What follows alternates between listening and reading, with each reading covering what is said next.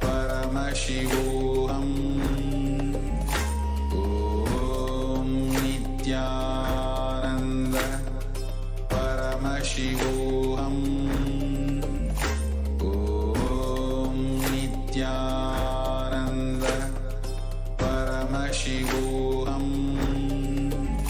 Om Nithyananda Paramashivoham. Om Nithyananda Paramashivoham. Om Nithyananda Paramashivoham. Om Nithyananda Paramashivoham. Om Nithyananda Paramashivoham. Om Nithyananda Paramashivoham. Om Nithyananda Paramashivoham. Om Nithyananda Paramashivoham. Om Nithyananda Paramashivoham. Om Nithyananda Paramashivoham. Om Nithyananda Paramashivoham. Nithyanandam Paramasukadam Kevalam Jnanamurtim Tvandvatitam Gagana Sadrisham Tattvamasyadilaksham Ekam Nityam Vimalamachalam Sarvadi Sakshibhutam Bhavatitam Trigunarahitam Sadguruntam Namami. Nithyanandam, everybody. We welcome each and every one of you for today's Parashakti Akashic readings, manifesting through the Supreme Pontiff of Hinduism, Jagat Guru Mahasannidhanam, His Divine Holiness Bhagavan Nithyananda Paramashivam. A few security measures from KAILASA's National Security Agency. Photography, video and audio recording of any kind is strictly prohibited. Please be on mute and be on camera. If you need to step out due to some unavoidable situation, please inform the digital security officer immediately.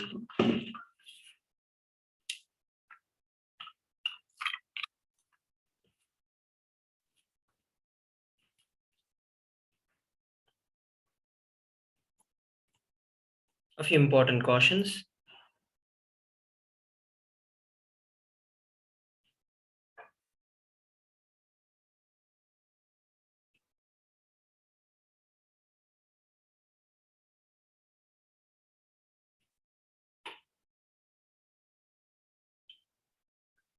We welcome all the Kailasa-vasis attending from Kailasa's monasteries, gurukuls, temples and ashrams from around the world. We welcome all the Facebook, Instagram, Nithyananda TV, Kailasa TV, Hinduism Now TV, Twitter and YouTube viewers, and all those who are blessed to have the Naya Diksha, which is the two-way video conferencing, for joining us for today's sacred spiritual program, the Devi Bhava Samadhi Darshan. Let us now learn about Devi Parashakti. Devi is the ultimate pure feminine consciousness. She is the cosmic mother. She is the source Shakti. It is her cosmic womb, the Brahmanda Yoni, from which billions and billions of universes comes out and goes in. She is the source of the Big Bang and the black holes. Parashakti is the divine consort of Paramashiva, who is the primordial god of Hinduism. The Supreme Pontiff of Hinduism reveals the first and the foremost relationship is mother. Ability to learn, even the idea to relate, starts with mother. Mother is an important way to connect with what you think as life. In the Vedic tradition, our rishis were aware your ability to connect with mother should be directed to the cosmos. It should inspire, it should awaken your higher consciousness. It should inspire your higher consciousness to express through you. Connecting with life as mother is the most beautiful, most sweetest, and most easiest form to ever connect with. And today, out of his extreme love and compassion, the Supreme Pontiff of Hinduism is manifesting Devi Parashakti herself, gracing us, answering all our questions, attending to our prayers, giving us boons, healing us, revealing our past, present, and future, and delivering profound spiritual truths, ultimately giving us the experience of Paramashivoham itself. What is Bhava Samadhi Darshan? The very word Samadhi comes from the root word Sama and Adi. Sama means oneness and Adi means source. Samadhi means one with the source. Bhava means attitude or aspect. Bhava Samadhi means by being one with the source through this aspect. Darshan means to have a glimpse of. In the Vedic tradition, it is used to describe the moment when we behold a deity, an avatar, a saint, or an enlightened being, as just seeing such beings can cleanse karmas of lifetimes and create a deep, lasting transformation in the receiver. Darshan is a powerful superconscious vibration that is present around an avatar at all times. He simply radiates light. The darshan, just as the sun continuously radiates light. The auspicious moment when you're able to catch it becomes a moment of darshan for you, literally like hitting the reset button on your very being. The science of Bhava Samadhi Darshan. The divine cosmic beings are real and they manifest through KAILASA, which is the enlightened time-space zone, through the deities and incarnations. Divine cosmic beings manifest through the Archavataras, which are the deities in the temples, and through the Nijavataras, through the Bhava Samadhi Darshans. The Bhava Samadhi Darshan is the science of Nijavatara manifesting Paramashiva, the Supreme Consciousness. Devi Parashakti expresses through the being of Rajarajeshwari and manifests as Nijavatara, the physical form of Devi Meenakshi. The Archavatara, which is the deity, reflects the consciousness and the manifestation of the superconscious energy. But human beings are not mature enough to receive this higher level experiences from the Archavatara directly. That is the reason the avatar, the physical embodied form, comes down to bridge the gap and creates a deep experience of superconscious energy in all of us. The Bhava Samadhi Darshan awakens your Kundalini Shakti, which is a latent potential energy in every human being.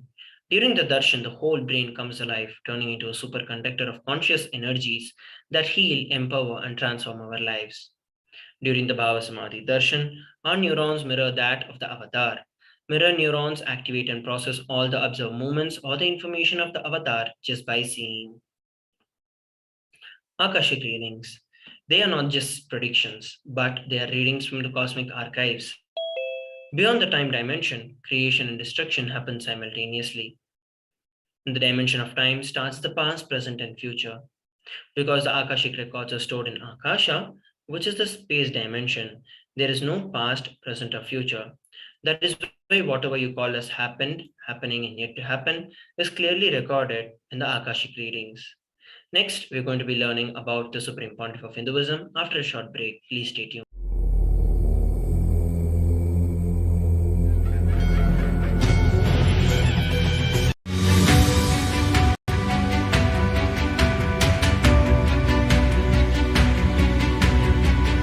The moment you decide, your consciousness is the supreme identity you have. You will not empower your depression, your frustration,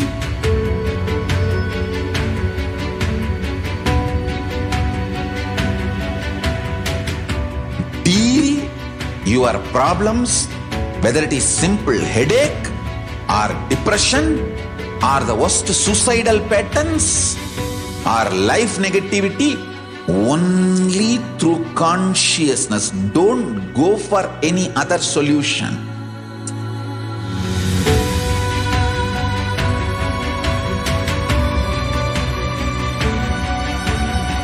Don't keep stupid, toxic, life negative struggles inside.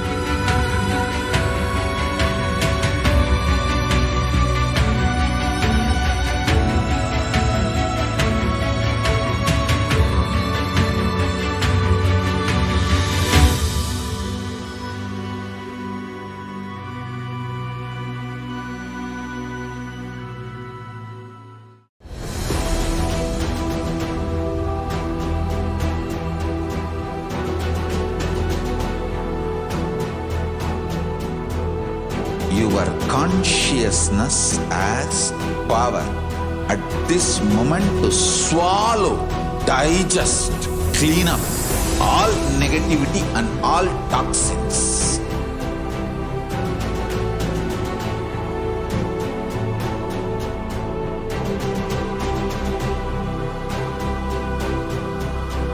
Develop a powerful will persistence.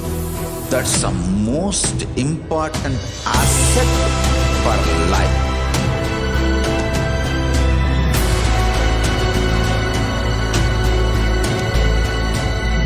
I am not giving you some life positive blah blah.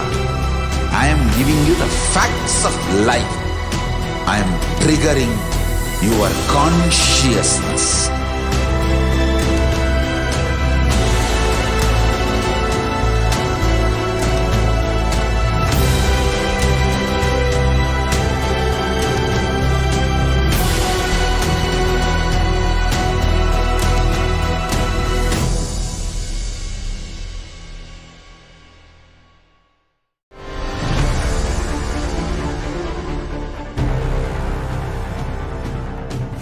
Time itself is nothing but your decision to struggle with the same rut.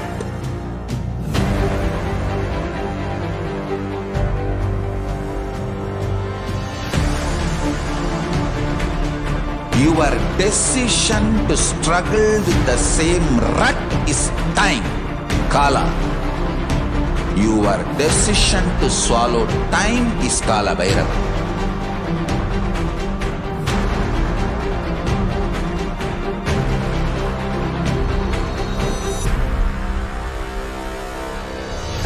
Stand. Be a conscious woman or man. Be conscious being.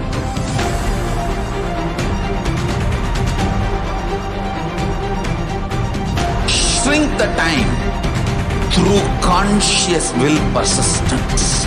Make the future into present by being ferocious with yourself.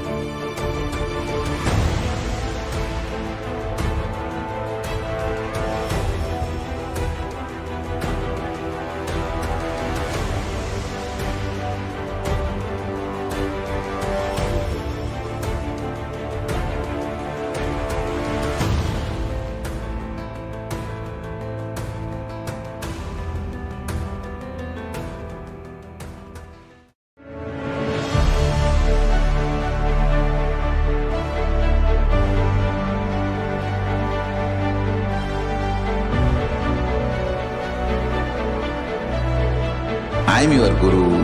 I will make you enlightened. It's my commitment.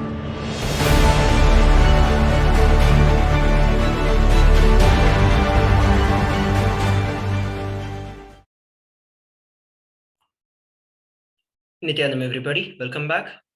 Let us now look at and learn about the Supreme Pontiff of Hinduism. The Supreme Pontiff of Hinduism, Jagat Guru Mahasannidhanam, His Divine Holiness Bhagavan Nithyananda Paramashivam, is the reviver of KAILASA, which is a macrocosmic, ancient, enlightened Hindu civilizational nation. The Supreme Pontiff of Hinduism is the 1008th incarnation of Paramashiva, recognized by his predecessors for enlightened masters and adepts. The Supreme Pontiff of Hinduism has made the science of power manifestation, yoga, and temple-based universities a lifestyle for the humanity.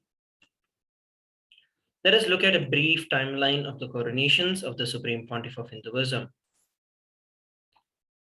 Before 1981, the Supreme Pontiff of Hinduism was identified as the 1008th incarnation of Paramashiva by spiritual adepts and enlightened masters of Hinduism. In 1981, at the age of 3, he was initiated into Chaturmasya and Balasanyas. And in 1988, he was coronated as the future Guru Mahasannidhanam of the Tondai Mandala Adinam, which is the ancient monastic university. On 24th of May 1994, he was declared as the successor of the Arunachala Sarvanya Peetham by the Guru Parampara. And in 1999, he founded the mission Nithyananda Sangha to revive KAILASA internationally. In 1999, he was also coronated as the successor of the Kashi Sarvanya Peetham. Here, we're looking at the photographs of the Guru Parampara, the lineage of Gurus of Adi Arunachala Sarvanya Peetham. These are the photographs taken of the Supreme Pontiff of Hinduism when the Supreme Pontiff of Hinduism founded the mission Nithyananda Sangha. Here we're looking at the photographs taken when the Supreme Pontiff of Hinduism was coronated as the successor of the Kashi Sarvanya Peetham. On 4th of November 2002, he founded the mission, the Adi KAILASA Sarvanya Peetham. And in 2004, on 1st of Jan, the Supreme Pontiff of Hinduism was declared as the successor of Bhaginagara, Sripura Sarvanya Peetham. And on 31st of December 2004, he was declared as the incumbent emperor of the Suryavamsa Surangi Samrajyam. Here we're looking at the photographs taken when the Supreme Pontiff of Hinduism founded the Adi KAILASA Sarvanya Peetham. And these are the photographs when the Supreme Pontiff of Hinduism was coronated as the successor of Sripura Sarvanya Peetham. And here is the lineage of the Gurus and the lineage of the kings of the Suryavamsa Surangi Samrajyam.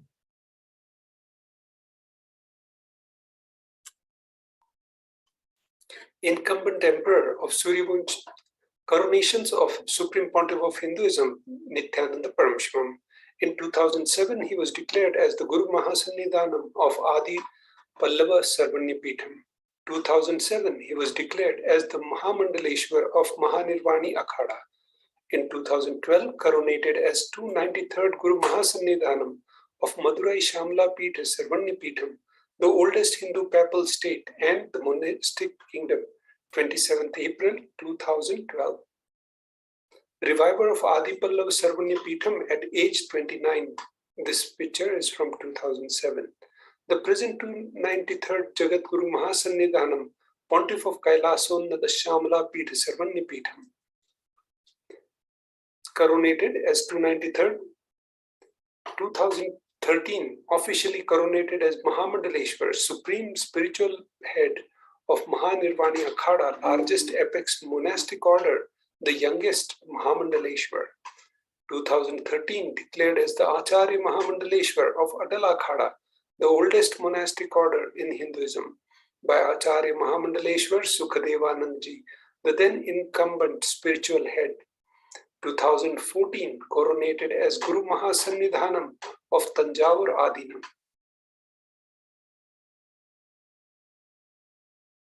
Officially coronated as Mahamandaleshwar, Supreme Pontiff, Supreme Spiritual Head of Mahanirvani Akhada, largest apex monastic order, the youngest Mahamandaleshwar at age of 36, 2013.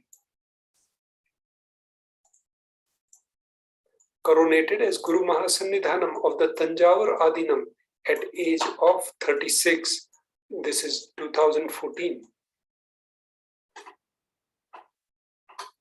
Coronation of the Supreme Pontiff of Hinduism, Supreme Pontiff Nithyananda Paramashivam, 2014, coronated as the Guru Mahasannidhanam of the Tiruvarur Adinam. 2014, coronated as the Guru Mahasannidhanam of the Vedaranyam Adinam. 2014, coronated as the Guru Mahasannidhanam of the Panchatilakam, Tikkulam. Coronated as the Guru Mahasannidhanam of the Tiruvarur Adinam at age 36. Coronated as the Guru Mahasannidhanam of the Vedaranyam Adinam at age 36. In 2015, the Supreme Pontiff of Hinduism was coronated as the Guru Mahasannidhanam of the Dharma Mukti Swargapuram Adinam, following which the same year he was also coronated as the Guru Mahasannidhanam of the Adipita Palamatha and was also elected as the Supreme Pontiff of Hinduism by a congregation of over 1,000 spiritual leaders of Hinduism.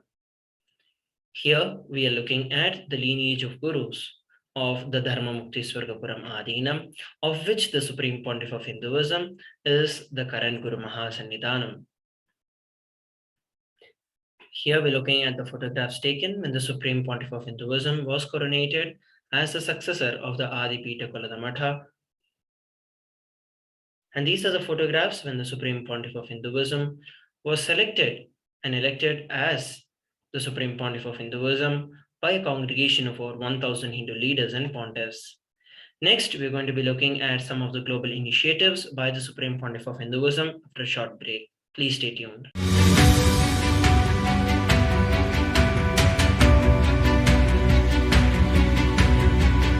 The moment you decide, your consciousness is the supreme identity you have. You will not empower your depression, your frustration,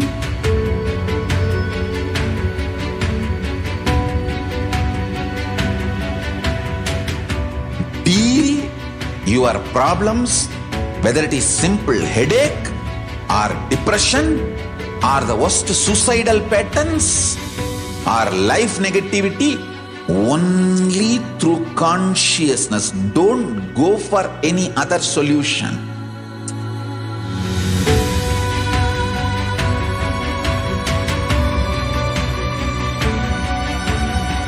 Don't keep stupid, toxic, life negative struggles inside.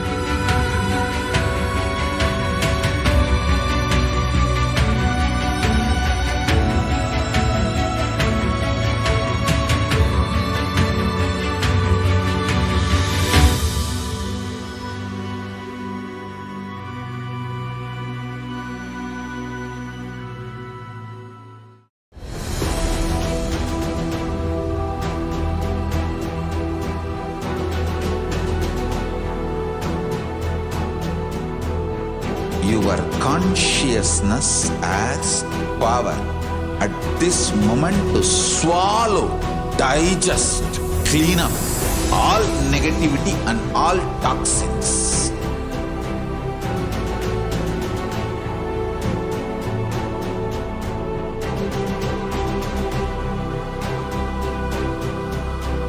Develop a powerful will persistence. That's the most important asset for life.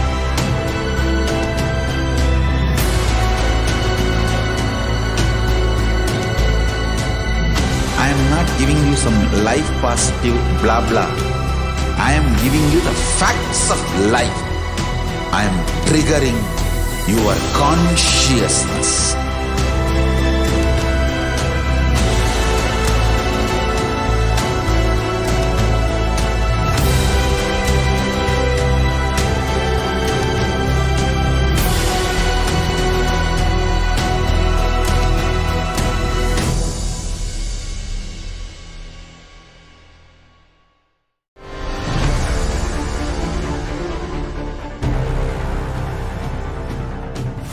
Time itself is nothing but your decision to struggle with the same rut.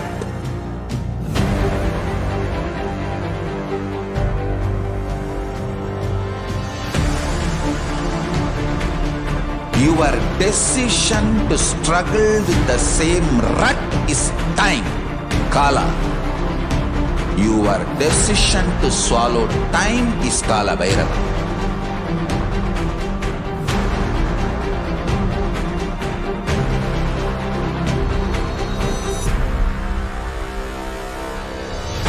Stand. Be a conscious woman or man. Be conscious being.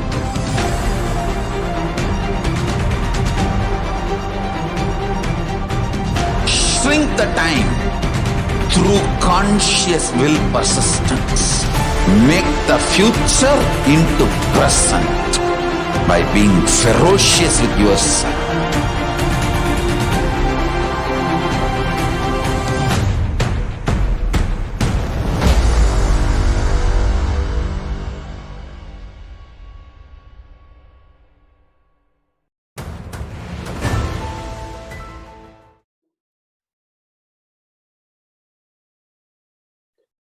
Global initiatives, 26 years, welcome back. Global initiatives, 26 years of relentless humanitarian services and initiatives, including the free vegetarian food and medical services, natural disaster relief, women empowerment initiatives, conflict resolution and peace initiatives, sustainable Hindu practices through various international agencies and bodies.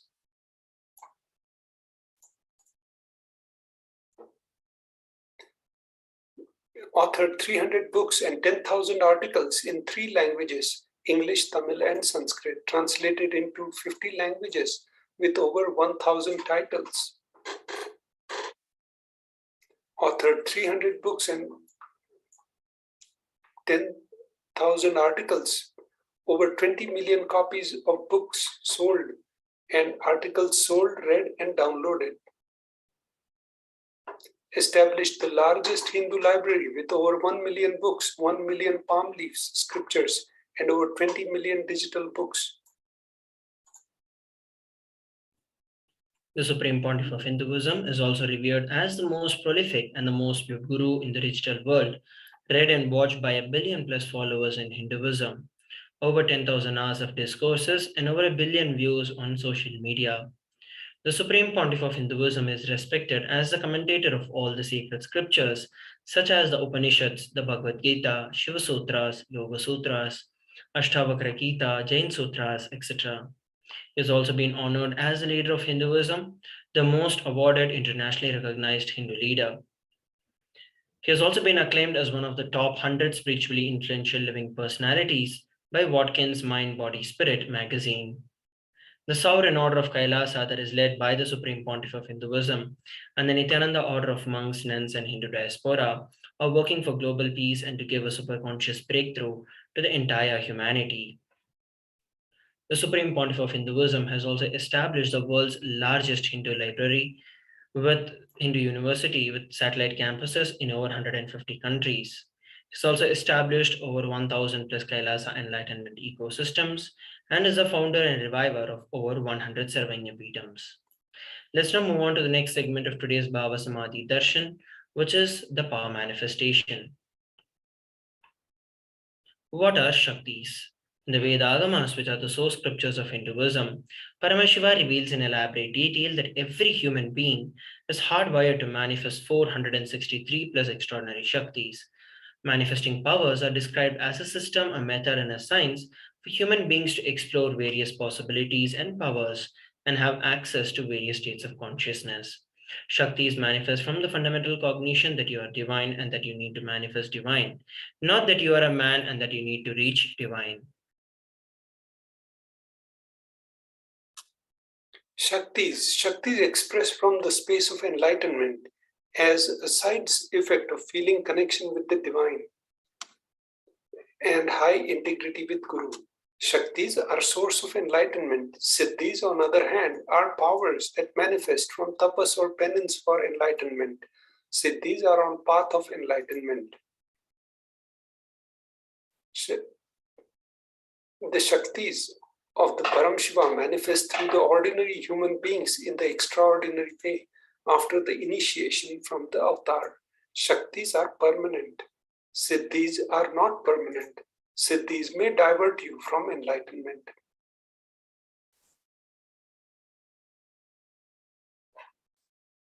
Paramashiva, the source of Shaktis. Paramashiva is the primordial divinity in Hinduism, the ultimate reality, and the cause, which is the self-effulgent Swayam Prakasha, all-pervading, unchanging, beyond time, space, form, and causality.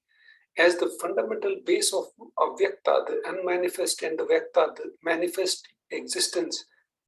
He performs the Panchakritya, the 5 cosmic acts of Srishti, creation, Sthiti, sovereign rulership and maintenance, Samhara, rejuvenation, Durobhava, pulling out of delusion, and Anugraha, liberating grace from all living entities. The Supreme Pontiff of Hinduism is the 1008th living incarnation of Paramashiva and the reviver of Sri KAILASA, which is the ancient enlightened Hindu civilizational nation and the first nation for all Hindus. Ever since the beginning of the civilization, the Sanatana Hindu Dharma has been a cradle for enlightened beings and highly advanced sciences. It was where the science of enlightenment and powers was taught as a lifestyle. And for the very first time in the modern day, the Supreme Pontiff of Hinduism is reviving these yogic sciences and transmitting it to the world at a record-breaking pace never accomplished before. The knowledge and the science of manifesting these Shaktis are passed down from one generation to the next through the Diksha or the initiations by the enlightened gurus.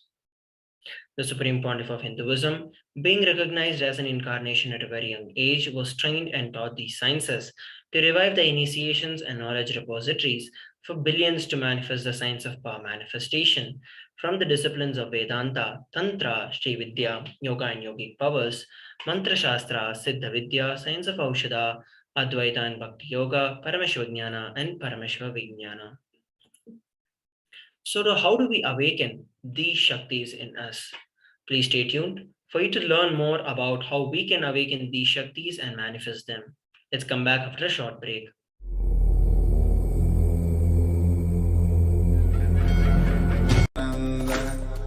Paramashivoham. Om Nithyananda.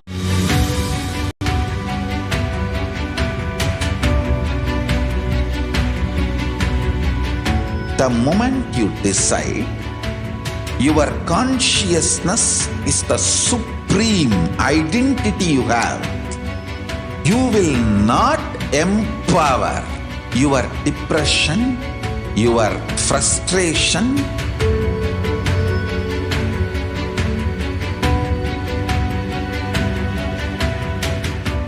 deal your problems, whether it is simple headache or depression or the worst suicidal patterns or life negativity, only through consciousness. Don't go for any other solution.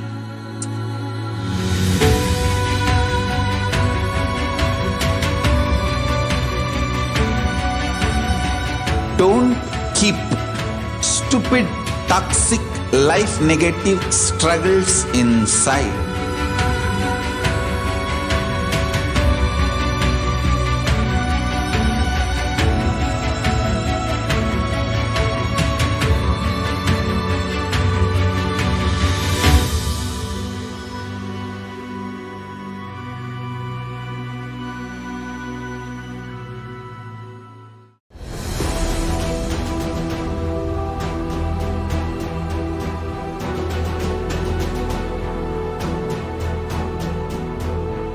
Your consciousness as power at this moment to swallow, digest, clean up all negativity and all toxins.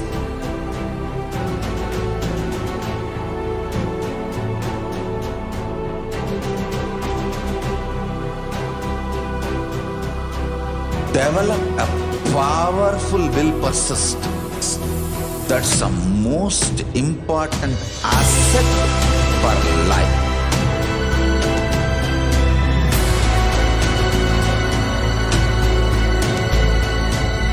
I am not giving you some life positive blah blah. I am giving you the facts of life. I am triggering your consciousness.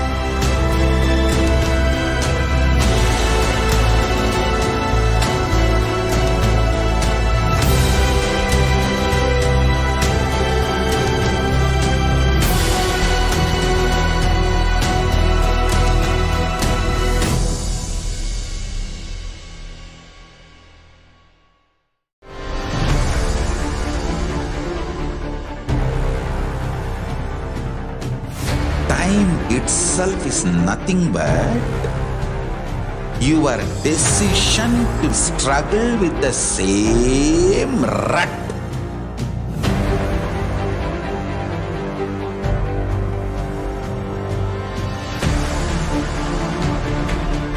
Your decision to struggle with the same rut is time, Kala.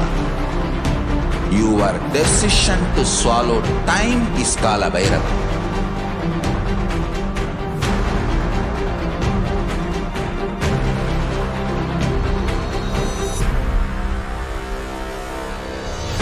Stand. Be a conscious woman or man. Be conscious being.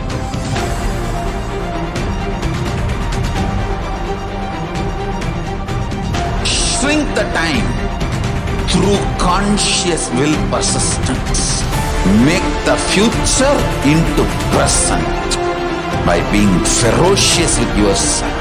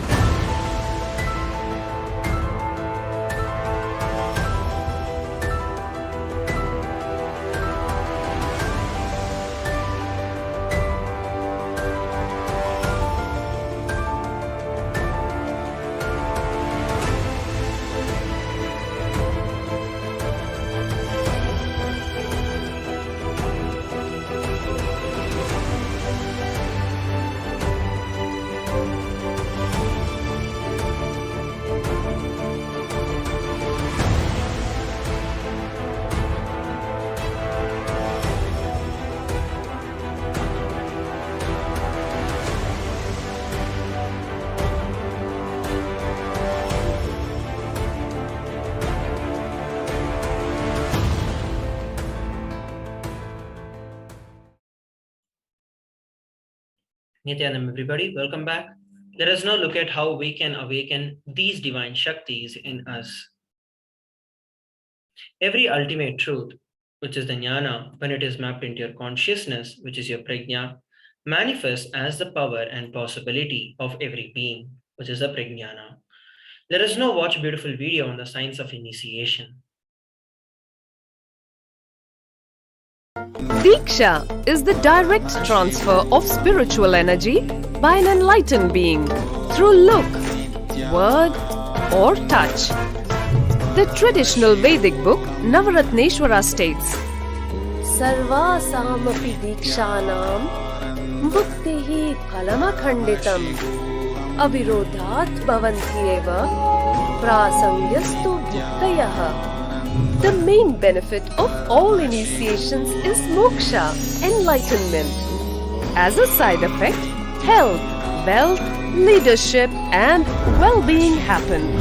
And in Rudrayamala Tantra, Shiva says, Devi diksha vihinasya na siddhihi na cha sadgatihi tasmat sarva prayatnena guruna dikshito bhavet. The one who is not initiated does not attain liberation nor a better future. So by all efforts, one should get initiated by Guru. What is the science of initiation? Neuroscience has proved that the process of initiation floods the brain with energy. This is the superconscious energy of Kundalini, our own highest inner potential energy. As the Kundalini flows from the thalamus to the cortex, it sets up a powerful energy loop within the brain, which awakens the latent non-mechanical parts which we have never used before. With increasing levels of coherence, the whole brain comes alive, turning into a superconductor of conscious energies that heal, empower, transform our lives, bliss and fulfillment. Initiation creates high awareness, visualization, creativity. It also slows the aging process. and improves the immune system.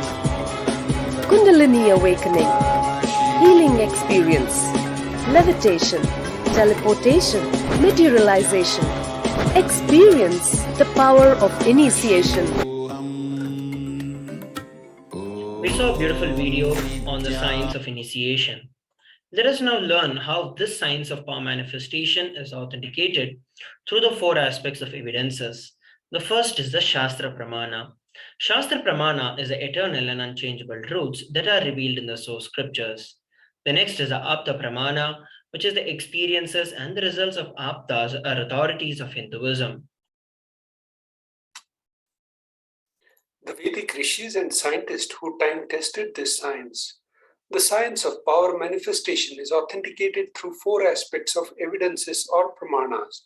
Atma Pramana or account of Supreme Pontiff of Hinduism, Jagadguru Mahasannidhanam, His Divine Holiness Bhagavan Nithyananda Paramashivam, this millennium's avatar, personal experience of power manifestation. The Pratyaksha Pramana or empirical evidence from observation and scientific experimentation. The Vedagamas is the living applied science. Vedas are the ultimate superior authority for Hindus. Vedas are pure science, where ultimate truths are explained. Agamas are the scriptures where the applied technology, the applied science is expanded. Vedas and Veda Agamas are given the status of Shruti as they are directly revealed by Paramashiva. They are the ultimate, eternal, unchangeable truths. A reference cited from these Shastras or source scriptures is called the Shastra Pramana. Let us now get to witness a very exciting and a unique power demonstration of the power of body scanning. So we'll be manifesting the power of body scanning, and those of you who would like to experience the power of body scanning can go over to our YouTube platform or the Facebook and any other social media platform and post your message that you'd like to volunteer. So while we take a few moments to do that, let us look at the pramanas for this power of body scanning. The Shastra Pramana for this power of body scanning is from the Vijnana Bhairava Tantra, Sutra 54. The verse goes as Swadehe jagato vapi sukshma sukshmatarani cha tattva niyani nilayam dhyatmante vyajyate para. Bhagavan Paramashiva says, cognize deeply that from the subtle to the subtlest constitutive principles of your whole body or of the whole universe simultaneously consist of the essential reality. They are being absorbed in their source cause, Paramashiva, and by the experience of such restful awareness, one becomes complete from all thoughts, and the ultimate universal divine power, Paradevi, Adishakti, is revealed, and the supreme power manifestation happens. Let us next look at the Apta Pramana. The Apta Pramana, reference of the power of body scanning from life of Siddha. Teriyar was a Siddha and one of the prominent disciples of Agatyar. One day, a man suffering from severe headache comes to Agatyar for healing. Agatyar uses the power of body scanning and identifies the root cause of the headache. He reveals that there was a small terai, a type of frog, sitting in the person's brain. Agatyar immediately instructs Teriyar, his disciple, to perform an open head surgery and removes the frog. After the surgery is completed successfully, the person is healed and cured of the headache. Thus, he gained the name Teriyar.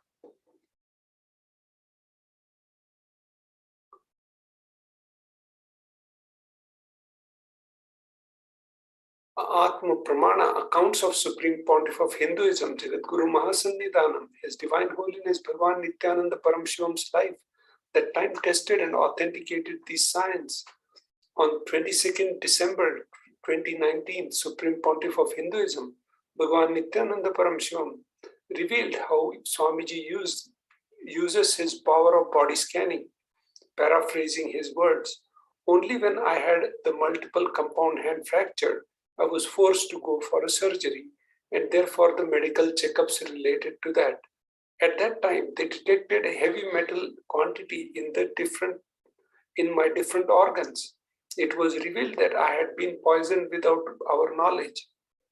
I immediately used the diagnostic methods instead of medical facilities to study the body condition due to poisoning.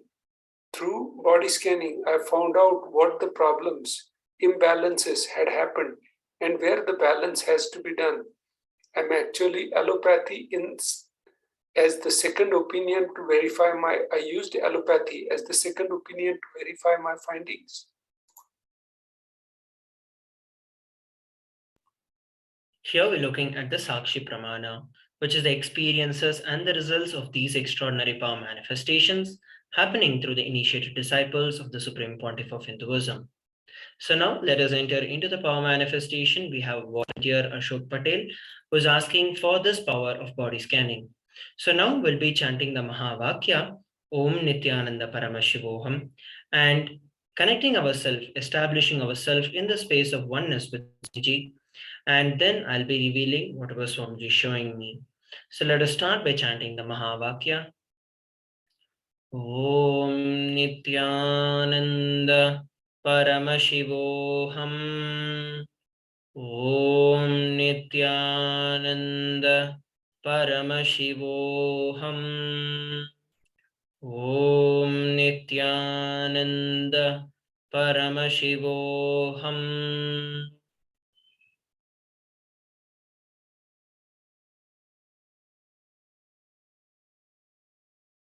What Swamiji revealed is that the digestive problems that you're facing continuously is because of the food habits that you're having, especially a lot of non-veg that you've been consuming is leading to this. And even though you have reduced the intake of the non-veg, still the body is not setting with the non-veg. Swamiji revealed for you to strictly switch over to the vegetarian diet and also follow the Bhaga Shastra, the cooking methodology that Paramashiva himself describes in the Agamas. And once you start doing this, you will see that your digestion becomes more and more cleaner and powerful. Swamiji also revealed for you to start fasting whenever you have some kind of incompletion or whenever you feel something is not going right or you have some kind of incompletion about life itself, immediately for you to start fasting. That way, you will see that you burn down the incompletions and your digestion is also not overloaded by dumping more and more food into it.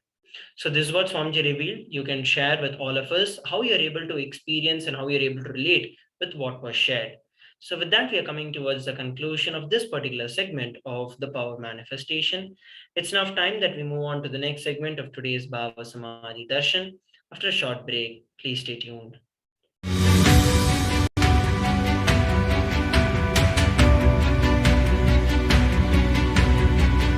The moment you decide, your consciousness is the supreme identity you have. You will not empower your depression, your frustration,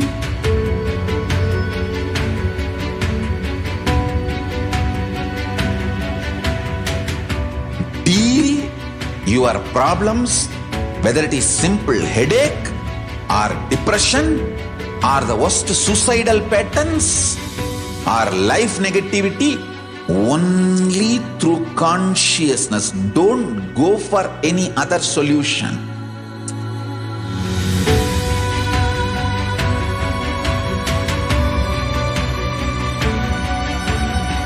Don't keep stupid, toxic, life negative struggles inside.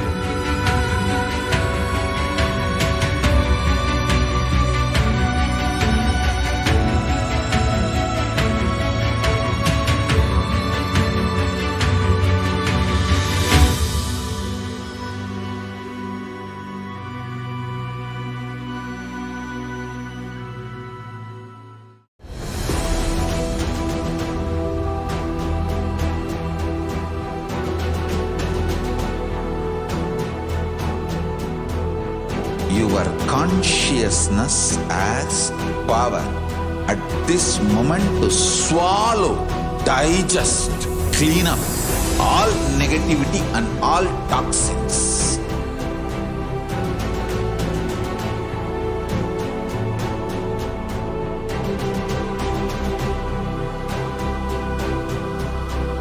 Develop a powerful will persistence. That's the most important asset for life.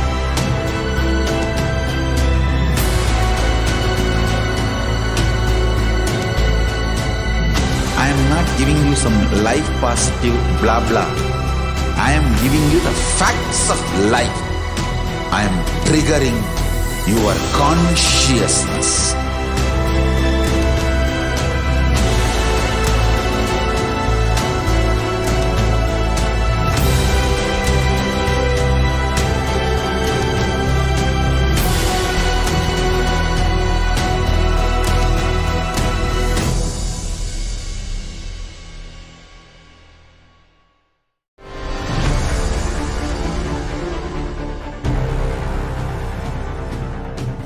Time itself is nothing but your decision to struggle with the same rut.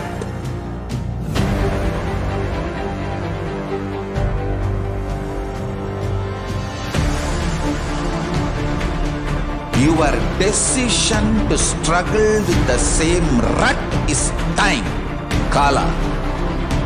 Your decision to swallow time is Kala Bhairava.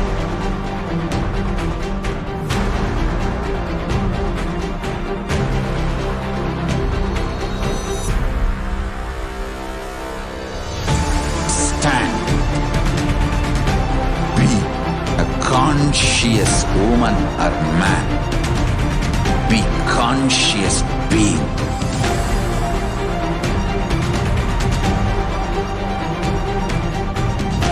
Shrink the time through conscious will persistence.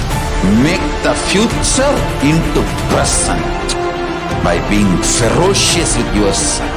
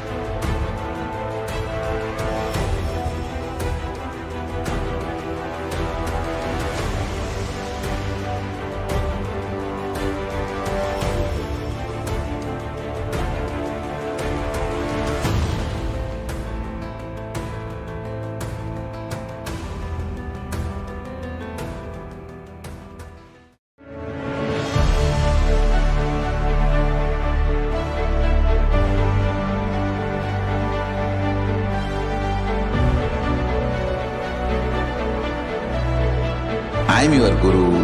I will make you enlightened. It's my commitment.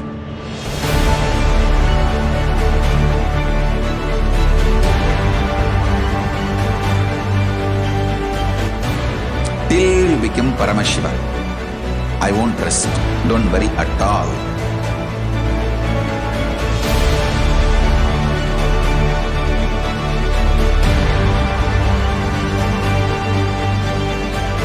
To all my disciples, I give you this as a boon.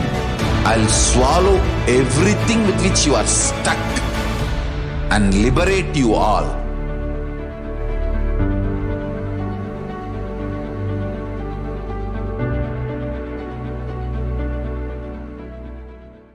Greater signs of life can be realized with a greater ability to visualize.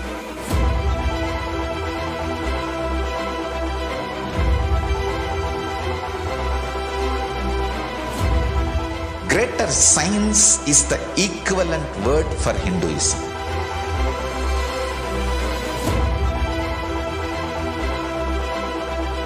When you understand the greater science of life, greater courage, more possibility, more fearlessness, more joy, more bliss.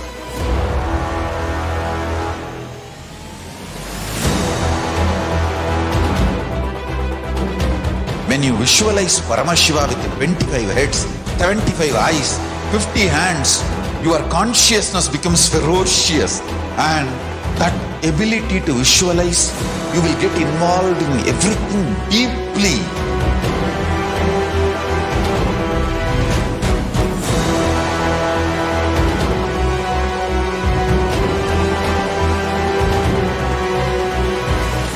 Involved people are the most delicious, most sweet, most beautiful, most juiciest beings of planet Earth.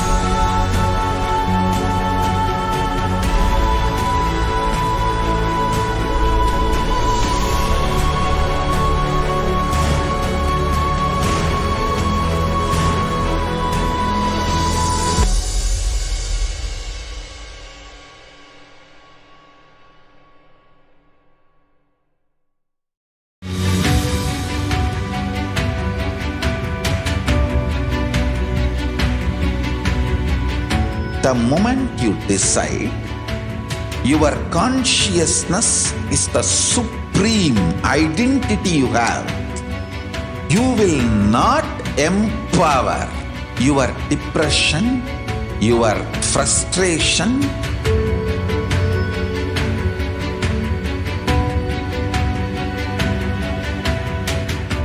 deal your problems, whether it is simple headache or depression or the worst suicidal patterns or life negativity, only through consciousness. Don't go for any other solution.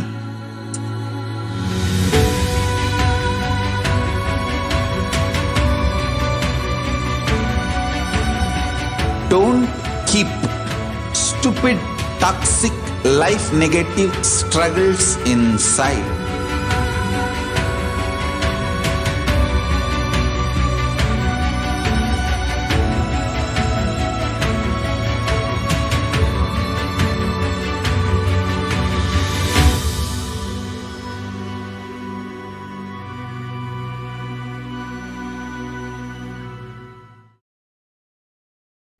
Yes, Nithyananda everyone. Welcome back to the Parashakti Akashic reading.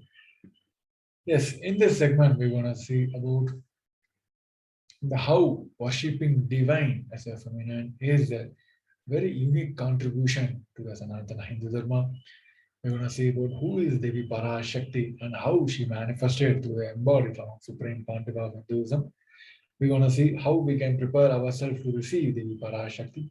At most, we're going to have the revelation from the Devi Parashakti also. Let us enter into the segment now. The unique contribution to the spiritual consciousness from the Vedic tradition is the sacred feminine worship. Even if everything from what Vedic tradition gave is lost, then just if the sacred feminine tradition is there, then the whole thing can be revived because that is the seed. As we all know, Hinduism has at least 10,000 sampradayas. Even if all the sampradayas are lost for some reason, and if the only one sampradaya Devi worship remains, the whole thing can be brought back because the whole thing is centered on this one mother worship. Mother worship carries the blueprint of the whole Vedic tradition. Supreme Pontiff of Hinduism said, there is no enlightened being on the planet Earth without worshipping their sacred feminine, including me.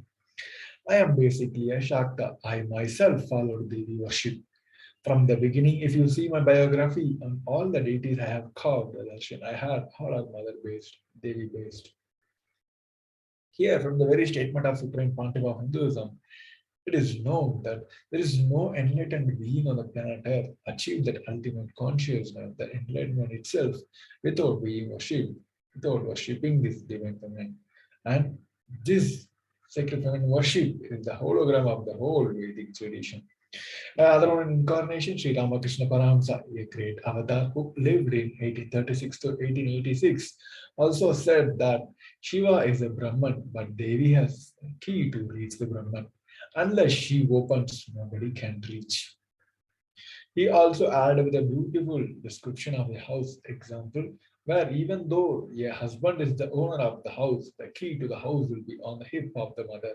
Either we have to fall at the feet of the mother or the small sons of the mother. The beautiful relationship with the mother, only they can touch that place, the hip of the mother, and remove the key. Nobody else can reach, touch also.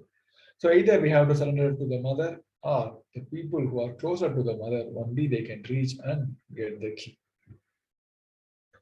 So let us see the Dhyana slokas of Devi Parashakti.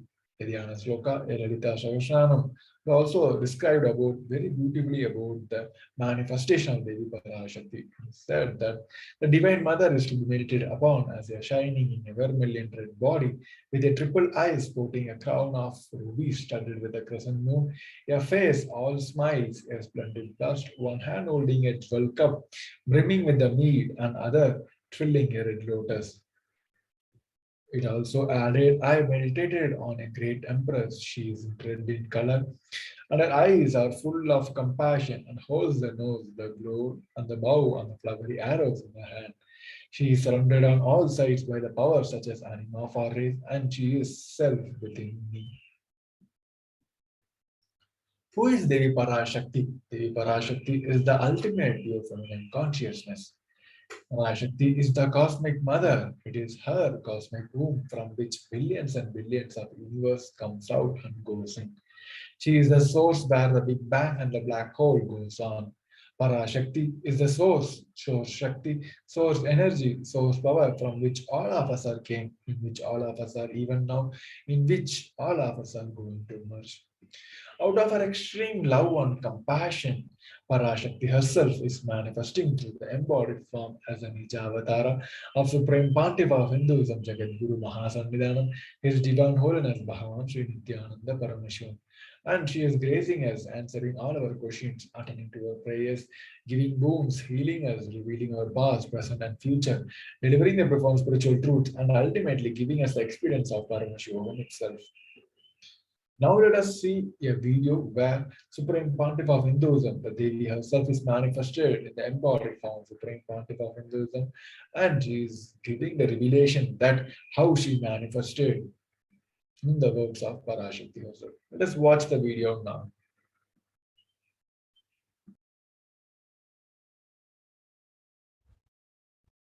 Om, Om, Om. Om, Om, Paramashivoham. Om Nithyananda Paramashivoham. Om Nithyananda Paramashivoham. Om Nithyananda Paramashivoham. Om Nithyananda Paramashivoham. Om Nithyananda Paramashivoham. Om Nithyananda Paramashivoham. Om Nithyananda Paramashivoham.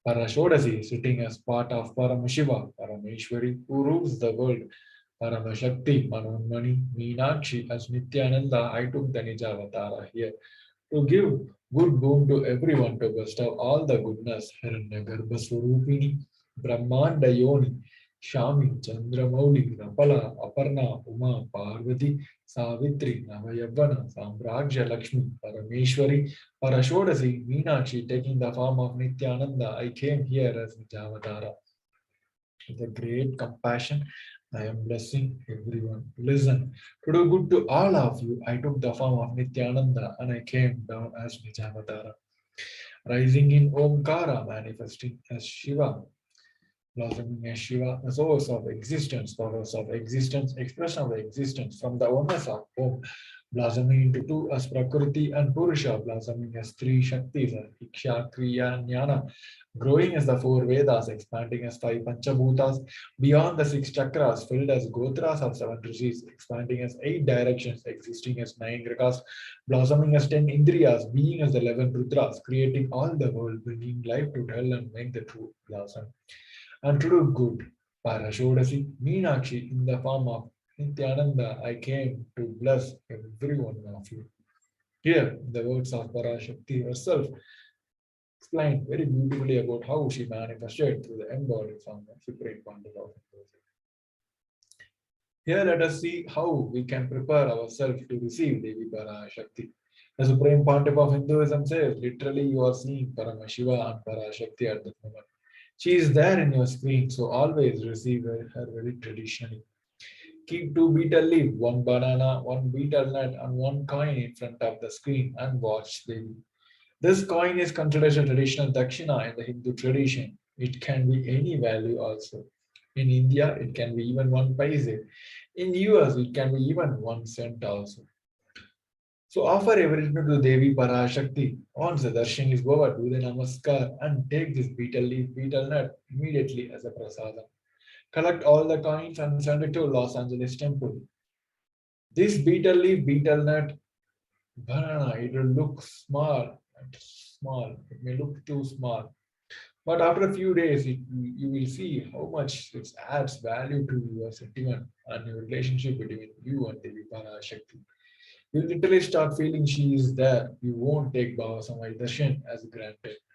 These rituals will break the monotonous unconscious mentality and lifestyle and remind you and raise you to the powerful cognition. It will break your unconscious behaviors. Here the small pictorial representation of how you can prepare yourself to receive Devi Parashakti. Here the Supreme Pontiff of Hinduism also gave us wonderful spiritual practice, the Maha Panchabhuta Yoga, to prepare our body, mind, and our very consciousness to receive the grace and blessings of Devi Parashakti. So let us watch the video now.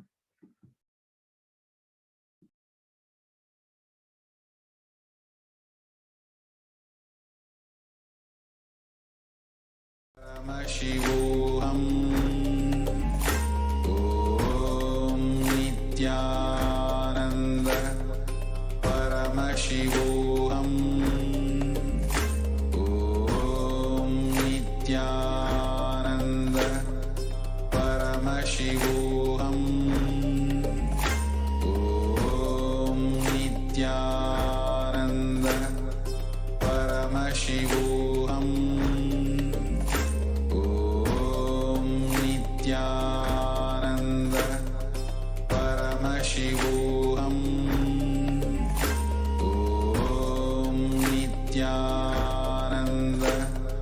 Paramashivoham. Om Nithyananda Paramashivoham. Om Nithyananda Paramashivoham. Om Nithyananda Paramashivoham. Om Nithyananda Paramashivoham. Om Nithyananda Paramashivoham. Ajapa, ajapa. Nithyananda Pure fire. Paramashivoham. And just be in the free air, open space, breathing the whole sky at least few hours before,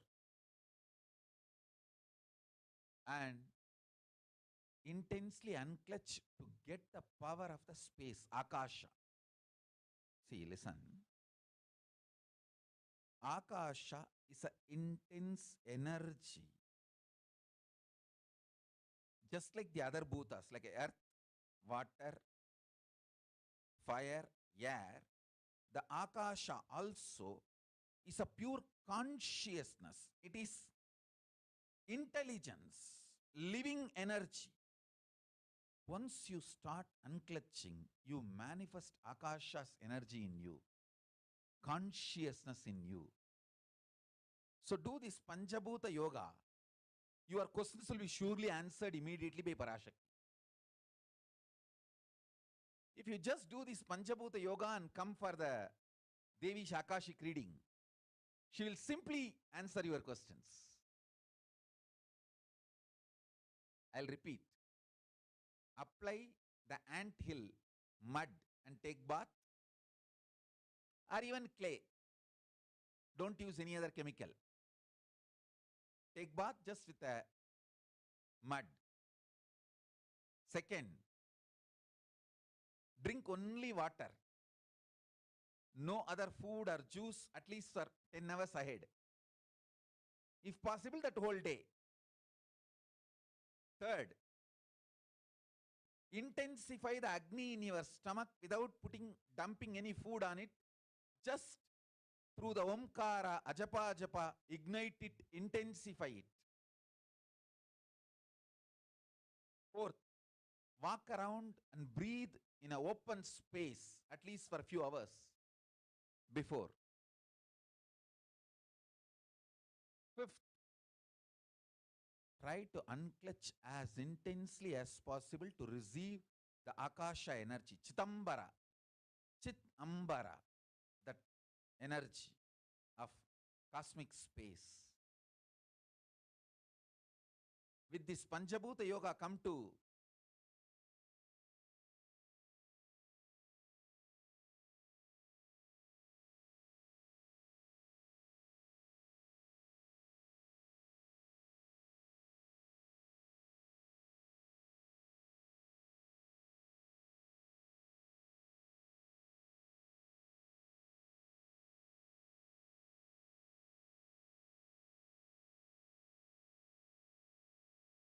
Parashakti's Akashic reading. Surely she will answer your questions.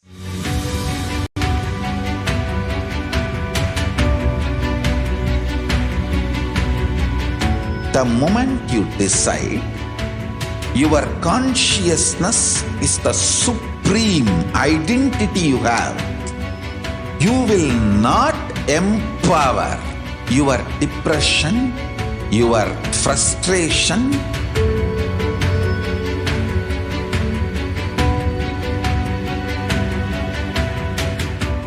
deal your problems, whether it is simple headache or depression or the worst suicidal patterns or life negativity, only through consciousness. Don't go for any other solution.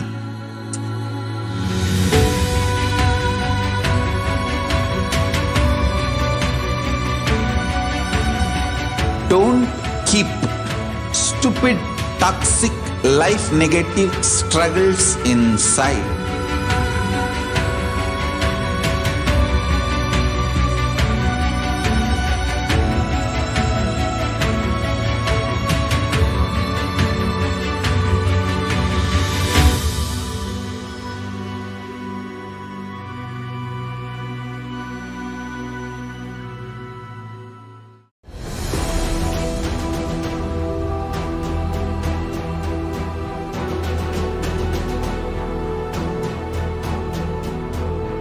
Your consciousness as power.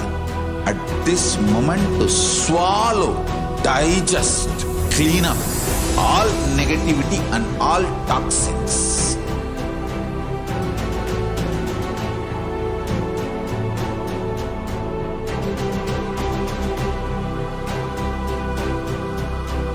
Develop a powerful will persistence. That's the most important asset for life.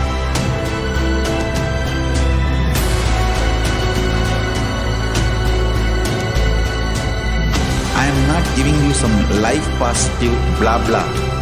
I am giving you the facts of life. I am triggering your consciousness.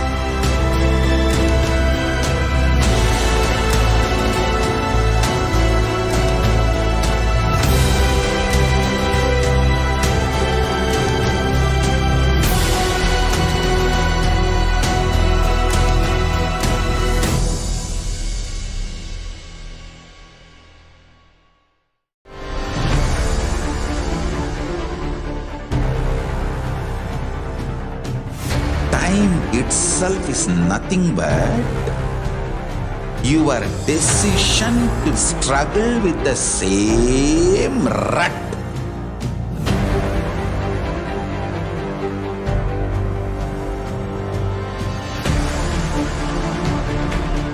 Your decision to struggle with the same rut is time, Kala.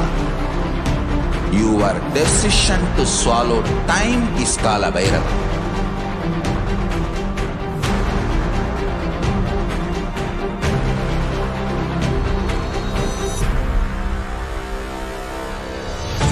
Stand. Be a conscious woman or man.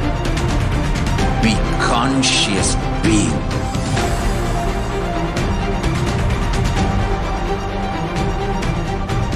Shrink the time through conscious will persistence. Make the future into present by being ferocious with yourself.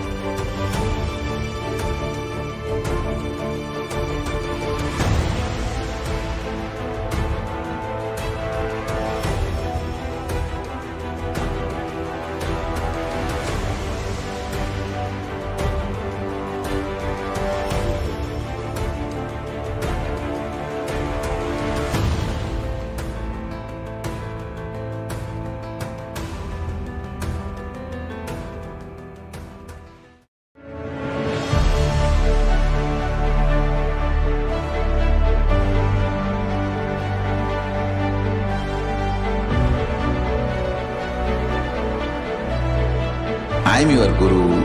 I will make you enlightened. It's my commitment.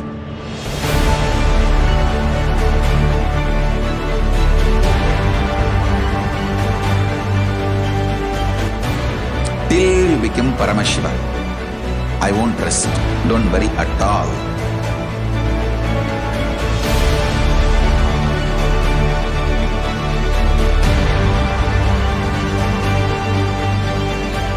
To all my disciples, I give you this as a boon. I'll swallow everything with which you are stuck and liberate you all.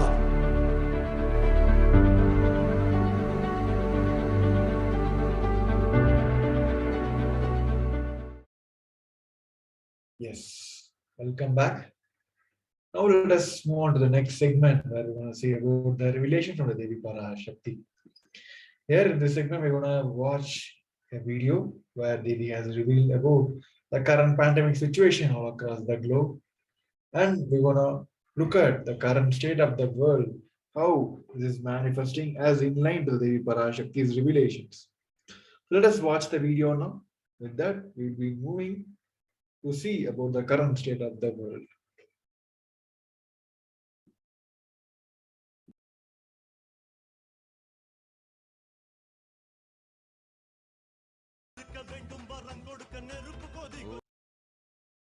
ஓம் ஓம் ஓம் ஓம் ஓங்காரத்துயர்ந்து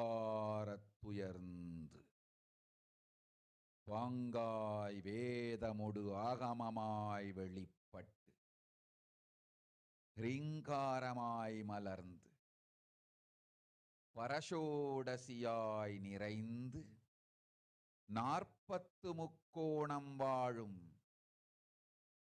கையிலை ஸ்ரீபுரச் சிந்தாமணி கிருகத்தில் இருக்கும் கைலாச சுவாமினி பரஷோடசி பரமசிவன் பாகம் அமர்ந்து பாராளும் பரமேஸ்வரி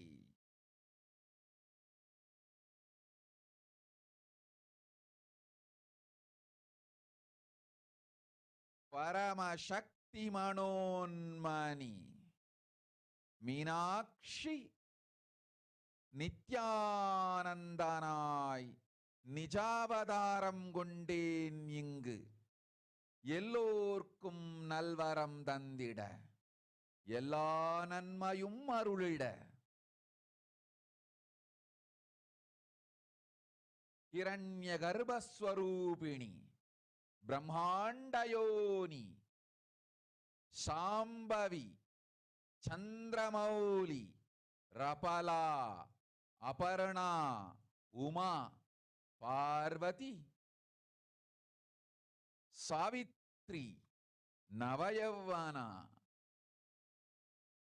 சாம்ராஜ்யலக்ஷ்மி பரமேஸ்வரி பரஷோடசி மீனாட்சி நித்யானந்தனாய் உருக்கொண்டு இங்கு நிஜாவதாரமாய் வந்தேன். அருட்பெருங்கருணையினால் அருளுகின்றேன் கேளுங்கள். மக்களே, உங்கள் எல்லோருக்கும் நன்மை செய்யவே நாம் இங்கு நித்யானந்தன் வடிவு கொண்டு நிஜாவதாரமாய் இறங்கி வந்தோம். இந்திய நாட்டு மக்களே, கேட்டுக்கொள்ளுங்கள், நன்றாய் கேளுங்கள். காலம் காலமாய் அவதார புருஷர்கள் வந்து மலர்ந்து உலகிற்கு நன்மை செய்யும் மிக பெரும் ஞான பூமி பாரதம். இருக்கின்ற ஒரு பாரதத்தை இழக்க இயலாது மக்களே. ஞான கர்ப்பத்தை மலடாக்க இயலாது. வாழையடி வாழையென ஞானிகளும் அவதார புருஷர்களும் வந்தே தீர வேண்டும், வாழ்ந்தே தீர வேண்டும், மலர்ந்தே தீர வேண்டும். உலகிற்கு அதுவே உத்தம நன்மை.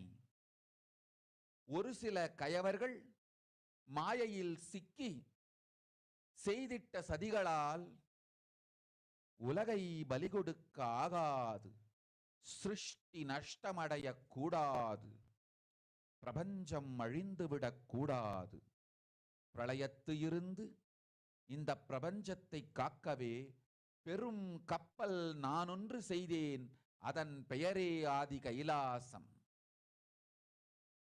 ஆதி கைலாசம் இந்த பிரபஞ்சத்தில் இருக்கும் ஞான சக்திகளை ஒன்றாய் திரட்டி பிரளயத்திலிருந்து மக்களை காத்திடவே நாம் செய்த கப்பல். துரோகிகள் சூழ்ச்சியாலும் விரோதிகள் ஆட்சியாலும் வழியின்றி கப்பலை விட்டு மாலுமியே ஒதுங்க வேண்டிய காலம் வந்ததையா. அதனால்தான் ககனம் கொந்தளித்து பேரழிவை நோக்கி சென்று கொண்டிருக்கின்றது. மக்களே, அறியாத தனத்தினால் மாயையில் சிக்கி குழந்தைகள் தவறு செய்தாலும் பிரபஞ்சம் அழியாது காக்க வேண்டியது பராசக்தி. பரமசக்தி பரஷோடசி மனோன்மணியின் பொறுப்பென்பதால் சத்தியங்கள் சிலவற்றை சொல்லுகின்றேன், நன்றாய் கேட்டுக்கொள்ளுங்கள். அடுத்த சில மாதங்களில் 1000 அல்ல, லட்சம் அல்ல, கோடியில் உயிர்கள் பலியாகும். இந்திய நாட்டினில் கோடியில் உயிர்கள் பலியாகும். உண்மையை சொல்லுகின்றேன், நன்மையை சொல்லுகின்றேன், தேடிக்கொள்ளுங்கள் உங்கள் வாழ்க்கைக்கு பாதுகாப்பை. ஆதி கைலாசத்தை நிர்வகிக்கும் அன்பர்களே, நன்றாய் கேளுங்கள். 12 ஆண்டுகளுக்கு முன்பாக வரப்போகும் இந்த மாபெரும் பிரளயத்தை தெரிந்து கொண்டு உலகில் இருக்கும் எல்லா ஔஷத சக்திகளையும் ஒன்றாய் திரட்டி நவபாஷாணத்து நிறுத்தி ஆனந்த லிங்கமாய் வைத்திய சரோவரத்தில் ஸ்தாபித்து வைத்தேன். வருகின்ற குரு பூர்ணிமையோடு 12 ஆண்டுகள் அந்த ஞான ரசவாதம் பழுத்து முதிர்ந்து முழுமையான நவபாஷாண லிங்கமாய் மலர்ந்து விடுகின்றது. வருகின்ற குரு பௌர்ணமியில் இருந்து வருகின்ற எல்லோரும் அங்கு வந்து நவபாஷாண தீர்த்தத்தில் தீர்த்தமாடி செல்ல அனுமதியுங்கள். அதற்கு வகை செய்யும் விதத்திலே நல்ல முறையிலே எல்லா நன்மையும் செய்து வையுங்கள். இந்த தீர்த்தத்தில் தீர்த்தமாடியோர்க்கும் அந்த தீர்த்தத்தை அருந்தியோர்க்கும் கொரோனா கொடுந்தொற்று வராது, மரணம் இல்லை, துக்கம் இல்லை. இது அறிவியல் பூர்வமாய் அனுபவபூர்வமாய் நிரூபிக்கப்படும்.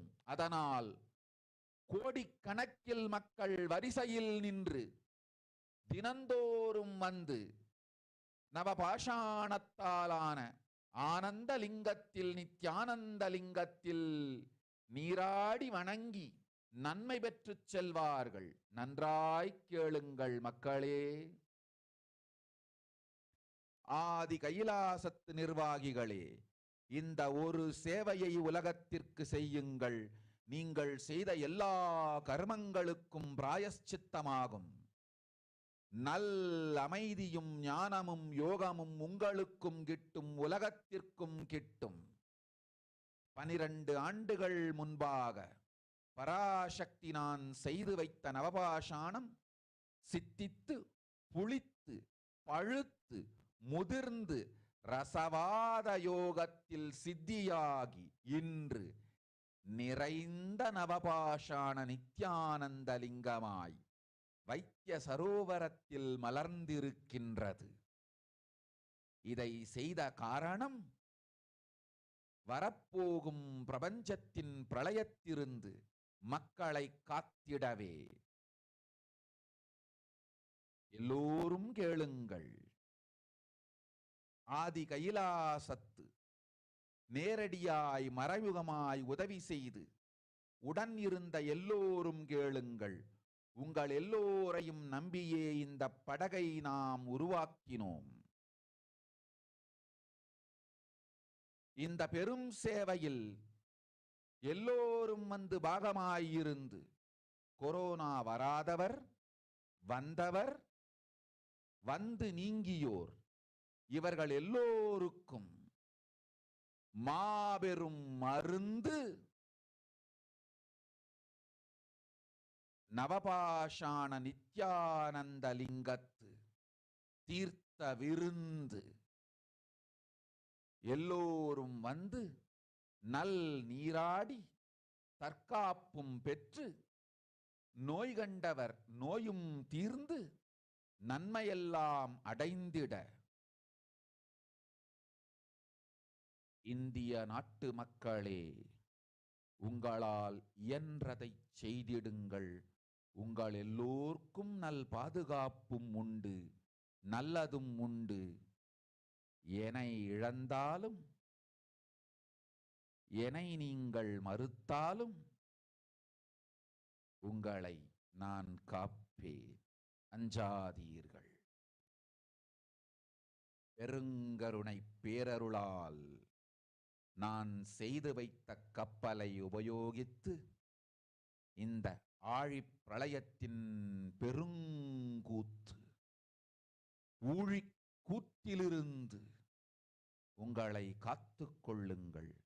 உண்மையை சொல்லிவிட்டேன், நன்மையை சொல்லிவிட்டேன். பிராயஷ்சித்தம் வேண்டுமென்றும் காப்பாற்ற வேண்டுமென்றும் கதறிய பக்தர்கள் எல்லோருக்கும் பெருங்கருணையினால் தீர்வை தந்து விட்டேன். அன்பர்களே, பக்தர்களே, சீடர்களே, என் சொல் கேட்கும் நேர்மையான தொண்டர்களே, புயல் என புறப்படுங்கள். ஆதி கைலாசத்திற்கு தேவையானதெல்லாம் உடனடியாய் செய்து வரப்போகும் மக்களுக்கெல்லாம் அன்னதானம் செய்து அவர்கள் நல்லபடி வைத்திய சரோவரத்தில் தீர்த்தமாடி நவபாஷான மருந்தையே விருந்தாய்க் கொண்டு நோயிலிருந்து தற்காப்பும் பெற்று உயிர்காப்பும் பெற்று நல்லபடியாய் வாழ்ந்திட தேவையான சேவைகளை செய்யுங்கள். இதுதான் உங்கள் எல்லோருக்கும் பிராயஷ்சித்தம்.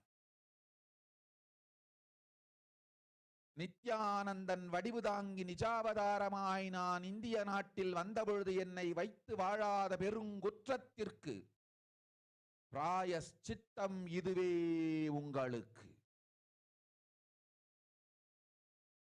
இதை யாவது செய்து, இது ஒன்றையாவது செய்து உங்களையும் காத்துக்கொள்ளுங்கள், நாட்டையும் காத்திடுங்கள்.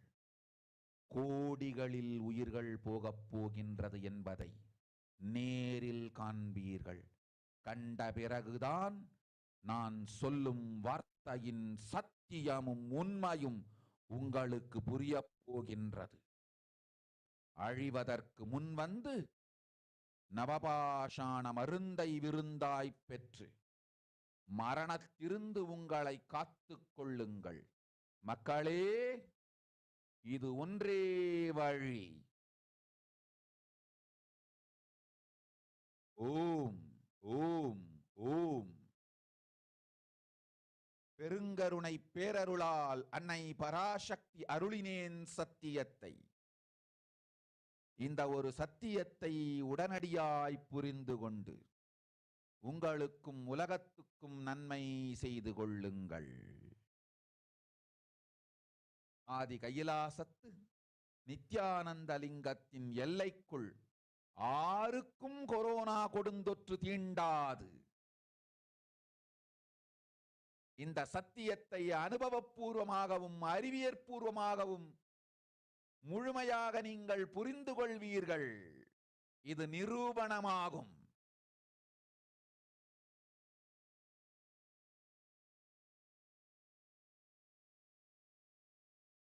அன்னை பராசக்தி 12 ஆண்டுகளுக்கு முன்பாக உள்ள ஞான ஔஷத சக்திகள் அனைத்தையும் பிரம்மாண்ட யோனி ஹிரண்ய கர்ப்பத்திலிருந்து கொண்டு வந்து உருவாக்கி வைத்த நவபாஷான லிங்கம் இன்று பிரளயத்திலிருந்து காக்கும் பெரும் கப்பலாய் உங்களுக்கு ஊதாவும். என்னை இழந்தாலும் நான் செய்து வைத்த இந்த ரசவாத ஞானத்தின் துணை இழக்காமல் உங்களை நீங்களே காத்துக் கொள்ளுங்கள். இது ஒன்றே வழி.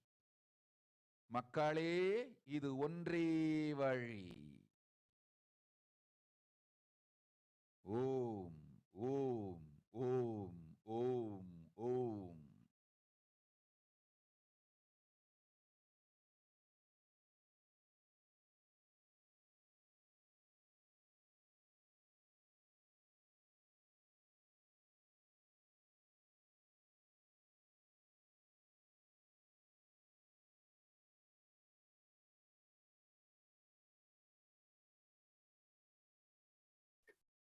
Nithyanandam.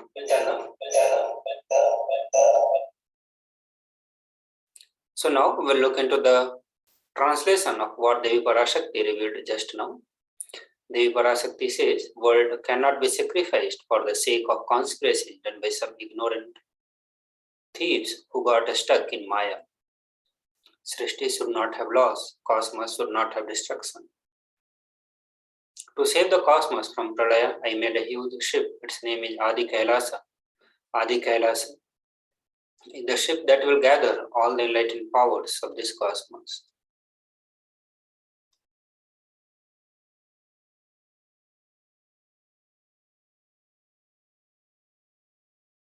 And save the people from Pralaya. Through the tricks of traitor, rule of the enemies without any other way out, time came for the sailor itself to leave. That is why the sky is boiling and moving towards the huge destruction. People, even if the children, do mistake in the ignorance by getting stuck in Maya, as it is Parashakti, Paramashakti, or a Sodasi, Manonmani. My responsibility to save the cosmos from destruction. I am telling some of the truth. Listen properly. Within next few months, not in thousands or lakhs, life will be lost in crores. Crores of life will be lost in India. I am telling you the truth. I am telling you the good. Search for the protection for your life. So now, after this revelation, we are going to be looking into the current state of the world as revealed by Devi Parashakti. As Devi Parashakti revealed to all of us about the huge destruction that is going to be happening in the world and the number of deaths that will be happening in India. So there is a report from World Health Organization which says that it would be dangerous to assume that highly transmissible Omicron was the last variant to emerge and the world was in the end game of the pandemic. Since Omicron was identified a little over 9 weeks ago, more than 80 million cases have been reported to the UN agency, more than were reported in the whole of 2020. So conditions are ideal for more variants to emerge.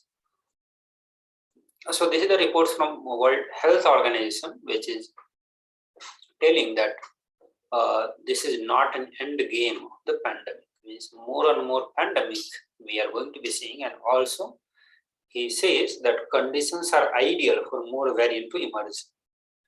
So now we have more chances to having more and more variant. We'll also see that Omicron is not just another variant, but it's complete different variant. We are having the pandemic at the same time.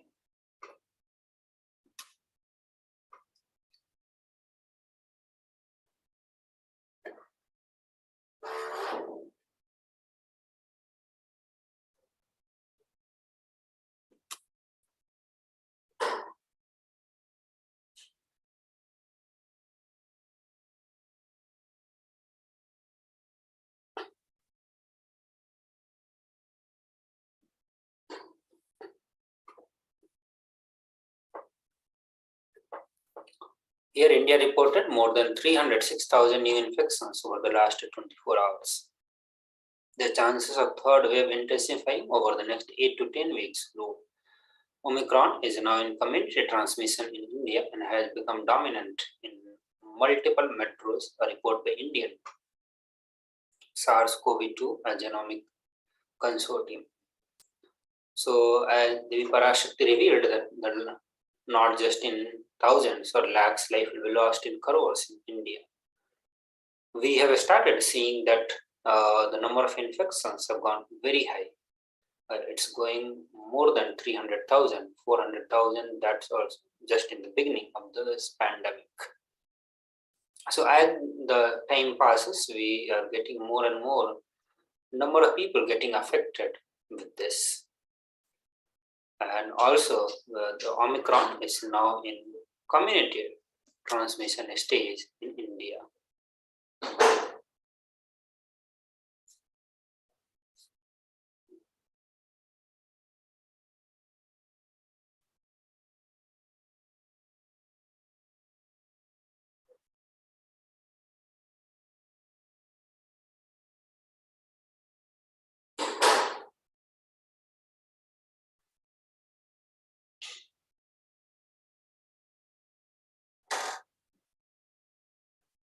Not working.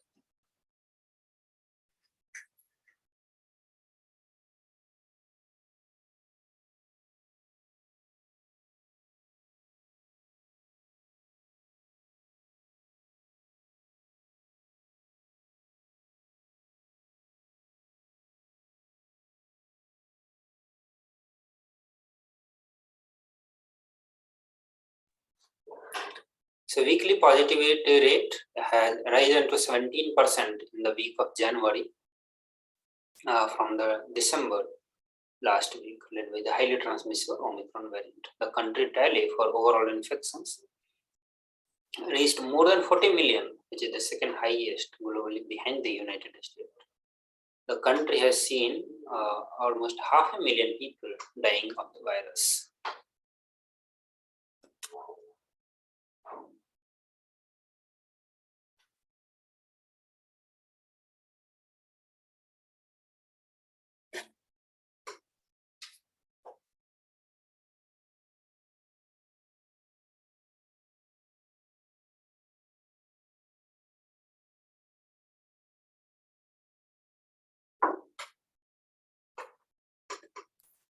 So now we'll have just a brief introduction about what is community transmission. Community transmission, as we have already heard in the wave 1 and wave 2, and it implies a massive spread of the infections where the source cannot be tracked, and the virus is widespread in the community. So it is a situation when it is not possible to track who gave the infection to whom. Everybody more or less had the infection.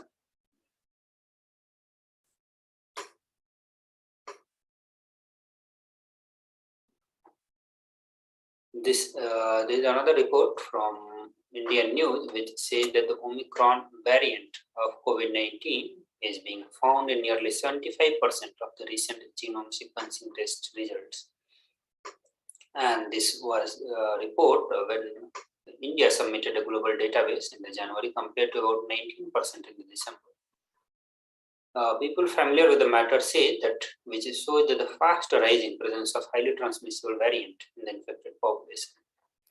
The sequencing result reflect the trend of the Omicron variant is gaining prominence over Delta, especially in the cities that are worst affected.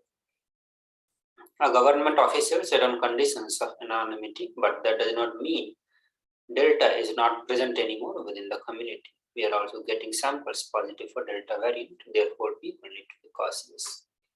So here we are getting to see that the Omicron is spreading at much higher speed, higher intensity compared to Delta. But also the Delta is also found in almost 25% of cases. Scientists are also exploring whether Omicron is a different pandemic altogether. The virologist and former chief of the Indian Council of Medical Research said it is very likely that two pandemics are going on side by side, one by Delta and other by Omicron. Providing some fresh insights into the origin of Omicron, the virologist told news agency Press Trust of India that Omicron is not fathered or mothered by Wuhan, Alpha, Beta, Gamma, Delta, Kappa, Mu, and that much is for sure. So according to Jacob, the immediate parentage for the Omicron is not known, but it has some distance connection with the Wuhan, which began the pandemic. Since Omicron is illegitimate or deviant from the COVID-19 pandemic progression script, we must think of two pandemics going on side by side. One is Delta and its close relative, another is Omicron and its various variant coming in the future. So this report gives us that Omicron, amidst the Omicron wave, we may have again the comeback of black fungus.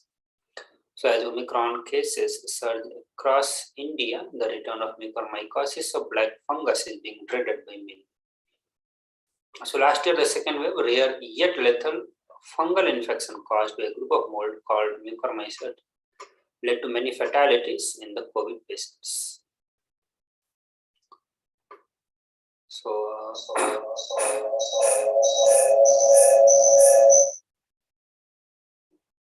So now we will look into the solution of this pandemic, how we can overcome from the pandemic and its various impacts or various way it is affecting to our human's life. So here Devi Parashakti is giving a solution to all of us on how to overcome, how to get out of the suffering of the pralaya. So let us watch this video.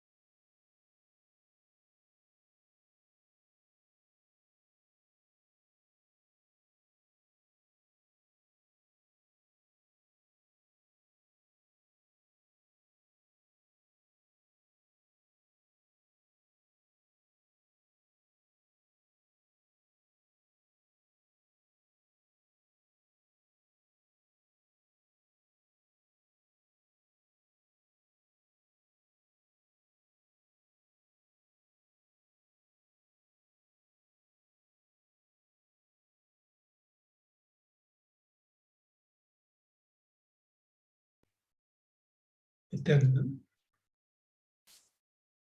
Welcome back from the Welcome back to the social media enriching section of this session, where we'll be going through different ways of connecting with Devi Parashakti on different social media platforms.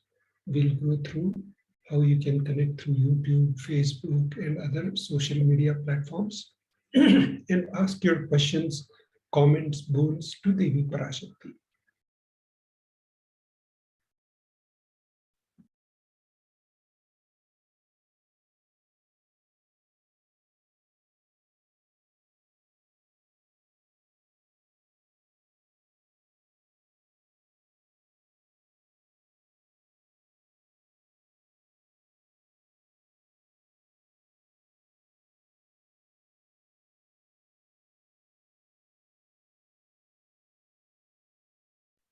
Nithyananda. Welcome back to this session of social media enriching. Now we'll go through how you can connect with Devi Parashakti and ask your boons, and how you can put your request to Devi Parashakti, how you can share your gratitude to Devi Parashakti on different platforms like YouTube, Facebook, and other platforms. With this, we enter into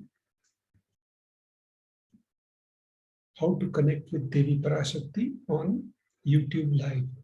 So you can connect with Devi Parashakti on YouTube by going to YouTube channel and opening KAILASA's HDH Nithyananda channel. Once you open the channel, YouTube channel, you can click on the subscribe button. Once you do the subscribe button, you will get all the notifications when Supreme Pontiff of Hinduism, Jagadguru Mahasannidhanam Nithyananda Paramashivam goes live, or you have Akashic readings or Bhav Samadhi Darshans, all that you will be notified here. So then you click on the join button and you can select the different memberships, how to connect on the YouTube and be part of the chat group. Once you subscribe and sign up for the membership, you'll be able to open this chat window and you can ask your questions, comments, boons here.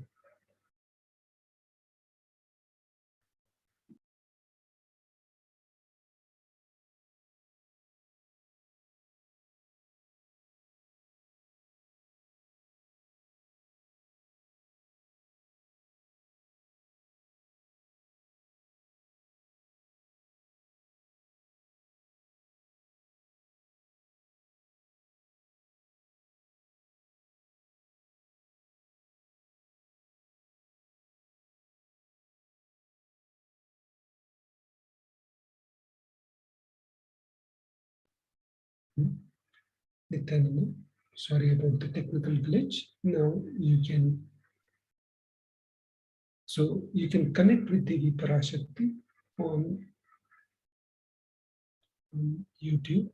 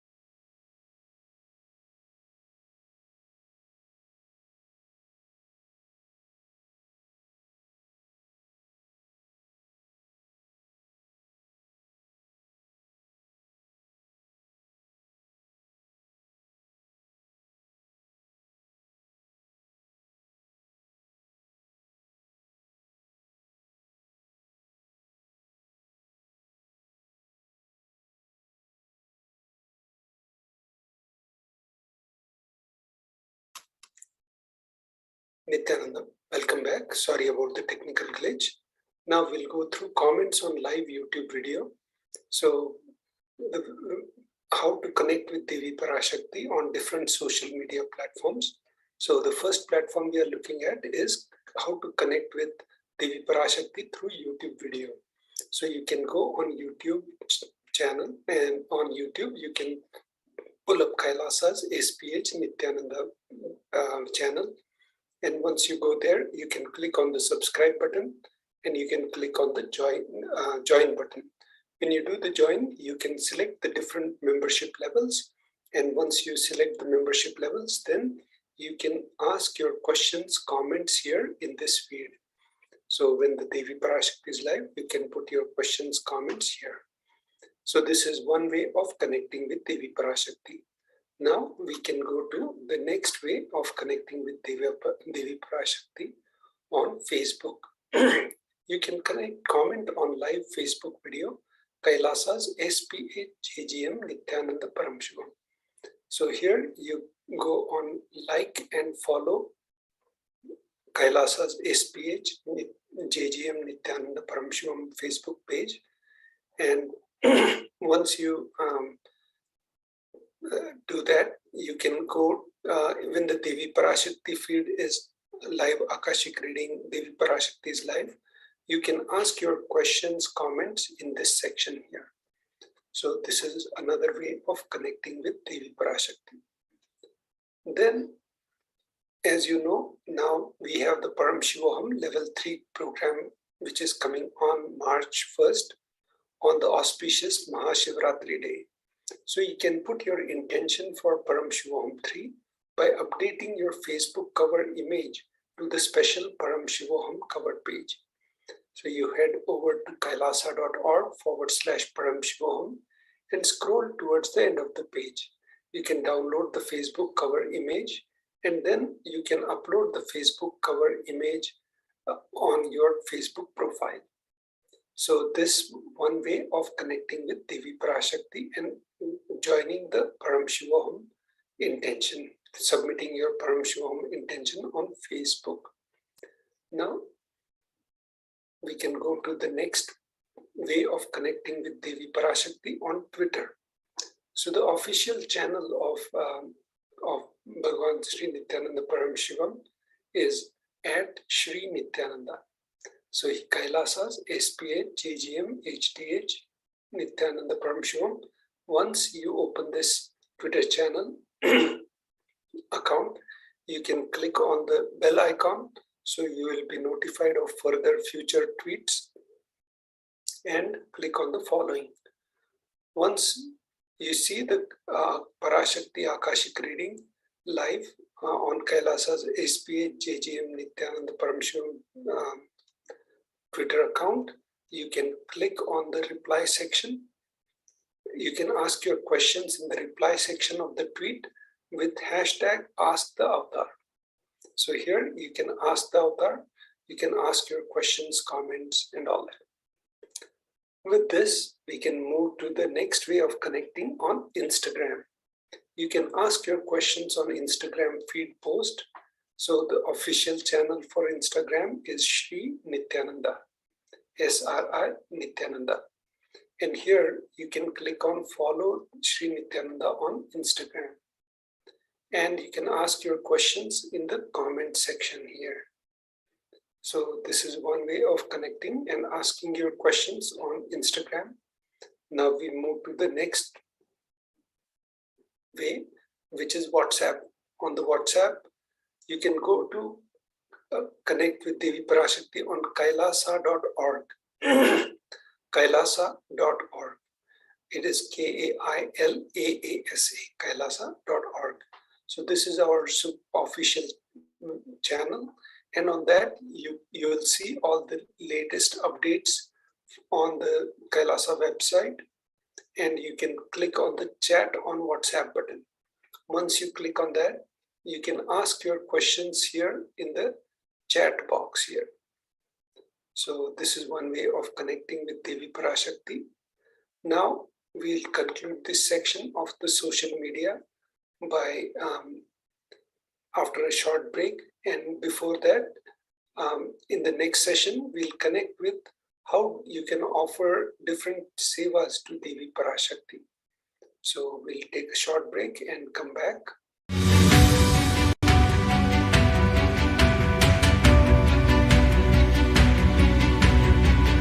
The moment you decide your consciousness is the supreme identity you have, you will not empower your depression, your frustration,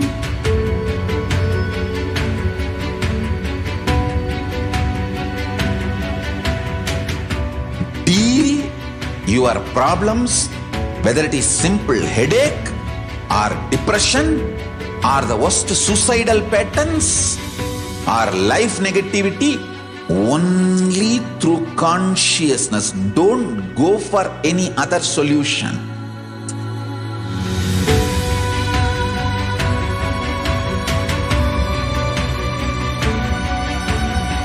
Don't keep stupid, toxic, life negative struggles inside.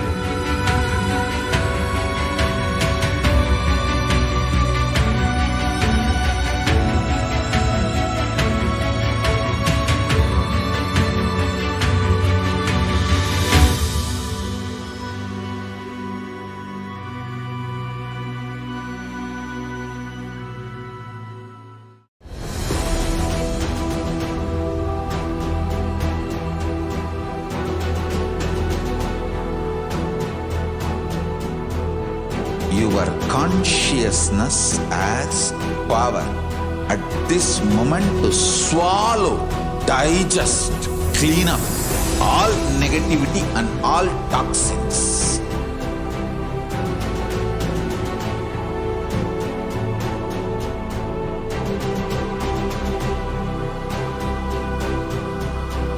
Develop a powerful will persistence.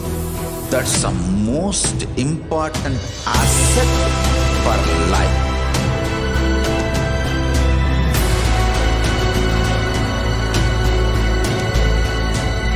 I am not giving you some life positive blah blah. I am giving you the facts of life.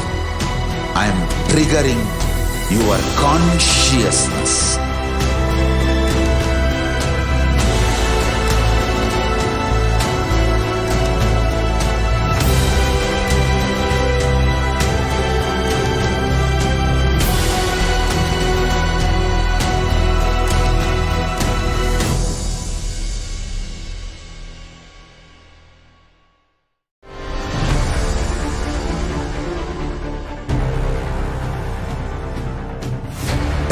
Itself is nothing but your decision to struggle with the same rut.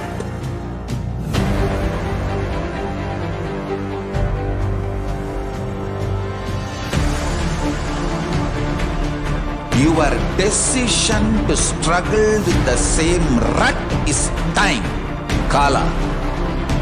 Your decision to swallow time is Kala Bhairava.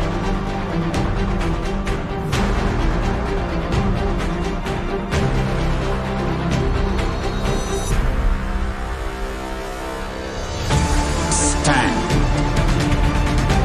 Be a conscious woman or man.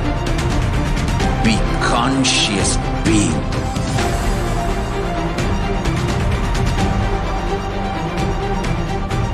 Shrink the time through conscious will persistence. Make the future into present by being ferocious with yourself.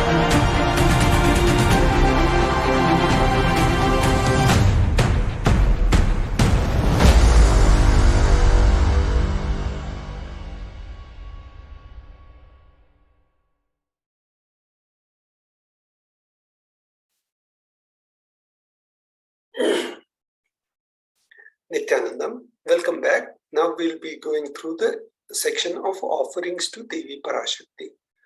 So now we'll go through the different context of why you need to connect with Devi Parashakti, why you need to do these offerings, and we'll walk you through the context of why we need to do the different offerings and easiest ways of connecting with Devi Parashakti and get your requests fulfilled.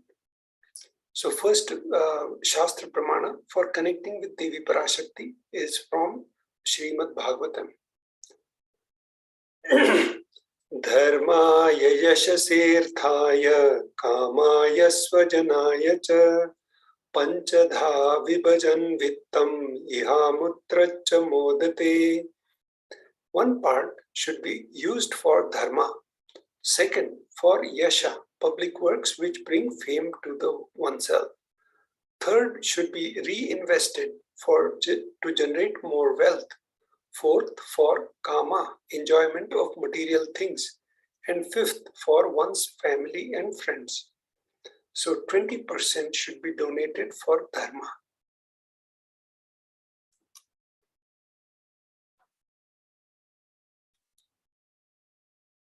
Now we look at the second context, Shastra Pramana, for offering to Devi Parashakti. Grahe dashagunam danam goshte chaiva shatadhikam punyatirtheshu sahastram manantam shiva sannidho. So in this verse, it gives importance of what place you are doing the offering. Dana given in home yields 10 times as much merit as when made elsewhere, 100 times when made in the Gaushala, cow pen, 1,000 times when made in the sacred places, tirthas, and in an infinite number of times when made in the premises of Shivalinga, such as Shiva temples. So this Shastra Pramana is from Dharma Shastra. Now we'll look at another context, Shastra Pramana, about guiding us how to do the offerings to Devi Parashakti.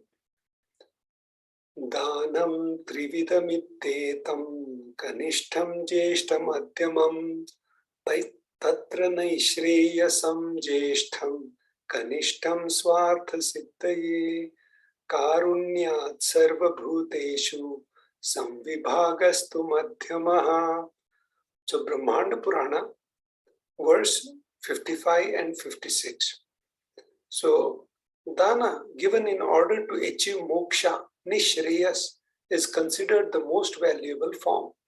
Dana given out of the pity or kindness for others or for one's own selfish motives is considered as medium value. It is also called daya dana. Dana, which is given to achieve one's own selfish ends, is known as the least valued of all.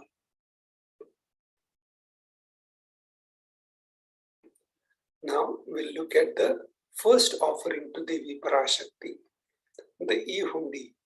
The Shastra Pramana for this offering is as follows. Bhakti Priya Bhakti Gamya Bhakti Vasya Bhayapaha Shambhavi Sharadaradhya Sharvani Sharmadayini. Devi is fond of true devotion and is realized through true devotion. She can be won over through true devotion. She removes all the fear. So here, if there is any fear in the minds of devotees, Devi is sure to remove that fear. It is stated that Devi likes to be worshipped in autumn. Here, it is meant that the autumn of our lives, when thoughts turn more and more inwards, the role of the divine is known and understood clearly. The need for Devi worship becomes stronger. Shambhavi, consort of Shambhu, Lord Shiva. Sharadaradhya means worshipped by Sharada, Saraswati. Sharvani, wife of Lord Shiva. Linga Purana says Lord Shiva is called Sharva in his earth form. Sharmadayini, Devi, who bestows happiness on devotees. You can offer your gratitude and devotion to Devi Parashakti by offering your kanika, and your name shall be chanted out during the puja to Devi.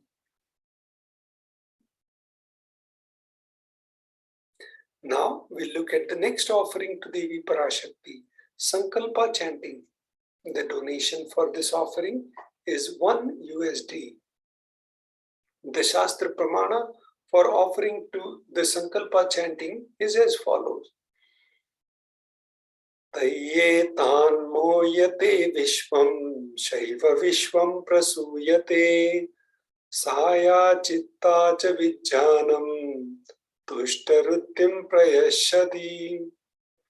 The goddess enchants this universe and she herself gives birth to this universe. That goddess, being prayed without interest in anything, gives that knowledge that leads to salvation and gives wealth in the materialistic sense. So the Shastra Pramana was from Devi Mahatmyam. Now the next offering to Devi Parashakti about the Sankalpa chanting, the donation is 1 USD nominal donation. Offering the Sankalpa conscious resolution blesses the person, offering with all fruition of the desires and the wishes he is yearning for.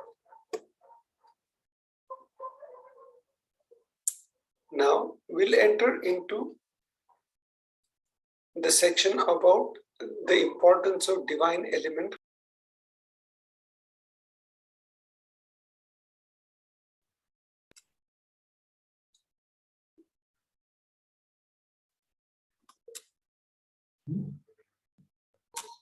So the gold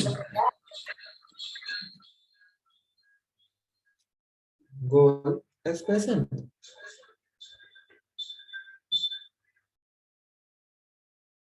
Gold is present in all scriptures, agamas, Vedas, Shrutis, Smritis, Itihasas, Puranas, and all Hindu scriptures. It is abundantly displayed that the gold is the most auspicious and purest metal which purifies our being. In the Hindu civilization, everything was built in gold, exchanged in gold, and ritual feasts were offered in gold bricks.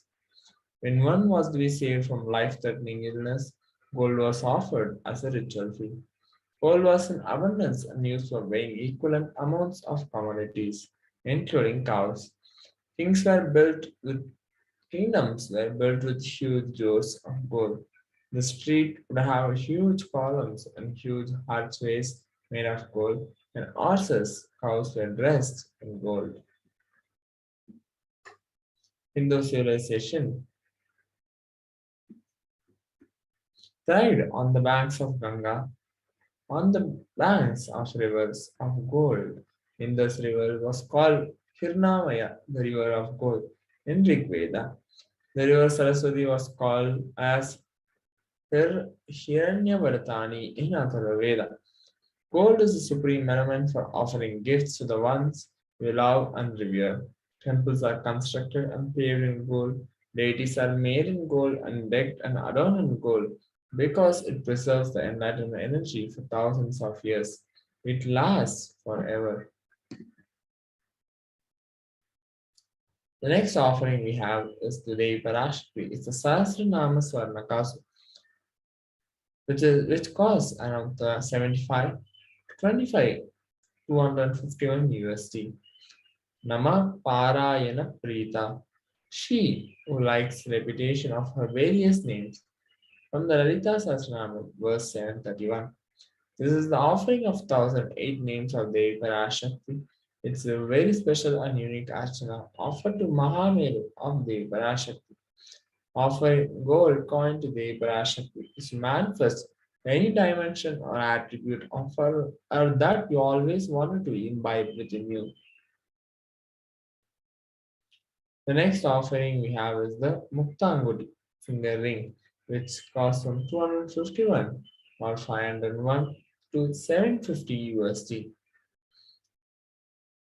Mukta Haralasat Kirita Ruchiram Purnendu Vakta Prabham Sinjanno Purakinkini Manidaram Patma Prabhaba Suram Sarvabhita Palapradam Girisutam Vani Rama Sevitam Meenakshi Pranatosmi Sanatam Maham Karunyamaramiti. I bow to the goddess Meenakshi, whose crown has garlands of pearls and the face shining like a full moon, who wears anklets that are studded with gemstones and has small bells, who is shining like the splendor of lotus, who grants all the wishes. The daughter of the mountain, who is worshipped by goddess Vani and Rama, I remain ever bowing to the goddess Meenakshi, the ocean of compassion. The offering of ring with a pearl to the cosmic mother and experience blessings and healing with your mother.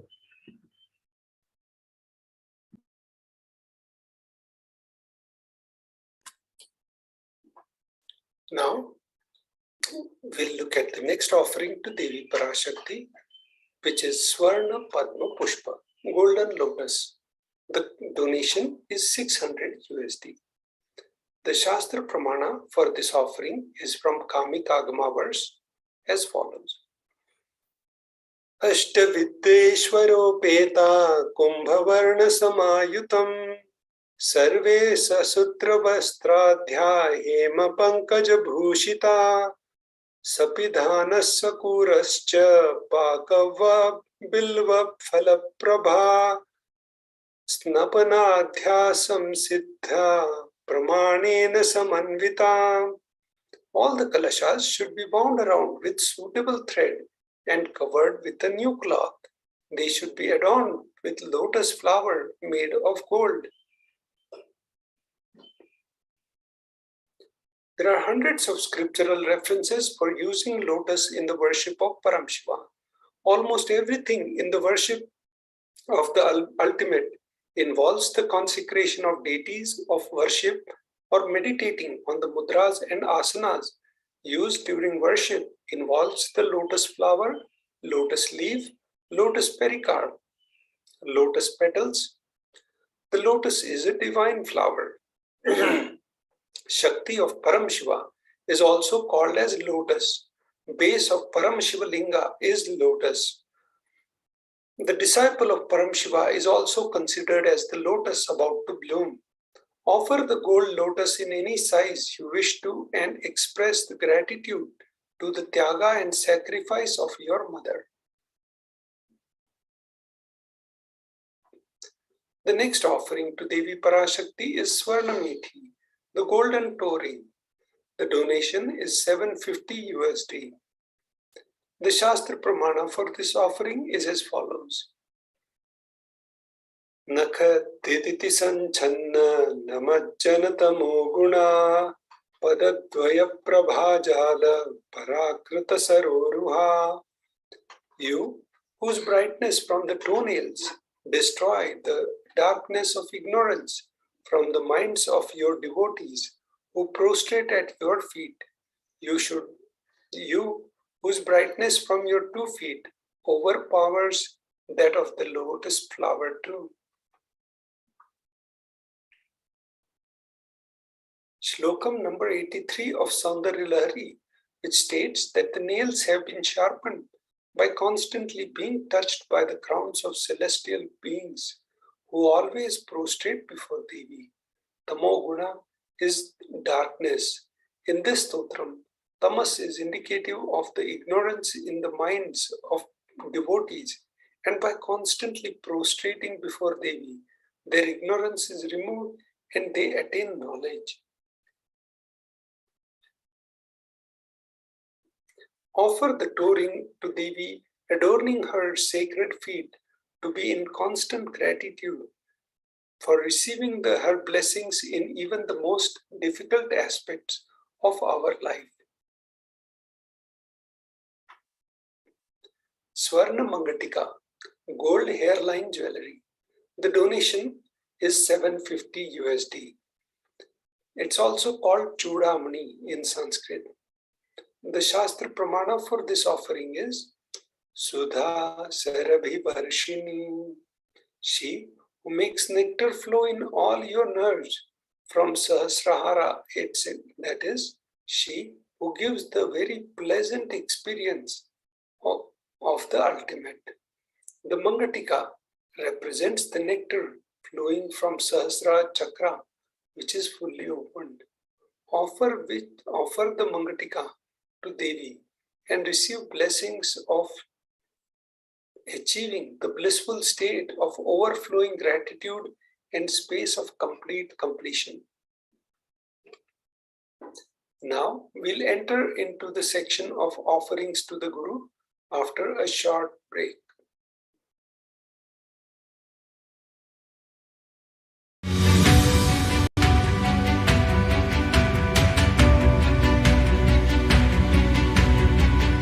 The moment you decide, your consciousness is the supreme identity you have.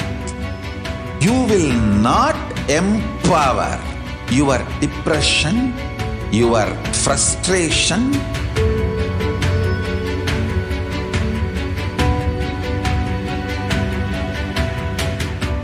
deal your problems, whether it is simple headache or depression or the worst suicidal patterns or life negativity, only through consciousness. Don't go for any other solution.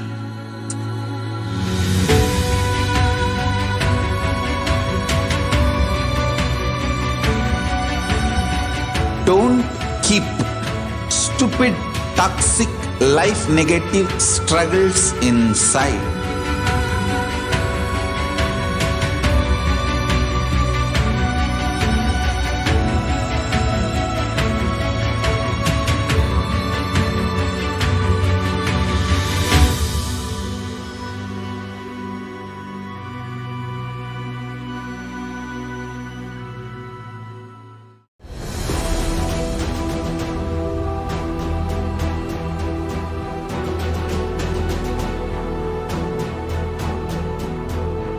Your consciousness has power at this moment to swallow, digest, clean up all negativity and all toxins.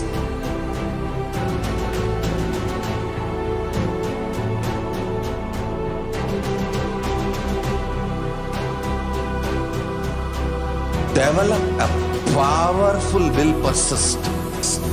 That's the most important asset for life.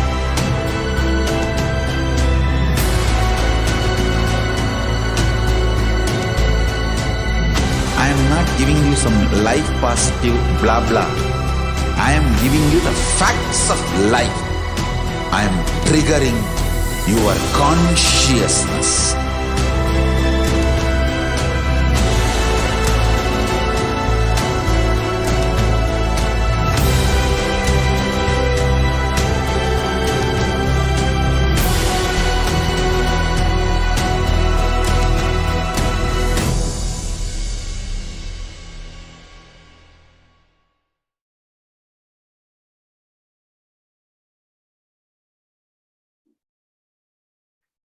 Nithyanandam, welcome back. So now we'll be entering into the section of offerings to the Guru. As you know, Guru is the embodiment of Brahma, Vishnu, Mahesh, all the Devis, Devtas, everything. And now first we'll look at the different contexts why we should do the offerings to the Guru. Supreme Pontiff of Hinduism, Jagat Guru Mahasannidhanam, His Divine Holiness. So the first Shastra Pramana is from Kularna Tantra, chapter 12, verse 12. Na paduka paro manyo na deva shri guru para nahi shaktat para diksha na punyam kula pujanat. So this verse is from Kularna Tantra. The meaning is, there is no mantra higher than the paduka. No God higher than the Guru, no initiation higher than the Shakti, and no merit higher than the Kula worship. So, very beautifully it explains that the mantra. So, the next offering to the Guru is from the context of offering to the Guru is from Kularna Tantra, Let's go through it. Rikta hastascha nopeyad rajanam devatam gurum falapushambaradini yatha shakya samarpayet evam yona charat devi yona charadevi eva yona charat devi brahmarakshasatam prajet. One should not approach royalty, the deity, or the guru empty-handed. He should offer fruit, flower, cloth, and the like according to his capacity. One who does not do so becomes a Brahmarakshasa. So it's very important, His Divine Holiness, HDH Nithyananda Paramashivam, through the two-way video conferencing, is connecting with you and giving all the blessings. So you should also always, take the golden opportunity of welcoming the deity and Guru and His Divine Holiness. The next offering to the Guru is the Pratyaksha Pad Puja, and the donation for this is 1008 USD. The Shastra Pramana for this offering is as follows. Koti Koti Mantra Japat Koti Tirthavagahanat Koti Devachana Devi Parasri Paduka Smriti. O Devi, remember this Paduka, which yields infinitely greater merit than billions and billions of mantra japa, billions and billions of pilgrimages, and billions of worships. So when you do one Pad Puja, you get all these punyas.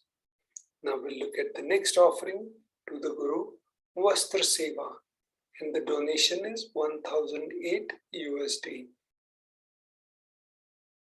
The Shastra Pramana for this Seva is as follows.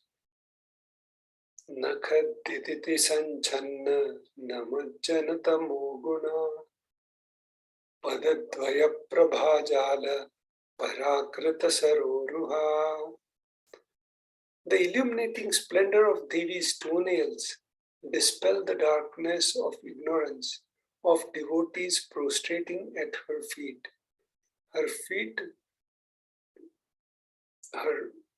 So now her feet defeat the lotus in beauty. So this is, now we look at the Paramashivoham 3 program, which is starting on March 1st, the auspicious Mahashivratri, to March 21st.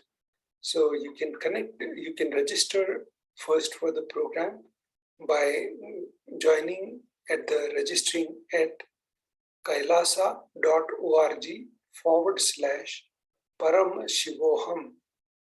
So after 3 years, the most awakened program with Supreme Pontiff of Hinduism, Paramashivoham, is an immersive level 3. It is an immersive 21-day enlightening, awakening event to teach us the science of manifesting and the ultimate consciousness in you. This Paramashivoham manifests the deeper experience of following items: 25 states of consciousness. As you know, there are 5 main states of consciousness: Jagrat, Sushupti, and the dream state, and deep sleep state. And the main 2 are the Turiya and Turiyatita. So here, in the 25 states of consciousness, it's a combination of these 5 and 5. So in this, you'll be experiencing the higher consciousness states of Turiya, Turiyatita. And you'll also experience the vertical time zones. So there are different vertical time zones and His Divine Holiness Supreme Pontiff of Hinduism already talked just yesterday and few weeks back on the vertical time zone and power manifestation. So you'll be doing lots of power manifestation in the Paramashivoham level 3 program. So join us at this grand event by registering at kailasa.org/Paramashivoham. With this, we take a short break and we'll connect back about how to do these offerings.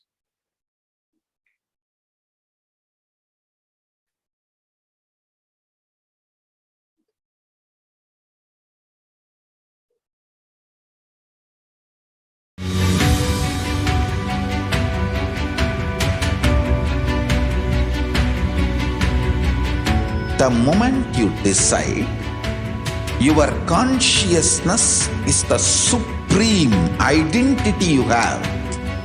You will not empower your depression, your frustration,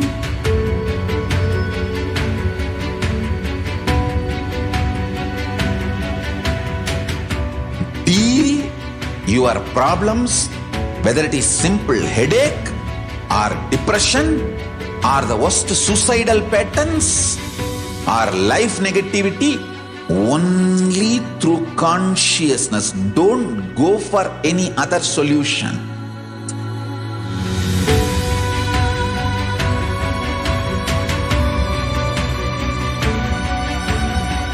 Don't keep stupid, toxic, life negative struggles inside.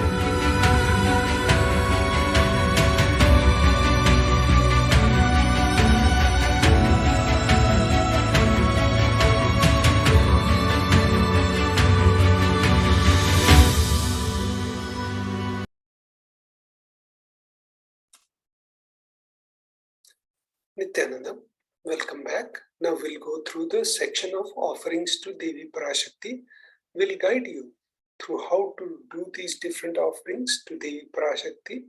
So the first URL you need to click on is tiny.cc/.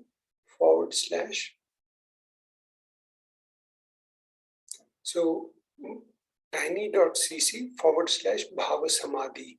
So first you click on that and then you walk through the registration process, registration form for filling out your intention for, and you can select the, say next, and you can put your intention, what sevas you would like to offer and provide all those details about yourself.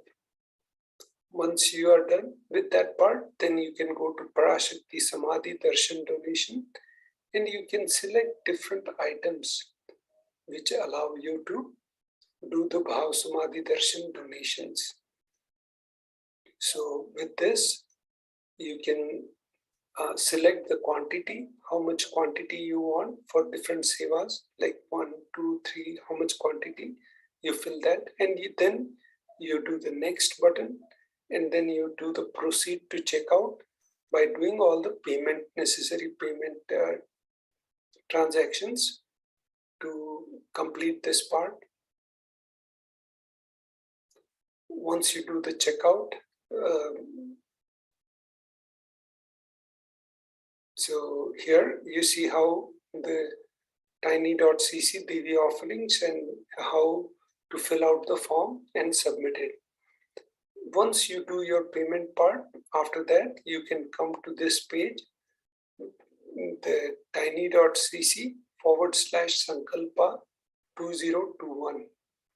So 2020, so this is the Sankalpa chanting form and you request to fill out the proper things and fill out the Sankalpa form with your friends, family, and your Gotra and all the details for blessings from Devi Parashakti. So with this, now we'll conclude this section and you can connect to Devi Parashakti, the next section of glories of the past after a short break.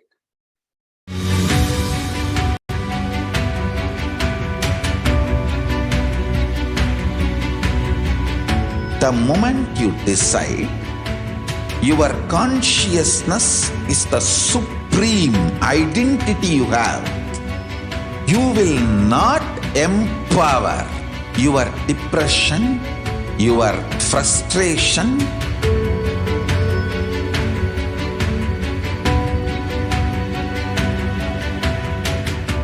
deal your problems, whether it is simple headache or depression or the worst suicidal patterns or life negativity, only through consciousness. Don't go for any other solution.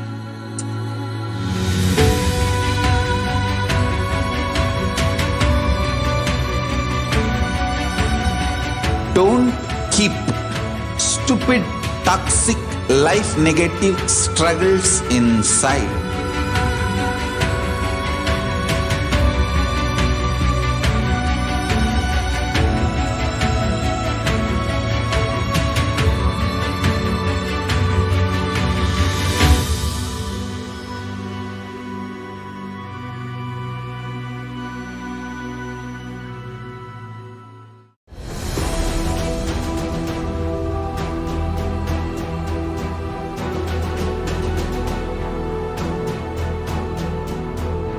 Your consciousness has power at this moment to swallow, digest, clean up all negativity and all toxins.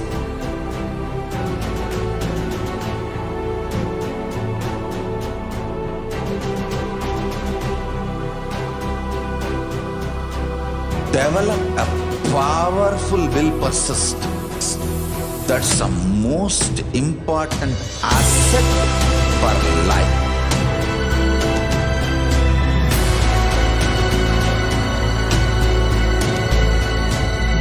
I am not giving you some life positive blah blah.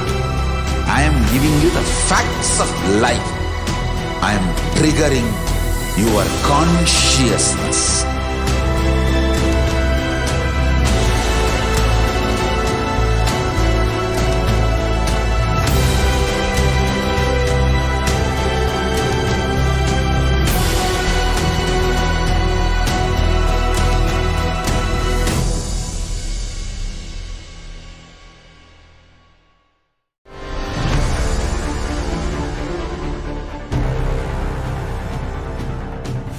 Time itself is nothing but your decision to struggle with the same rut.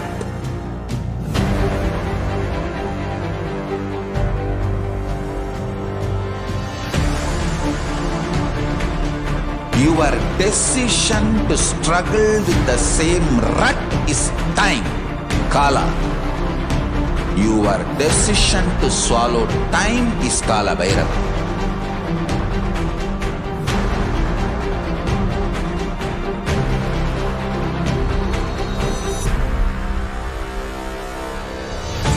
Stand. Be a conscious woman or man. Be conscious being.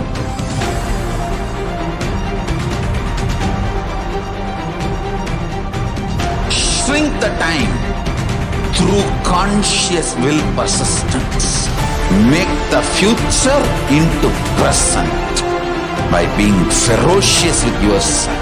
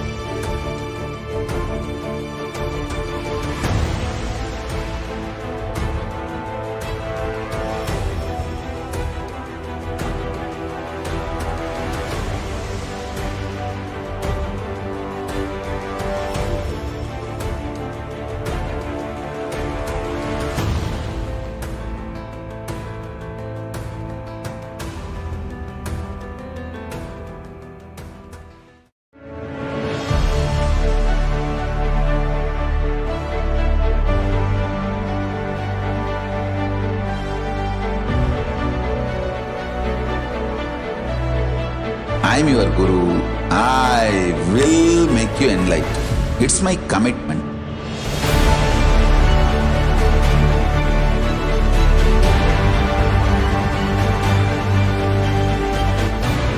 Till you become Paramashiva, I won't rest.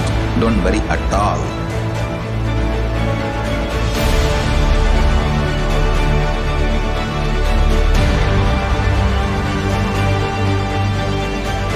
To all my disciples, I give you this as a boon.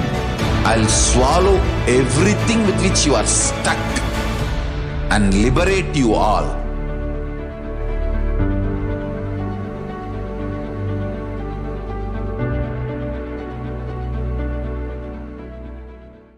Greater signs of life can be realized with a greater ability to visualize.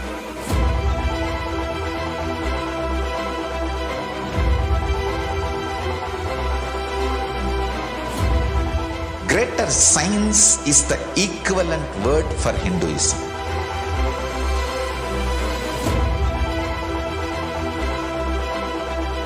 When you understand the greater science of life, greater courage, more possibility, more fearlessness, more joy, more bliss.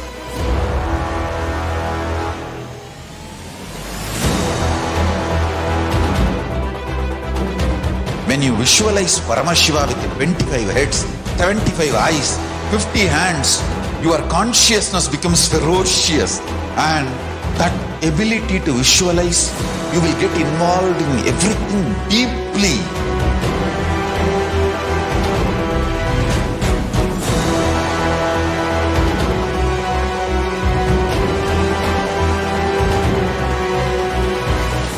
Involved people are the most delicious, most sweet, most beautiful, most juiciest beings of planet Earth.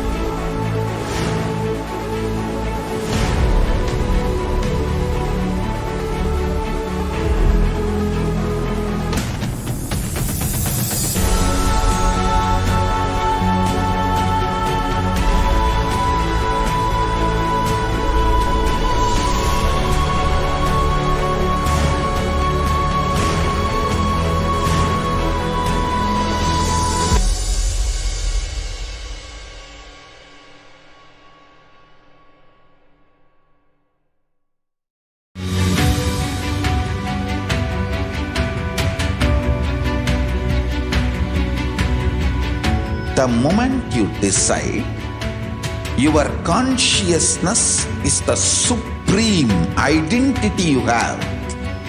You will not empower your depression, your frustration,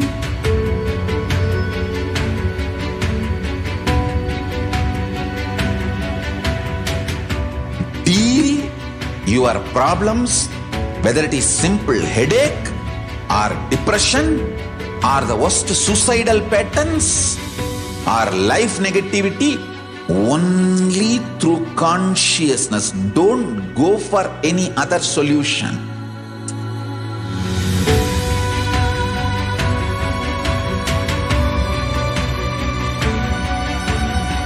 Don't keep stupid, toxic, life negative struggles inside.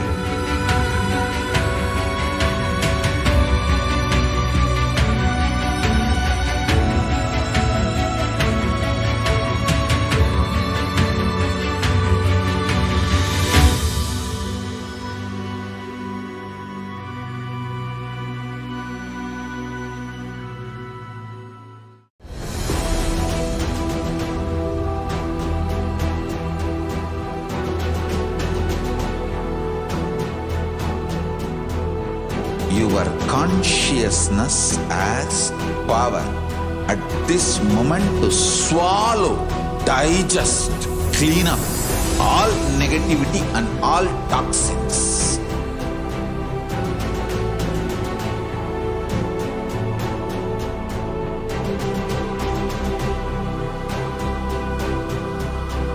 Develop a powerful will persistence. That's the most important asset for life.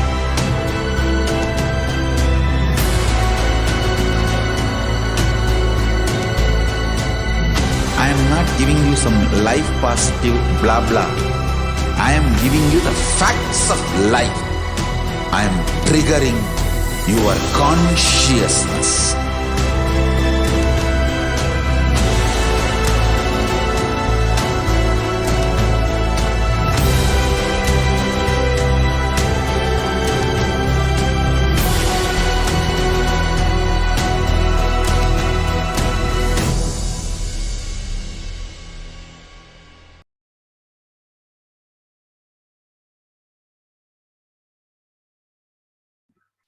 Yes.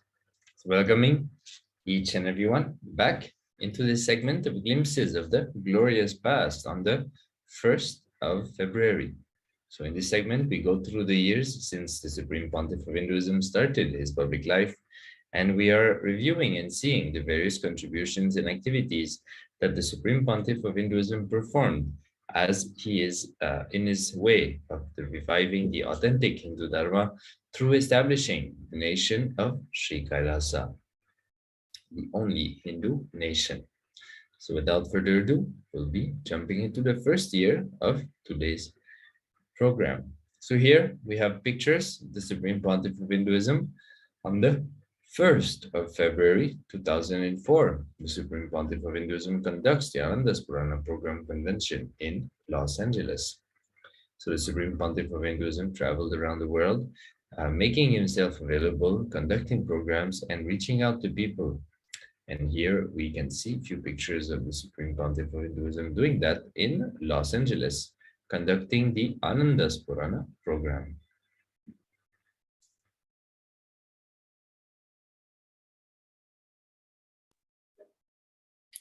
On 1st February,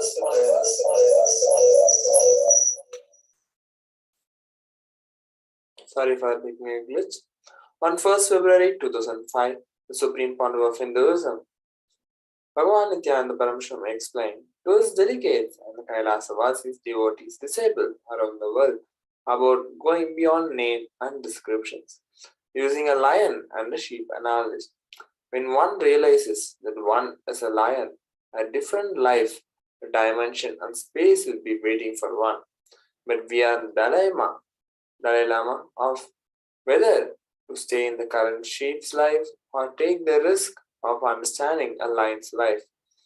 Once we understand and jump beyond name and descriptions to be a lion, we transform to have a better life.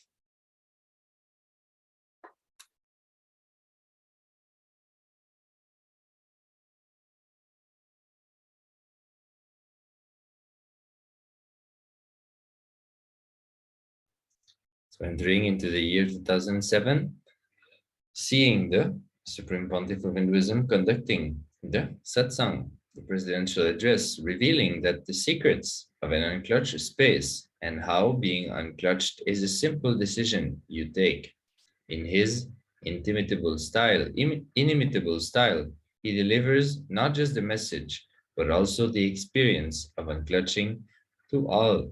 So here inviting each and everyone to go listen to this discourse by the Supreme Pontiff of Hinduism on the science of unclutching and how we can be unclutched in our life in the simplest of ways.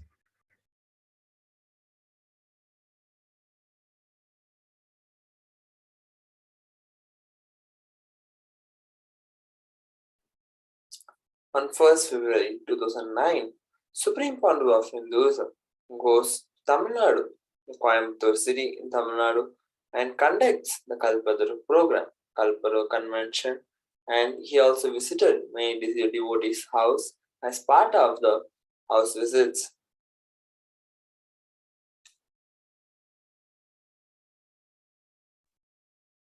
Here are the pictures from the Kalpataru conducted by the Supreme Pontiff of Hinduism at Coimbatore city.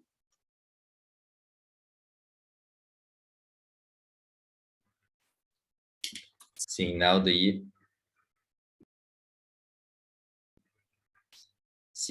year 2010, the Supreme Pontiff of Hinduism conducts a meeting with the KAILASA Vasis across the world. So the Supreme Pontiff of Hinduism making himself available to all the KAILASA Vasis, the people who dedicated their lives to be with the Supreme Pontiff of Hinduism, to dedicate their personal life to the mission of the Supreme Pontiff of Hinduism. Here, the Supreme Pontiff of Hinduism is conducting a meeting worldwide, connecting with all the KAILASA Vasis around the world and sharing what he needed to share on this very day. Here we can see. Here we can see a few pictures of the Supreme Pontiff of Hinduism conducting the Kalpataru Darshan and for the participants around the world.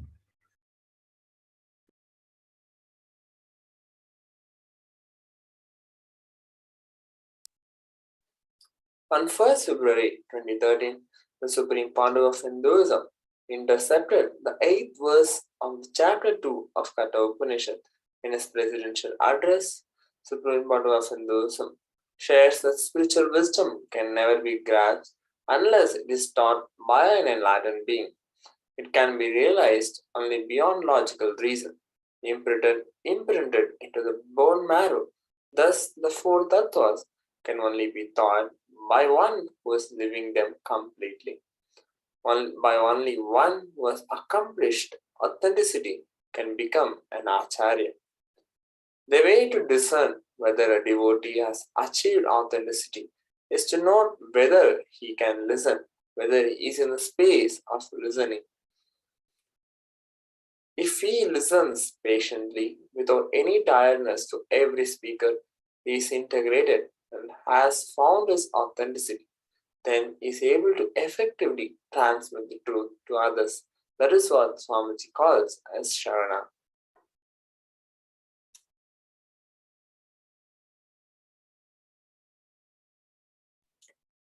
On the same day, Supreme Pontiff of Hinduism also gives Sarvadarshan to the devotees and disciples who had gathered to have a glimpse of the Supreme Pontiff of Hinduism.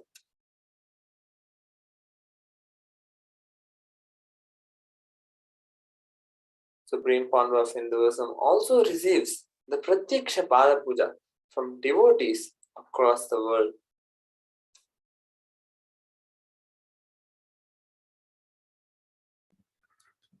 So entering now into the year 2014, the Supreme Pontiff of Hinduism, Jagat Guru Mahasannidhanam, His Divine Holiness Bhagavan Nithyananda Paramashivam, explained that any negative thoughts or violence that we experience about others or situations around us or ourselves all root from the self-hatred we carry in our inner space about ourselves. The Supreme Pontiff of Hinduism tells the delegates that if they complete with their self-hatred towards themselves, then everything else in the outer world will also align and they can live a blissful life forever. He also talks about how he functions on oneness as his only principle of life. So inviting each and everyone to go listen to this discourse from the Supreme Pontiff of Hinduism, giving insights on the importance of completing with self-hatred in order to bring completion to any form of violence that we experience or that we see in others or situations around us in our daily life.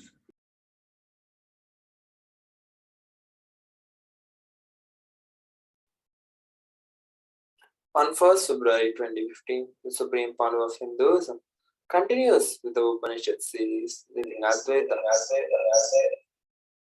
The Ishavasya Upanishad, verse 1 states that Ishavasyam idam sarvam yatkin jajagatyam jagat tena tyaktena bunjit tamakrita kasyas viddanam. In this profound delivery of the Ishavasya Upanishad, verse 1, Supreme Founder of Hinduism delivers the next sacred secret of this verse. Whatever we hold on to, having fear of losing it, life will take exactly that away from us. Anything we want to retain in our life, we just need to renounce the fear of losing it. Anything that creates powerlessness into our inner space will be taken away just to make us understand that we can live without that and we are powerful beings.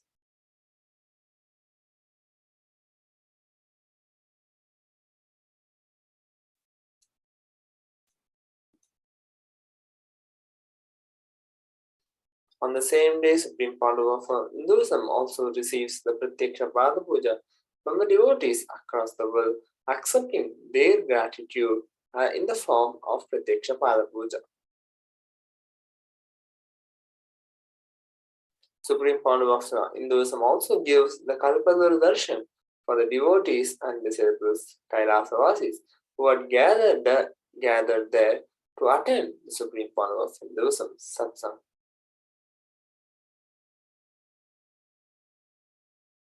And also, Supreme Founder of Hinduism takes the NDY participants for a sacred arts tour in Adi KAILASA. So you can have a glimpse below are the pictures where the Supreme Founder of Hinduism personally takes everyone. He himself goes around and shows the deities, how it has been carved, and how these deities are poured into the metal, and how they are created, the Panchabhutas. And you can see Supreme Founder of Hinduism personally explaining about the Atmalinga, how the Atmalinga is carved, how the mandala is carved on top of it, and where the Spatika is taken. Everything Supreme Founder of Hinduism personally guides all the NDY participants.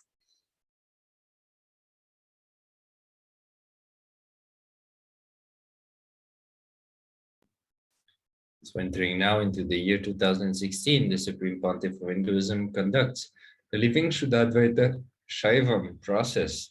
You are Mahadeva, even if you don't cognize it.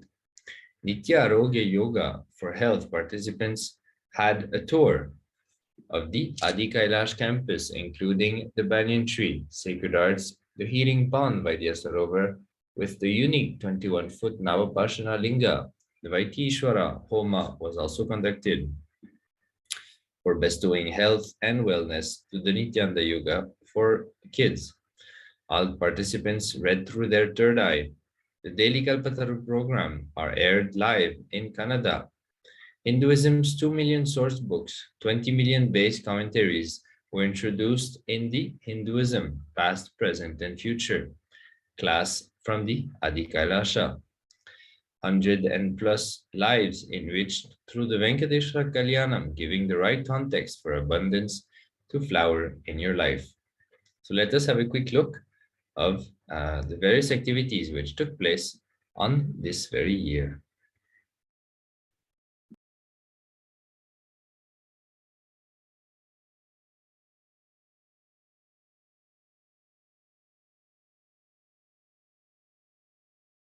Process with Swamiji, you are Mahadeva, even if you don't cognize it.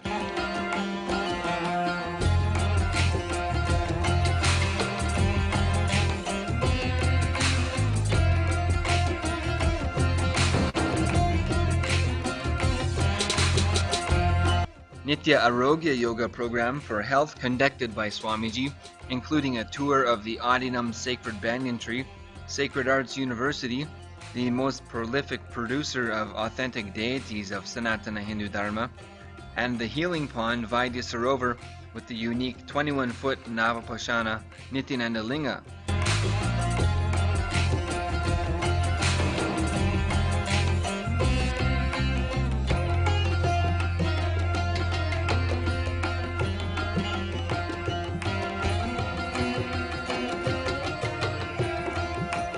Vaitishwara Homa was conducted today at Swayambhu Nityanandeshwara Temple in Bangalore, Adinam. Benefits include bestowing blessings for health and wellness. The Homa was offered online and by many people from around the world and was broadcast live on Nityananda TV.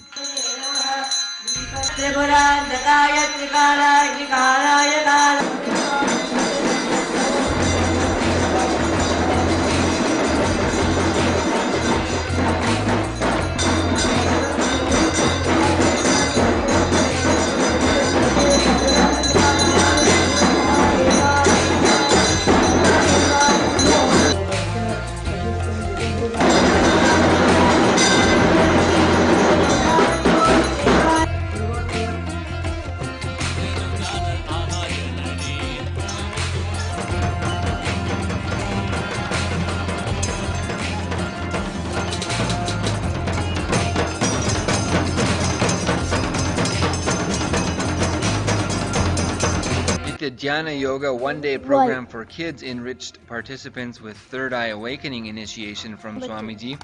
All 16 participants read through their third eye, and some were involved in giving live demonstrations of the ability to read through the third eye after just one half day. Nithyananda Puja is being conducted daily at Enriching Temple at Bangalore Adinam.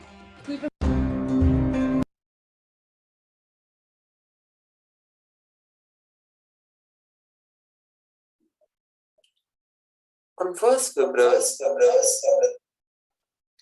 February 2017, the Supreme Pandav of Hinduism initiated the delegates into the science of manifesting the state, space, being, and powers of Paramashiva.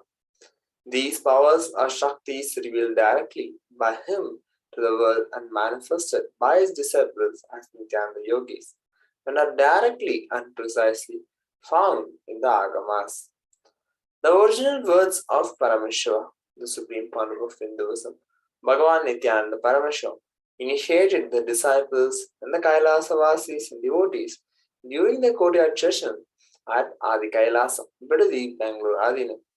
Supreme Pandav of Hinduism made all the devotees and disciples KAILASA Vasis manifested, and manifested the kumkum, which materialized right after the initiation from the Supreme Pandav of Hinduism, and the participants worked on manifesting these newly initiated Shaktis.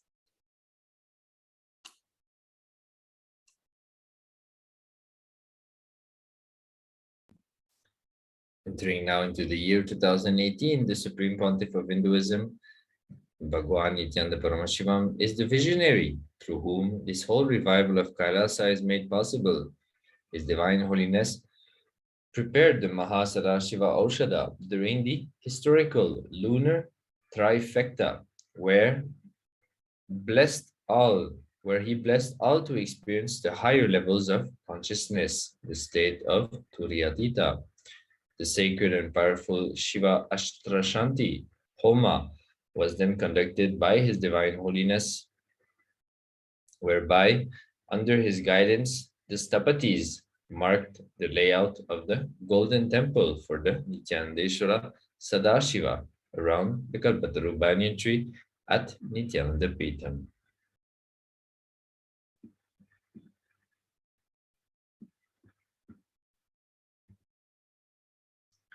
Here we can see a few more pictures of the Stapatis being guided by the Supreme Pontiff of Hinduism directly.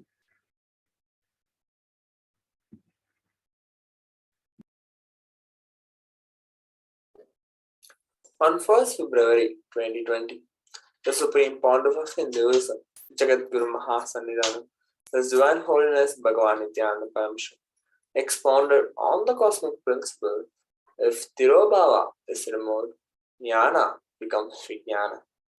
During the everyday life public address, the Nithyananda Satsang, His Divine Holiness Supreme Pontiff of Hinduism, explained how the Shaktipada happens and the benefits of Nirahara Samyama and the meaning of Brahma, Veda Brahmaiva Bhavati, was revealed. Supreme Pontiff of Hinduism further revealed the evidence about our ancestors' regular travels to the higher planes and expanded on the four natural principal forces that the science is able to identify. First is the gravitational force, second is the electromagnetic force, third, weak nuclear force, and the strong nuclear force, and went on to explain these theories in Tapoloka. Supreme Pontiff of Hinduism also formally launched the Akanda Mahajapa and unveiled the Akanda Mahajapa in Tapoloka. The Atmalinga Mandala process was carried out by His Divine Holiness, whereby everyone sat in the Mandala with the Atmalinga at hand while chanting the powerful and sacred Mahavakya, connecting with Paramashiva.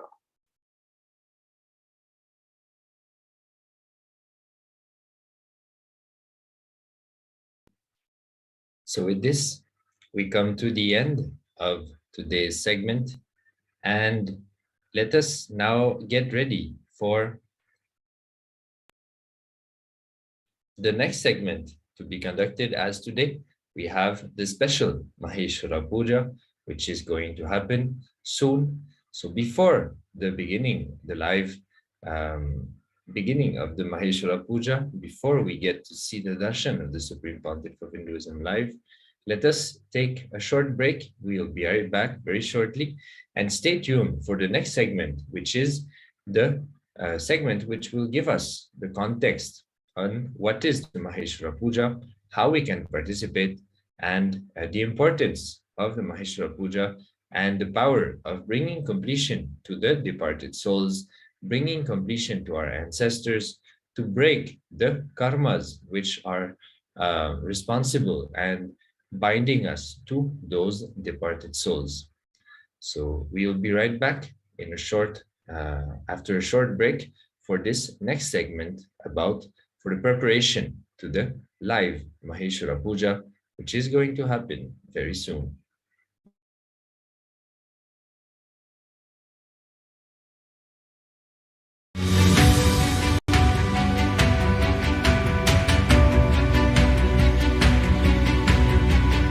The moment you decide, your consciousness is the supreme identity you have. You will not empower your depression, your frustration,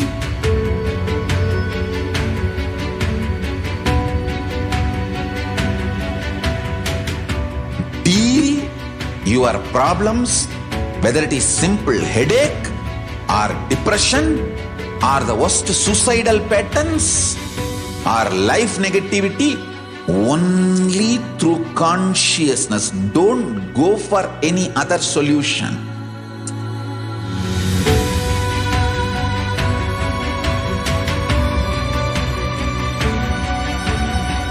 Don't keep stupid, toxic, life negative struggles inside.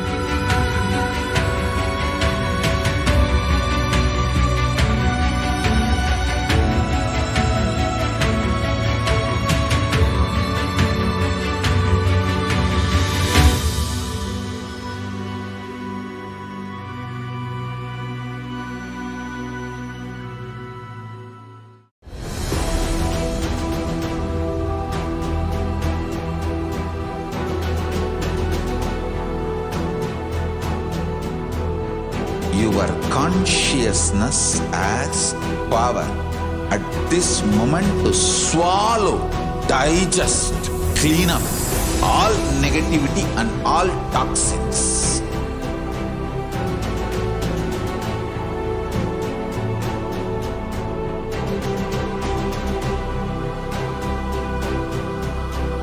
Develop a powerful will persistence. That's the most important asset for life.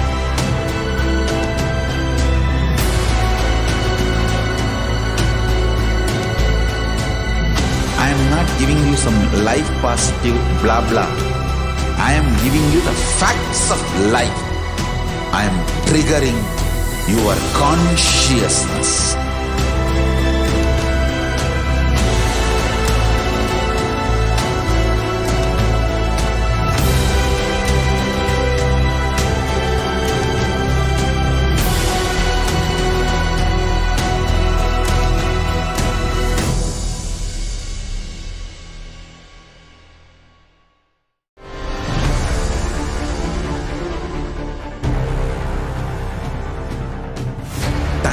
Itself is nothing but your decision to struggle with the same rut.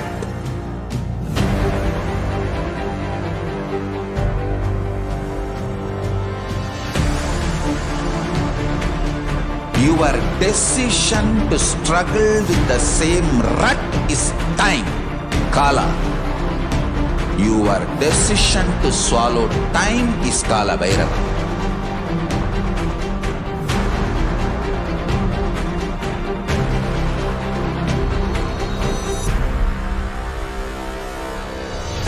Stand. Be a conscious woman or man. be conscious being.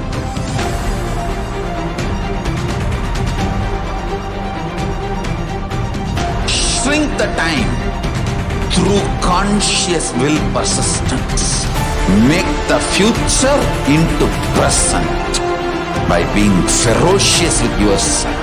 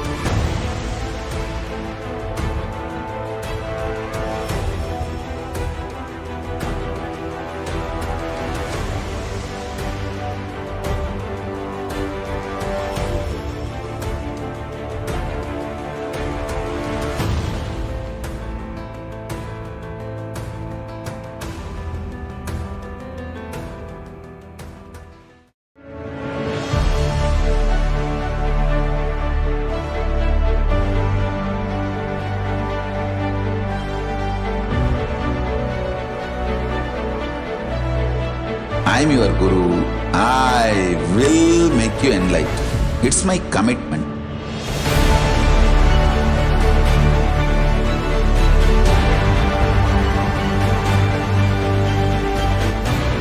Till you become Paramashiva, I won't rest. Don't worry at all.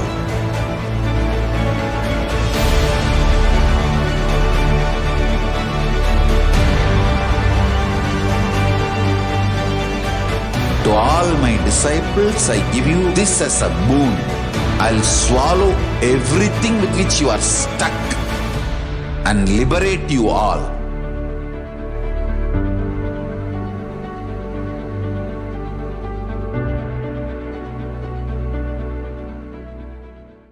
Greater sign.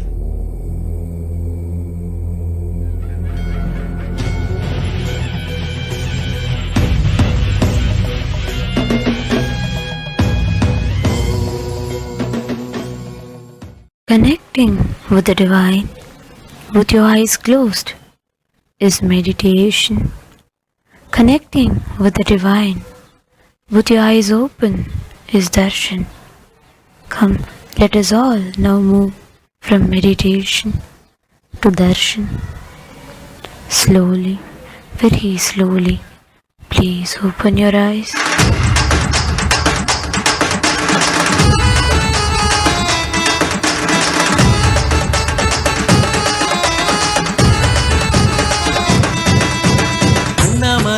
பிறந்தான் புவி எண்ணாத யோகமை கொண்டிட நித்யன் ஈரேழு லோகத்திற்கெட்டா ஈசன் முக்தி நெறி அருளவே நித்யனாய் பூலகிற்கு வந்தம்மை ஆட்கொள்ள தேவர்களை காத்திட வைத்தான் தாயாய் பேரருள் புரிய உடல் ரோமம் சிலிர்த்திட நித்யனாய் வந்து அண்ணாமலையில் பிறந்தான் புவி எண்ணாத யோகமை கொண்டிட நித்யன் ஈரேழு லோகத்திற்கெட்டா ஈசன் முக்தி நெறி அருளவே நித்யனாய் அண்ணாமலையில் பிறந்தான் திருவண்ணாமலையில் பிறந்தான்.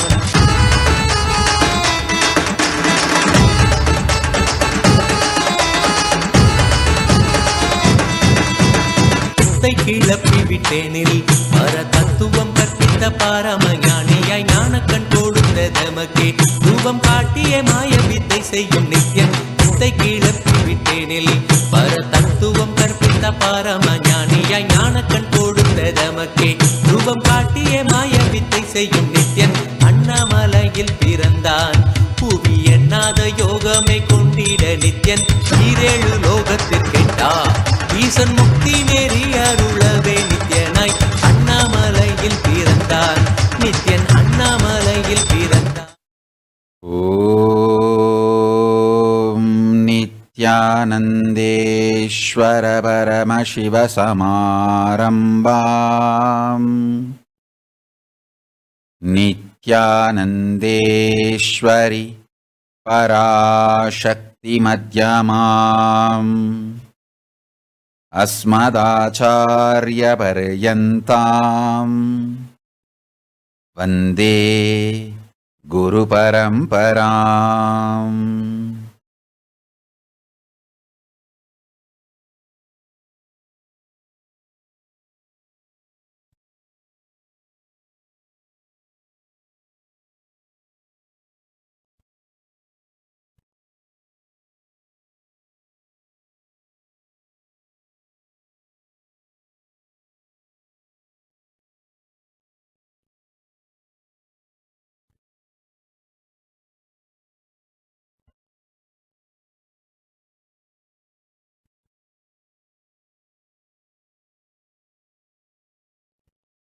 I welcome you all with my love and respect.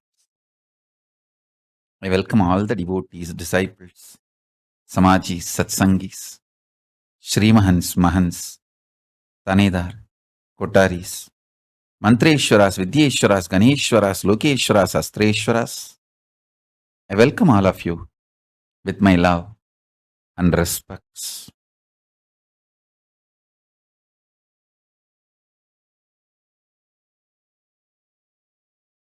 Paramashiva's message directly from Kailasa.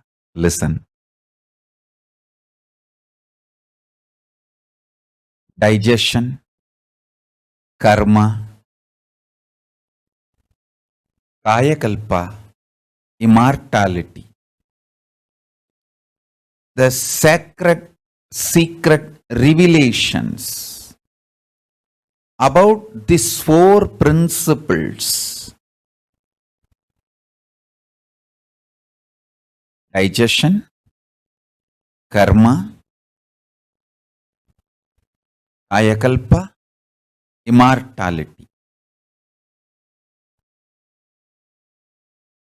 The great sacred secret revelations about these four principles is the message from Paramashiva directly from Kailasa to all.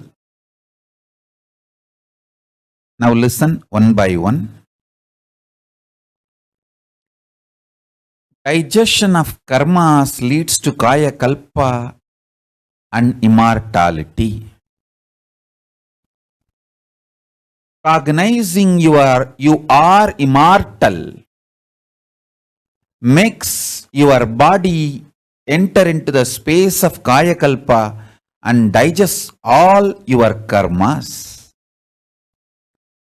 Undigestion of karma pulls you down from the state of immortality and kayakalpa down to the state normal human beings exist with life and death. Karma, understood from the cognition of immortality, leads to kayakalpa of your body and makes you experience the digestion of all karmas. Digestion, understood in its real sense, digests all your karmas. An ordinary kaya makes kaya kalpa dega for you and makes you immortal.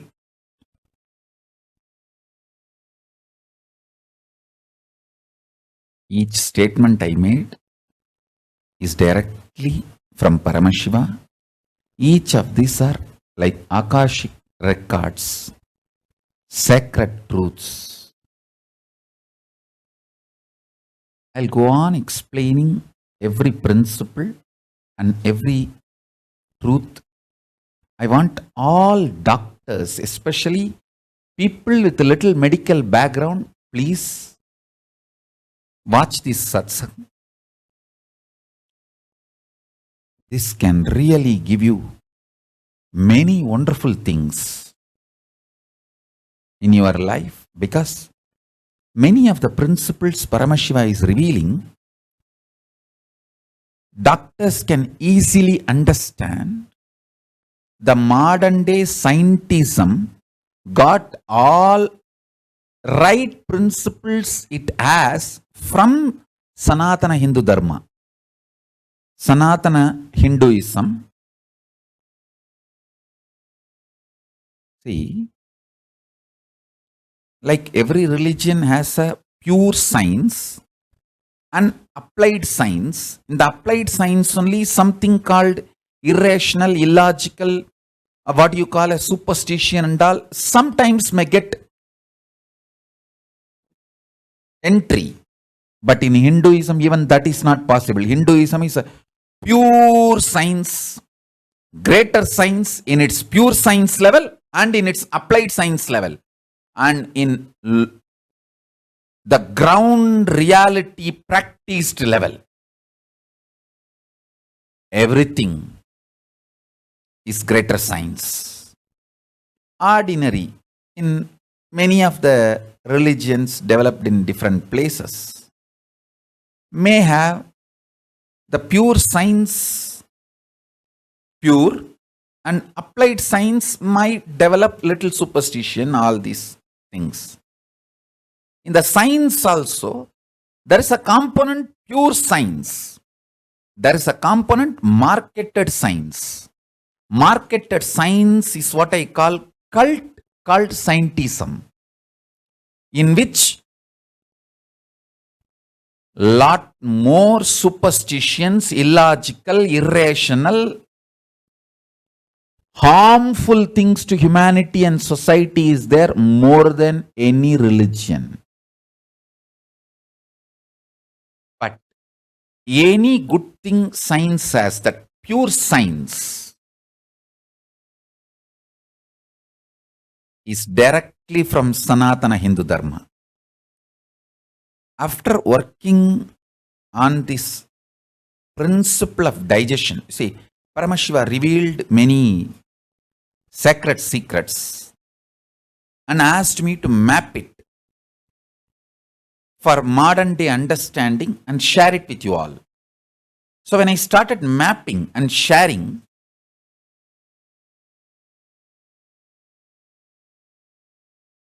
I usually take the help of few of my disciples, doctors.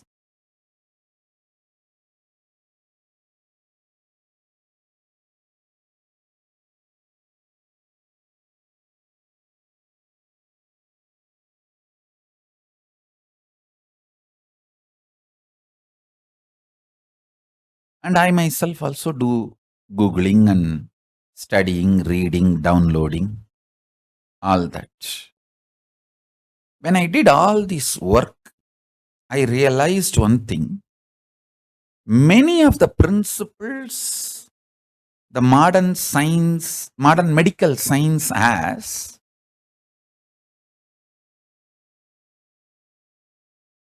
neither they are able to establish it through research, logic, rational, but they are not ready to quote the source from which they got the conclusion. They just try to show this as a conclusion, as if it landed from heaven. Of course, it landed from heaven, but first to Hindus. From them, it has been taken to them. It has been stolen. Not only stolen, not acknowledged to the original source, Hindu Ayurveda Shastra.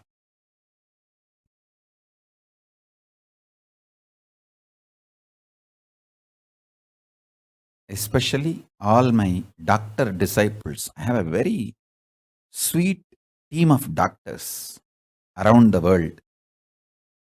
Prema Kodandraman, Sona Kamath, Saras Murugai, and Mahatma Priya, Mahakartananda, and there's a long list. In India, Pranananda, and oh God, it's a long list. And I want all the doctor disciples all over the world. Please sit now. Listen to every truth I am revealing. Even Shilpa, homeopathy doctor, Shilpa Anil from Tumkur, Anil Kumar also, is also doctor, and Santan Lakshmi from Bididi, Santan Lakshmi's husband. Anusha is doctor, yes. I know Anusha Kodali, I know you are angry with me that I am not getting you to Kailasa.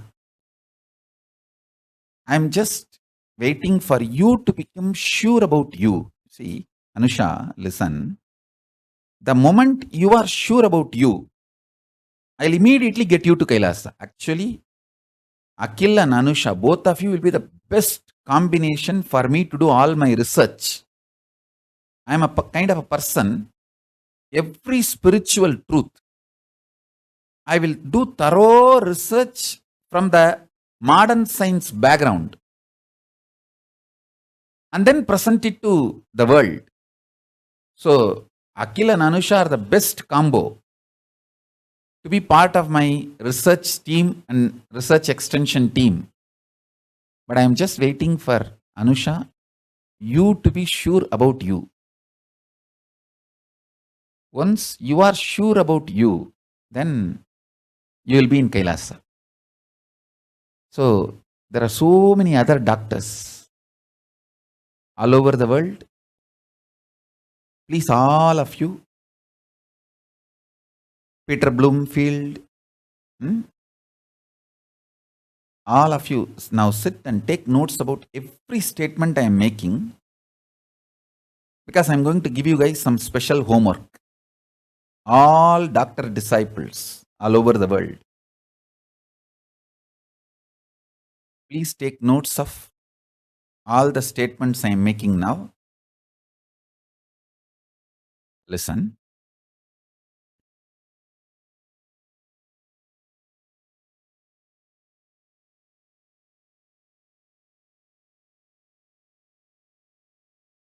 Thousands of basic principles of Ayurveda, the Hindu medicinal system, which has around 200 branches, practiced in various ways, in various levels, in all Hindu nations. When I say Hindu nations, those days which was Hindu nations. As on now, there is no Hindu nation other than Kailasa on the planet Earth. But earlier, there were many Hindu nations. In all those places, this Hindu medicine was practiced. The fundamental basic principles: truth about digestion, truth about the ability to operate your body, truth about your breathing system, truths about your ability to see. These fundamental truths, elaborately analyzed, documented, organized in Hindu medicinal system. Whether diagnosing a problem, cures in multi-levels with multiple options, multiple types. One important thing I want to tell you, in a Hindu tradition, Hindu medicine, there is no such thing as no cure for certain disease. That's a beauty. There is no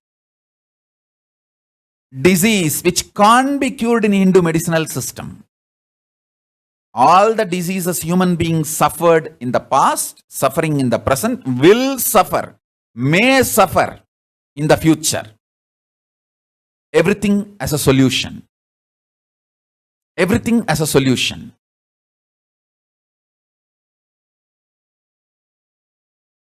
I want all the doctors Saraswati Jampala, Dr. Shanti from Bangalore, Dr. Srilekha, Manmohan Kumar, Shailesh Patel from Los Angeles, Dr. Krishna Rao, Dr. Karthik. I think I have too many. Maybe it'll run into few thousands. Even if I remember the close disciples, doctors. Please, all of you, if you are sitting and watching this satsang, take notes. Because I wanted little research and homework to be done on Hindu medicine. See whether the methodology of diagnosing, the precision of diagnosing,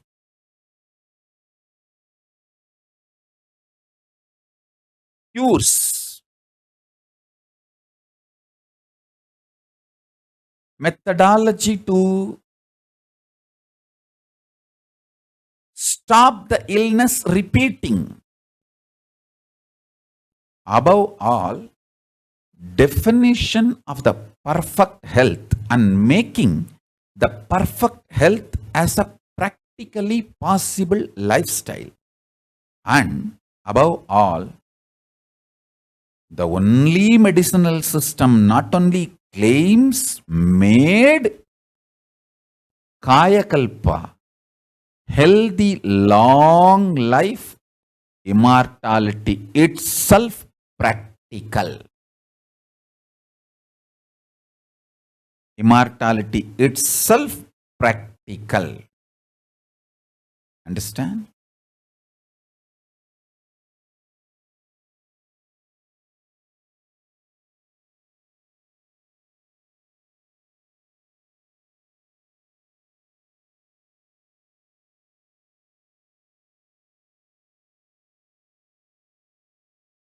Many of the basic principles of Hindu medicine is taken away by the many medicinal system, and I'm not worried about they taking those principles, and I'm not bothered about it.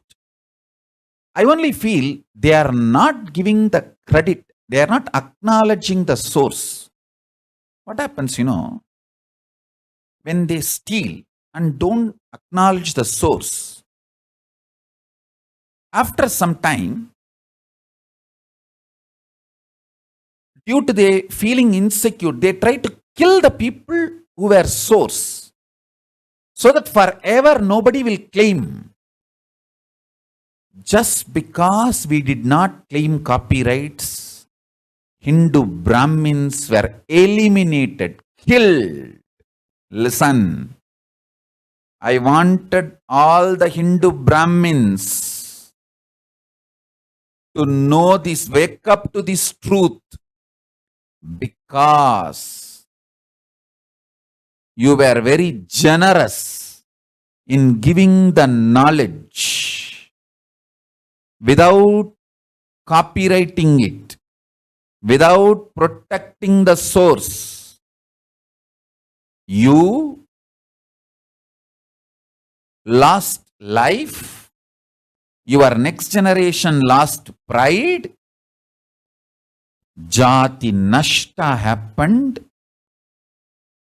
Everything which should not happen, yogo nashta happened.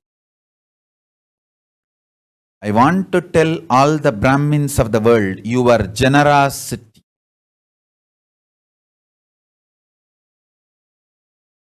is misused extensively by terrorist invaders. More than 30,000 Brahmins, masters in multiple fields of the Vedas, were taken away by the invaders, alive, to document all this knowledge. Neither they came back, nor their whereabouts are known. Nothing. They just vanished. This one incident I am talking, I have evidence, documented historical evidence. Like this, at least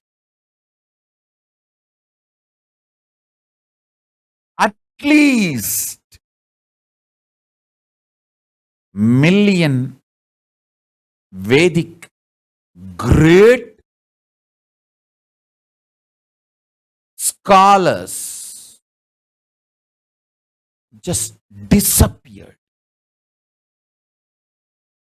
without even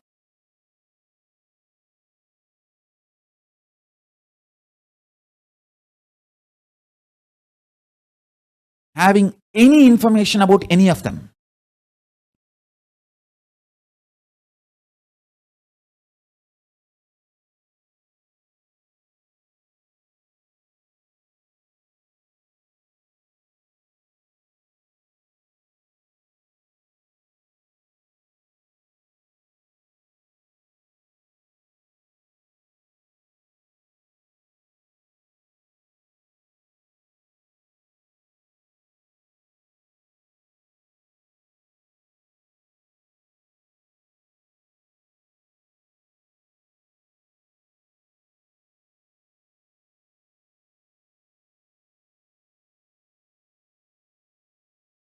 When the invading terrorists robbed the wealth of Hindu nations, they killed the kings so that nobody will reclaim that wealth back. Same way, when they stole the knowledge from Brahmins, they just killed them so that no one will be there to reclaim that knowledge back.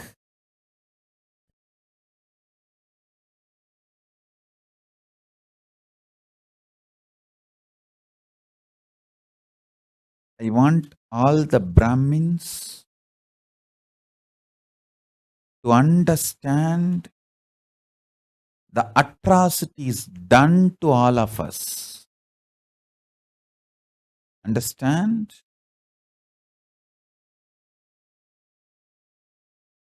If you are still a Hindu, it is because of the extraordinary sacrifice our ancestors have done. Even after going through so much suffering and torture, they did not convert in front of the sword or that extremely imposed artificial poverty. Understand? Poverty was. Nithyanandam Paramasukadam Kevalam Jnanamurtim Dvandvatitam Gagana Satrisham Tattvamasyadiraksham Ekam Nityam Vimalamachalam Sarvadi Sakshibhutam Bhavatitam Trigunarahitam Sadguruntam Namami. Nithyanam, everybody. I welcome each and every one of you for today's program, Maheshwara Puja. Before we enter into the session, a few security measures from KAILASA's National Security Agency. Photography, video and audio recording of any kind is strictly prohibited. Please be on mute and be on camera. And if you need to step out due to some unavoidable situation, please inform the digital security officer. A few important cautions.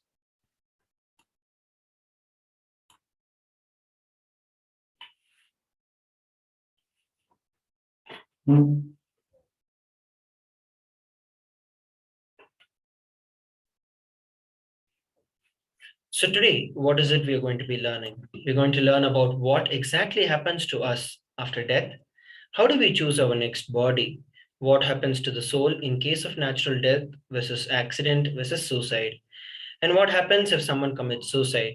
Does it affect their next generation? And how does Maheshwara Puja help in the journey of a departed soul? So these are the different things that we are going to be learning today.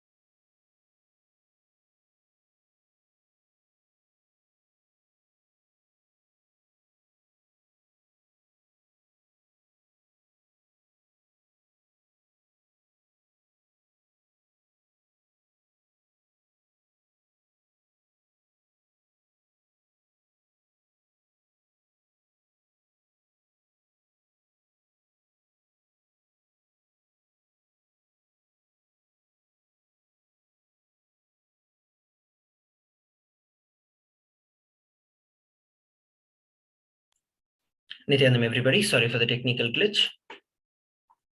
So let us now learn about the Maheshwara Puja. What exactly is Maheshwara Puja? Offering of the Maheshwara Puja is one of the oldest recorded ritual in the Vedic tradition. This is the offering of food to the Supreme Pontiff of Hinduism, along with his monastic disciples. Offering of food to the Supreme Pontiff of Hinduism is equal to feeding millions of hungry people around the world. This is offered to liberate the departed soul and to let them rest in peace, gifting them the enlightenment to their souls. Offering food to the avatar is equal to offering it to millions of people. And offering food on the Maheshwara Puja day will result in multifold benefits. Offering Maheshwara Puja removes the Pitru dosha and you receive multifold benefits for loved ones or ancestors. In Hinduism, every year in every Hindu family, Shraddha is offered on the Mahalaya Pitru Paksha as a tradition to complete with the ancestors. This auspicious Maheshwara Puja may be offered on the Pitru Paksha Paurnami or on the Mahalaya Paksha Amavasya. It has been described in the Hindu scriptures that the person should worship his ancestors as a powerful technique for completion in one's life. Shraddha and Tarpanam rituals are performed to please the ancestors and bring their blessings. In Hinduism, Pitrus are considered as gods. Offering of Pinda in the stomach of a living incarnation, Paramashiva himself, is the best form of Pinda Tarpana, and Shraddha remove the Pitru dosha. The Soma Sambhu Paddhati says very beautifully that it is 1,000 times greater than offering any Shraddha, any Pinda in any river, in any water body, any lake, any holy land, or any place. Once you offer the Maheshwara Puja, after that, there is no need for you to do the Shraddha.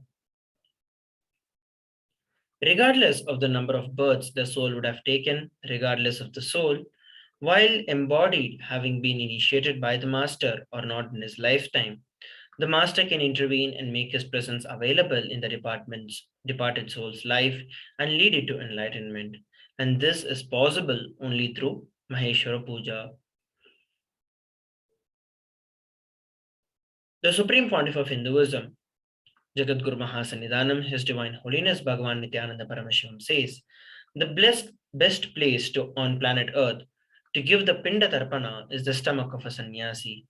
That is the hunger fire, the Jataragini of a sannyasi, is the best fire into which you can offer the Pinda Tarpana, the Shraddha, which reaches the departed ancestors and Pitrus directly. In the Maheshwara Puja, you offer to the avatar along with his monastic disciples. Here we're looking at the verse from the Soma Sambhu Paddhati. Lingino Brahmanayascha Shraddhayah Shivadikshitaha. The translation goes as, the sannyasis and brahmanas who have been initiated into Sevadiksha are eligible to be appointed as the representatives of Pitrus in the Shraddha.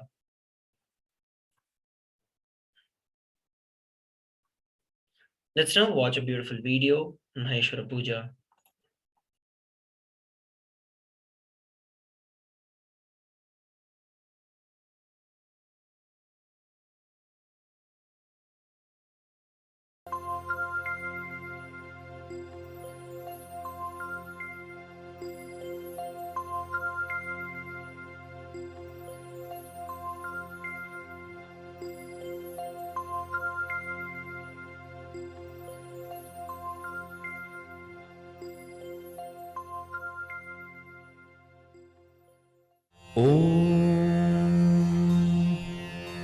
पार्थाय प्रतिबोधितां भगवता नारायणेन स्वयं व्यासेन ग्रथितां पुराणमुनिना मध्ये महाभारतम्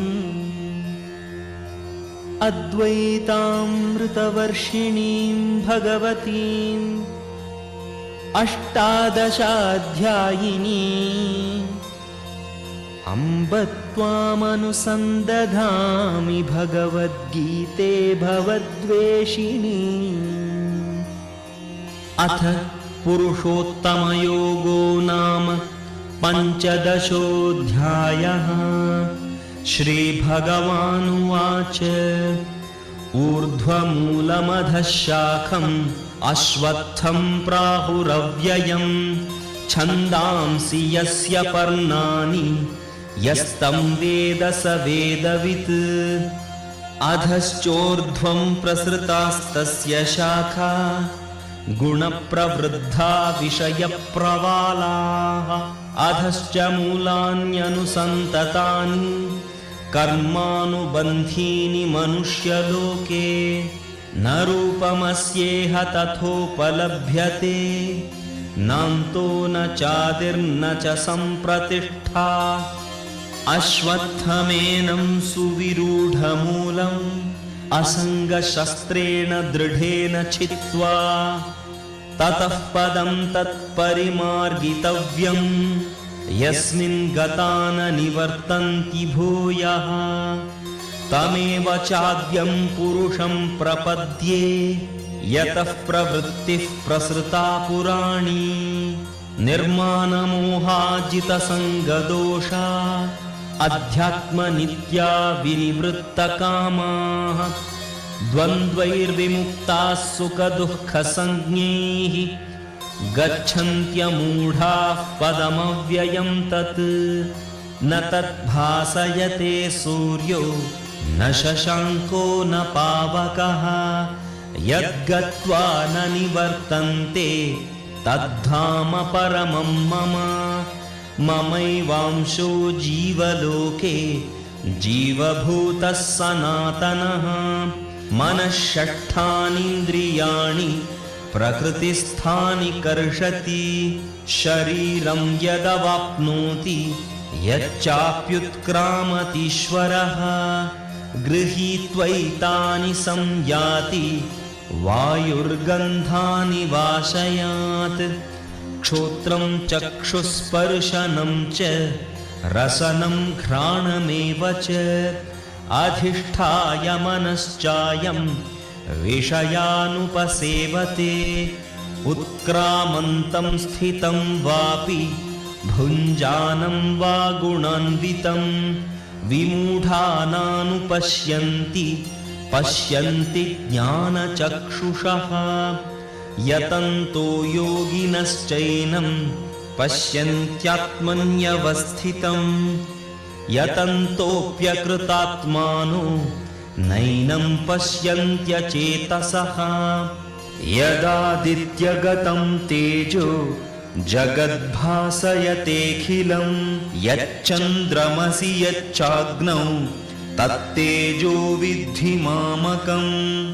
गामाविश्य च भूतानि धारयाम्यहमोजसा पुष्णामि चौषधीः सर्वाः सोमो भूत्वा रसात्मकः। अहं वैश्वानरो भूत्वा प्राणिनां देहमाश्रितः प्राणापानसमायुक्तः पचाम्यन्नं चतुर्विधम्।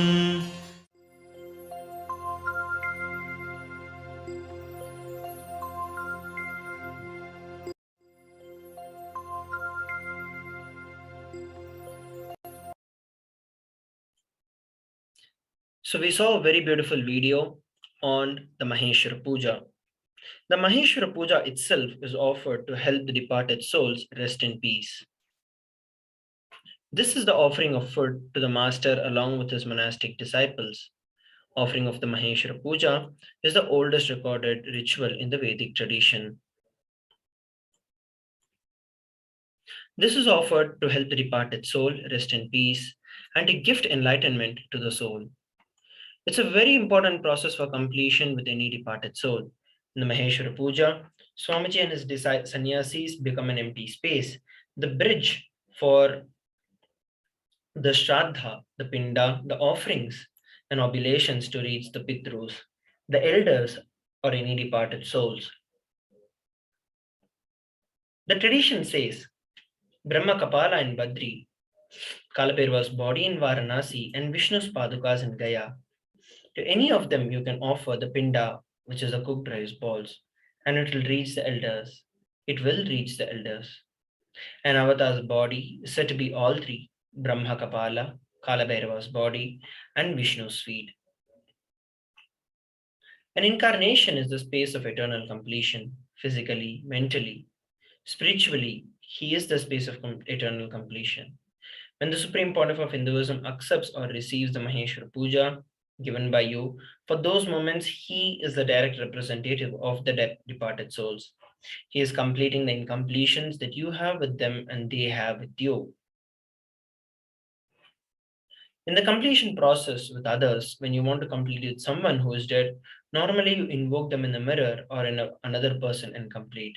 But in the Maheshwara Puja, the Supreme Pontiff of Hinduism himself sits with you, helps you complete with the departed souls. The Supreme Pontiff of Hinduism himself sits with you, completing not just the emotional, verbal commitments not fulfilled, but anything that you have not offered to them when they were alive. You treated them in a wrong way. You didn't give them food, medicines, or you didn't take care of them properly. Anything that you feel incomplete about, Swamiji himself will be bringing completion. There's a beautiful Shastra Pramana. Shrischa Lakshmischa Pushtischa Kirtinchandranyatam Brahmanyam Bahuputratam Shraddha Mede Parignyatu Jataveda Sandadatu Swaha. May the God grant me royal prosperity, the bliss of freedom, health, noble repute, capacity to pay off debts to the gods, departed souls, and sages. May he bless me with the experience of being the favorite inheritor of the cosmos.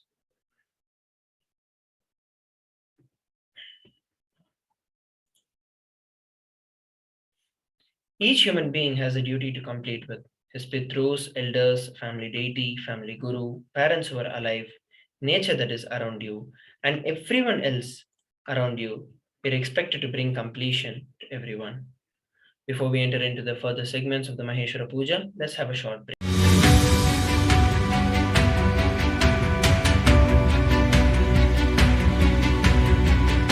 The moment you decide, your consciousness is the supreme identity you have. You will not empower your depression, your frustration,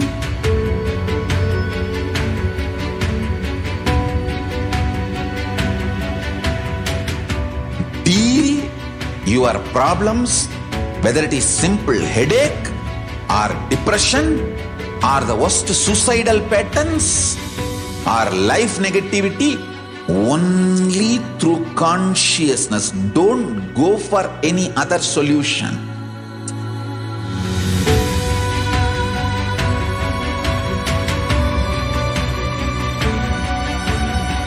Don't keep stupid, toxic, life negative struggles inside.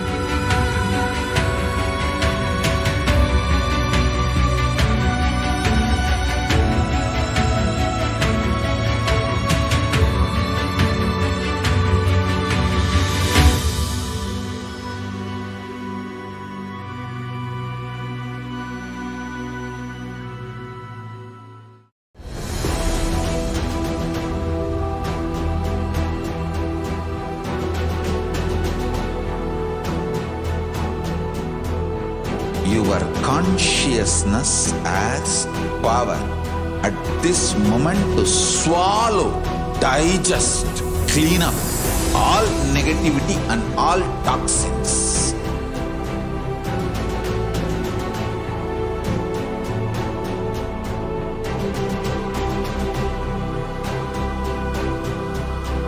Develop a powerful will persistence.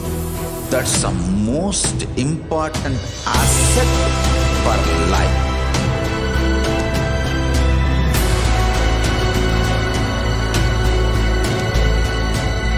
I am not giving you some life positive blah blah. I am giving you the facts of life. I am triggering your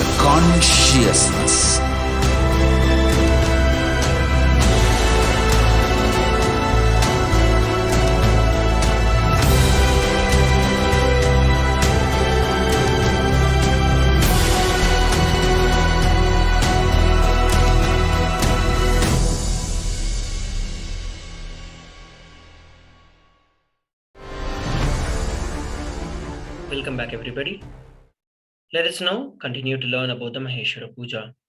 If somebody has left the body in this group and you have some incompletion with them, for example, you feel that you have not fed them properly, or you did not take care, you took over their property after they died, or you did not take care of them when they were alive, but you have inherited huge wealth after they left.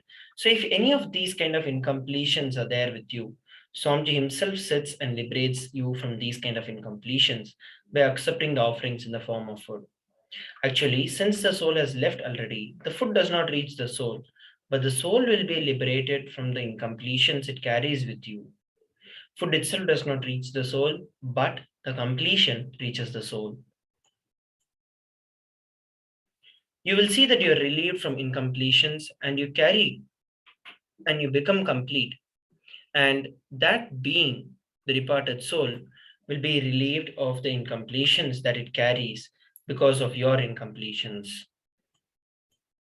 It is like the departed soul would have already taken the next birth, and suddenly for no reason he feels relieved from his karmas. And he starts progressing in his journey wherever he needs to progress. It's like completing the completions at both ends. It's like blessing of an incarnation, and when he sits and accepts the Maheshwara Puja. And it is like when you sit and do the Shraddha and Pindatarpana on your own, the responsibility is with you.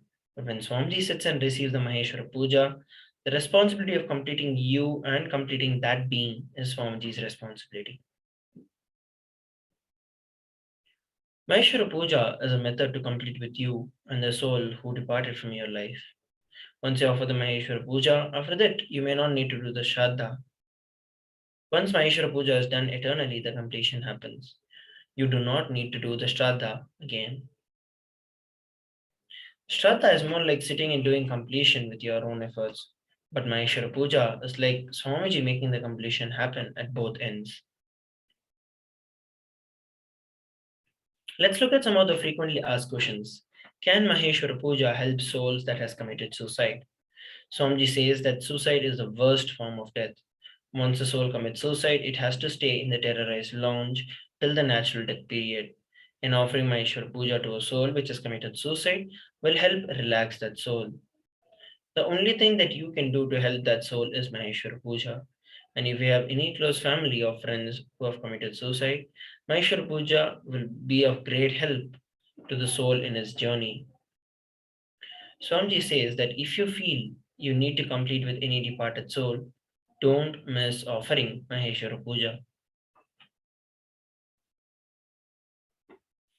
Here are some photographs of Maheshwara Puja.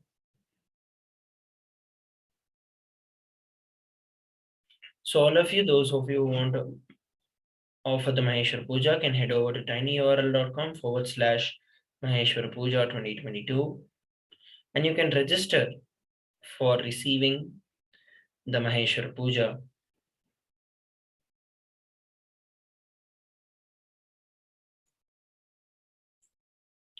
No matter how many births the person would have taken after leaving the body, and no matter if the person has met the master or not in his life, the avatar can intervene and make his presence available in the departed soul's life and lead you to enlightenment.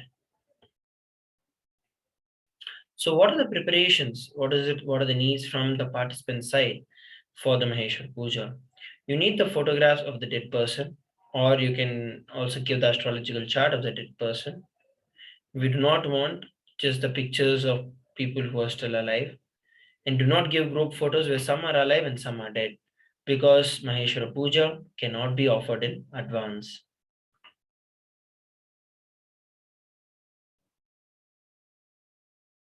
So head over to tinyurl.com/Sevas2022, select Maheshwara Puja and fill in the form.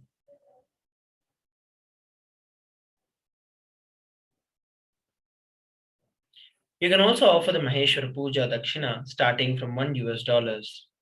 Head over to tinyurl.com/Maheshwara Puja 2022 and register yourself and offer your Guru Dakshina for the Maheshwara Puja. Once you're done with that, you can enter your payment details in tiny.cc/PSM2 Sevas. Let's now look at some of the cosmic truths revealed by death.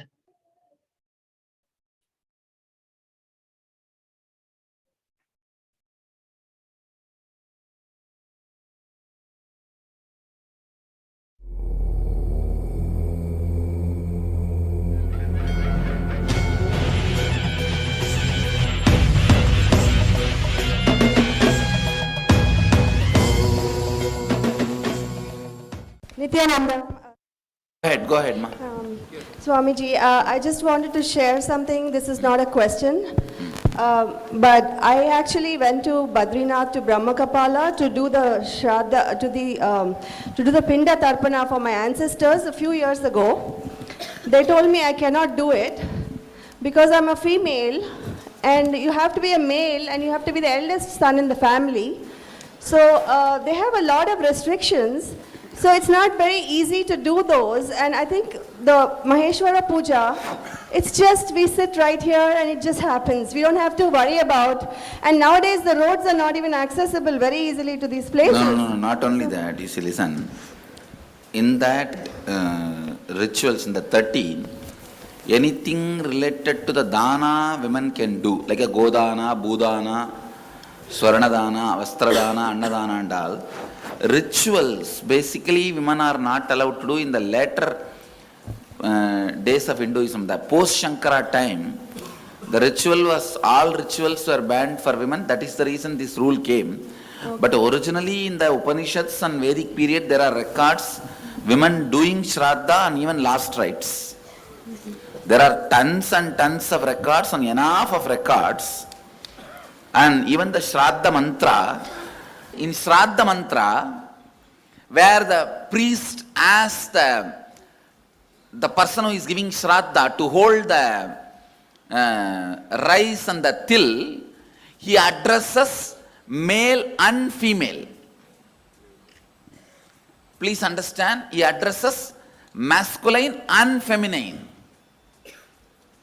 And there are at least few places we have enough references and enough of evidence where women were asked to give Shraddha and participate in the rituals.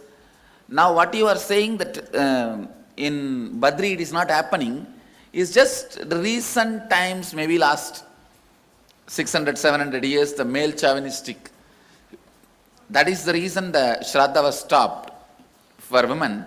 You guys take this reference and go and do Shraddha in Badri and tell them, my Guru is Mahamandaleshwar, he has given this reference. You tell whether this sutra is right or wrong.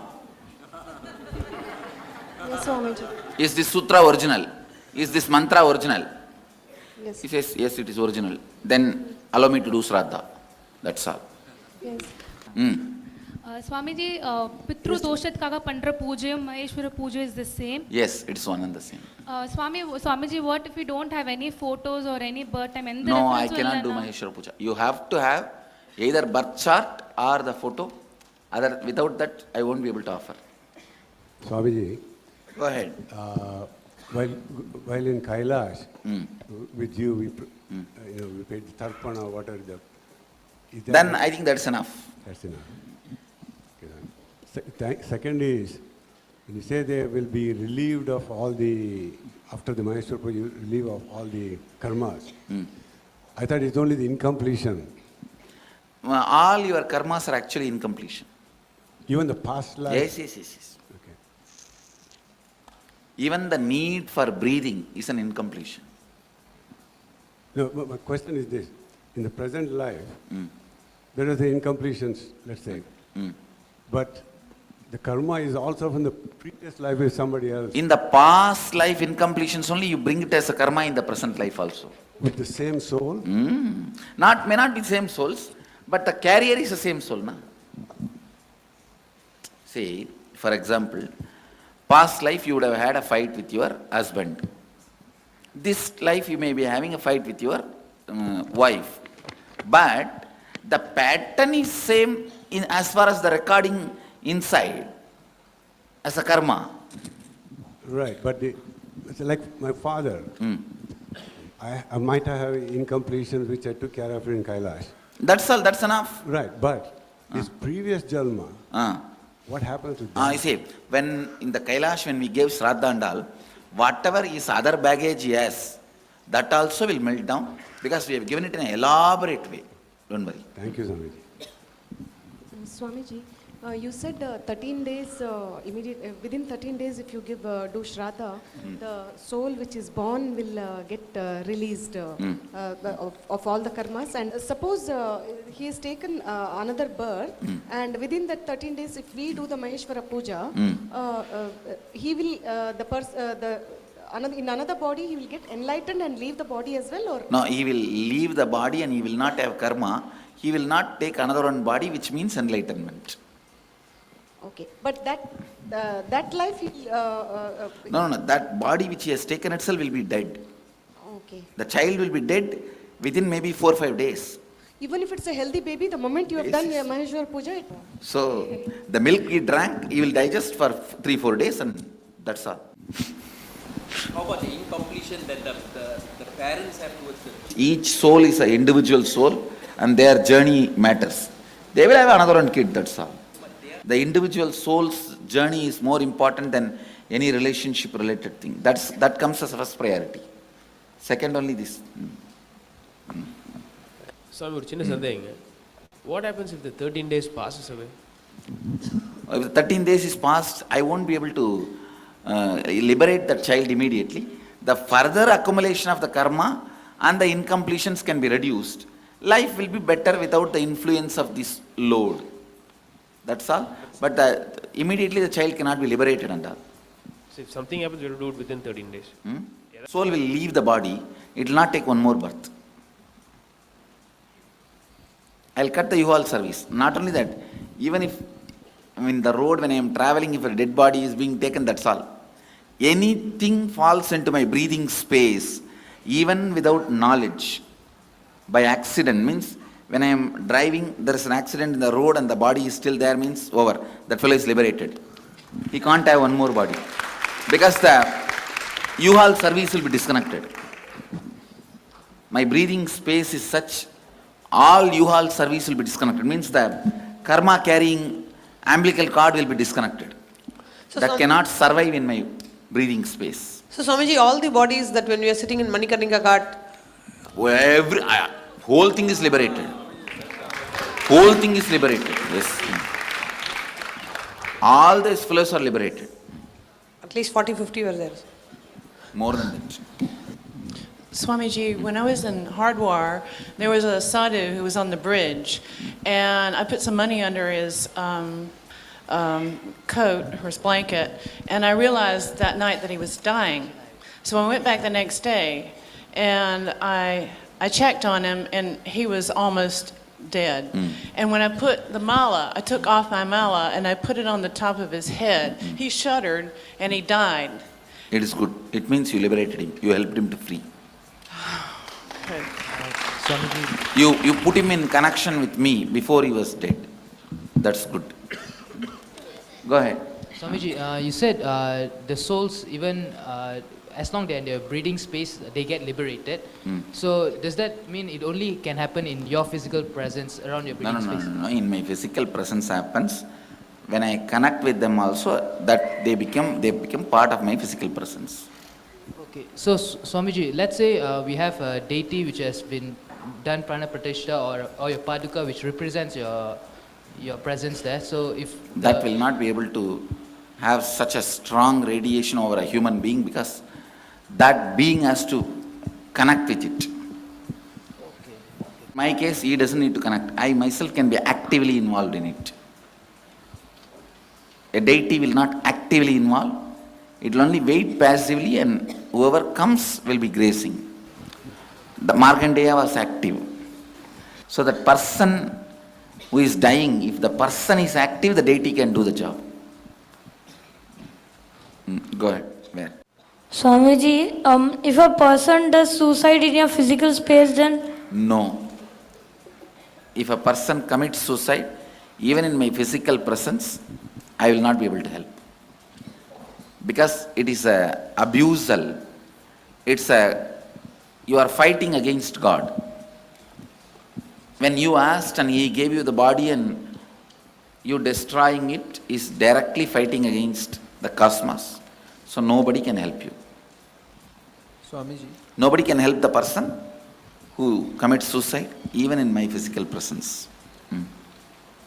Swamiji, even animals assume a new body within 3 seconds other than human beings. No. Animals, when they evolve only, they assume a human body. That also happens in within 3 seconds. Swamiji, if the body wants to, if the soul, which has been born in a new baby, if you have liberated it, if it still wants to hold on to a body, get a new body? No, it won't want to. When the karma baggage is not there, it will feel free and just jump out.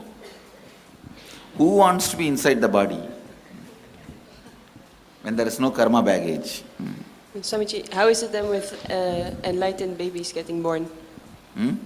Babies, enlightened children getting born, they don't have karma, right? So why do they keep their body? No, that is incarnations. It's not that. Normally, all the children are born enlightened. No. Swami, they need karma to retain the body. Yes. Swamiji, in the back. Even in our end pregnancy, we bring a possibility for enlightenment more. Babies themselves are not completely enlightened. The possibility for enlightenment is more. And they are brought up in such a way that when they grow up, they will become enlightened. That's not that they are already enlightened when they assume the body. Next. Swamiji, I already done the Maheshwara Puja through Swamiji to my parents. Still, I want to do one more time. Can I do? That is up to you. You can. Thank you. Swamiji, here. In the presence of energized padukas or deity or any object, if the person is leaving the body, can it be? Will it become less what painful? I am saying, that person, if he actively connects with me, I can do, but not that his feeling connection doesn't exist. See, when it happens in my physical presence, that person's active connection is not required. I'll do the active job. But in the Padukandal, that person has to be actively connecting it. Will it be less painful for the... Surely. Not only less painful, even liberation can happen. Thank you so much. If that person is actively connecting. Thank you.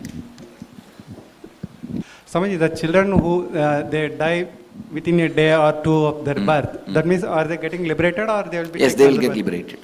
Within 13 days, because as you said that karma they baggage... They won't have the karma baggage, okay. So immediately liberation only. Okay, thank you. Swamiji, I wanted to share one experience. When I did my first Maheshwara Puja for my dad, since my dad died about 10-15 years ago, I didn't do any tarpana. That was a deep guilt in me that I should have done, but I didn't do. But that was an opportunity to perform the Maheshwara Puja. When I did the Maheshwara Puja and when you put your food in your mouth, I felt that something dropped from me, a huge weight. I physically, it was like a gross feeling that something left me. Because I had doubt also.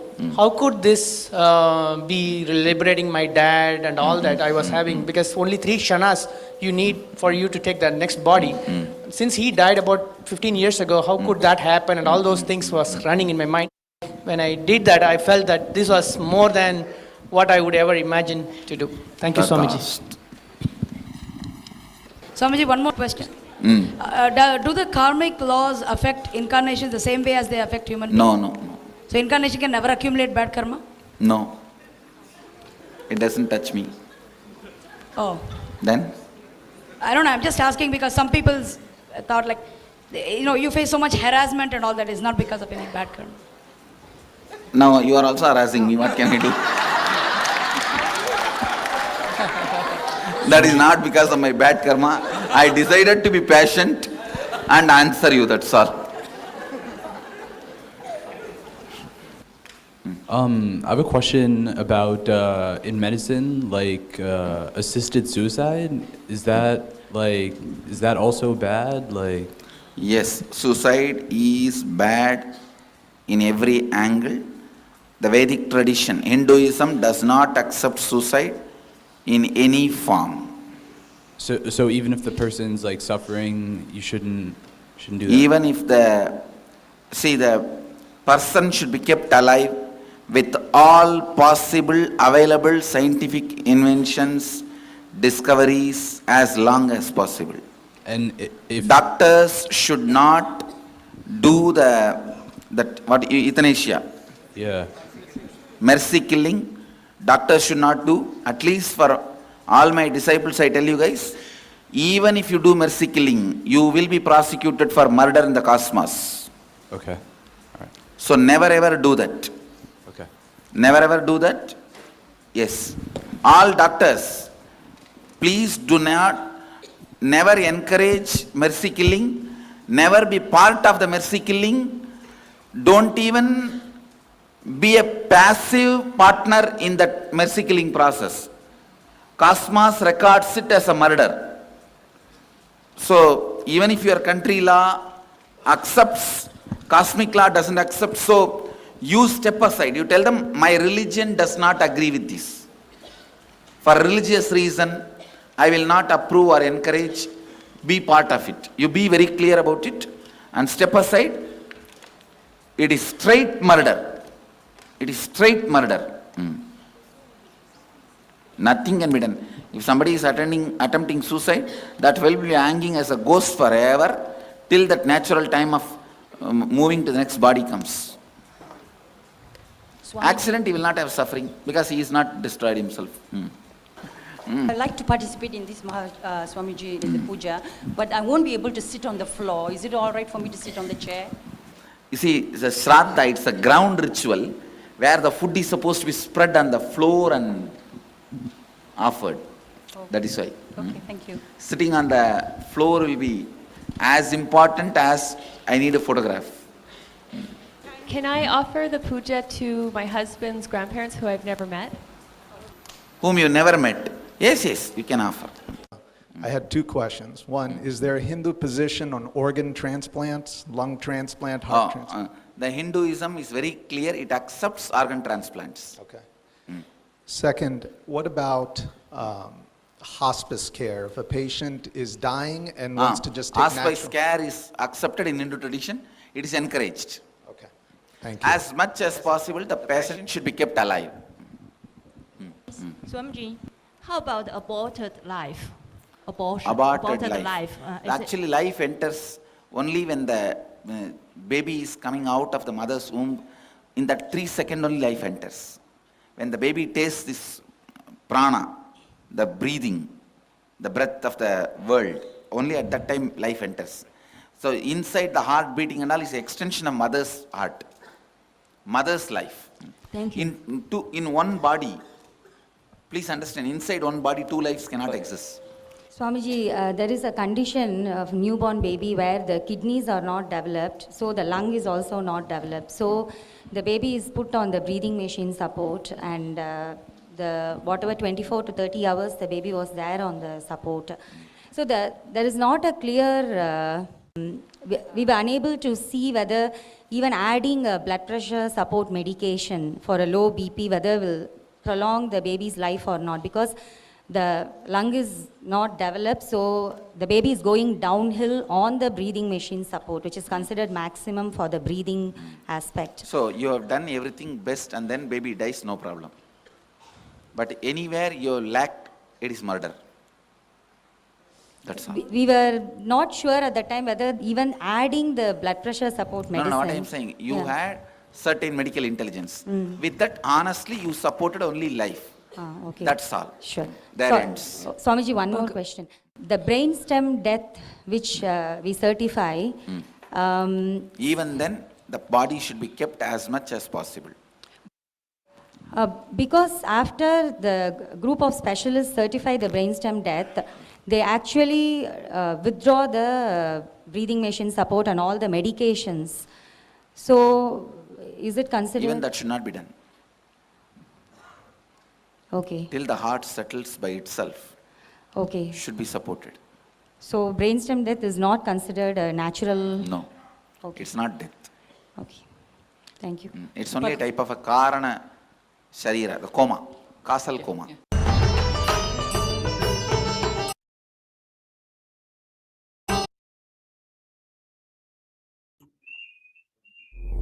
we listened to a beautiful video where Swamiji himself shared about the Maheshwara Puja. Now, before we enter into the further segments of today's program, let's have a short break.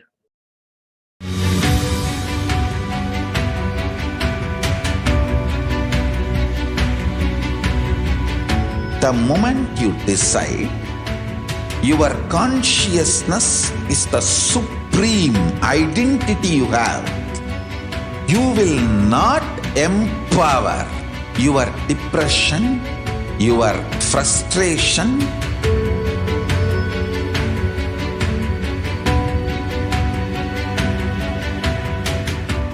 deal your problems, whether it is simple headache or depression or the worst suicidal patterns or life negativity, only through consciousness. Don't go for any other solution.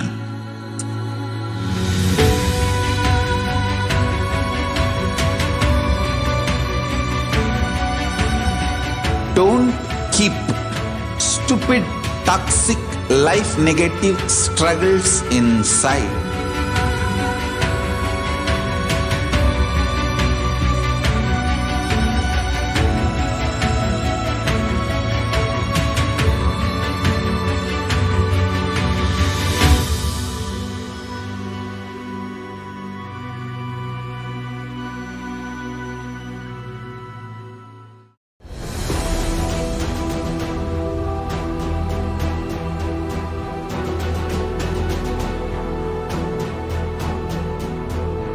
Your consciousness has power at this moment to swallow, digest, clean up all negativity and all toxins.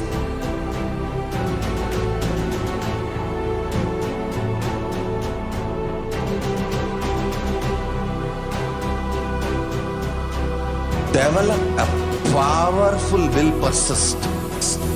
That's the most important asset for life.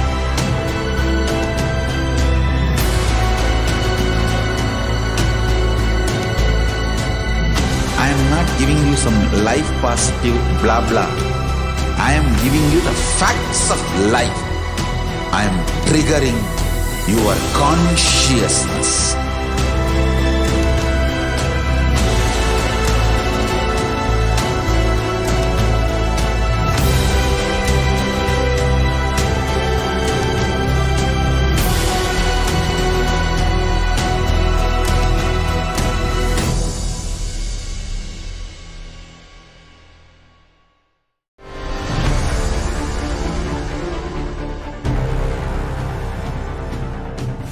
Time itself is nothing but your decision to struggle with the same rut.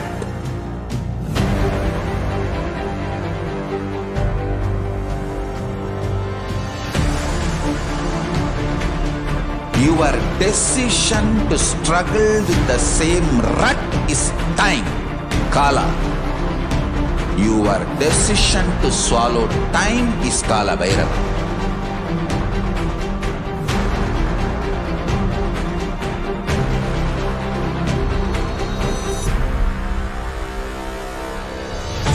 Stand. Be a conscious woman or man. Be conscious being.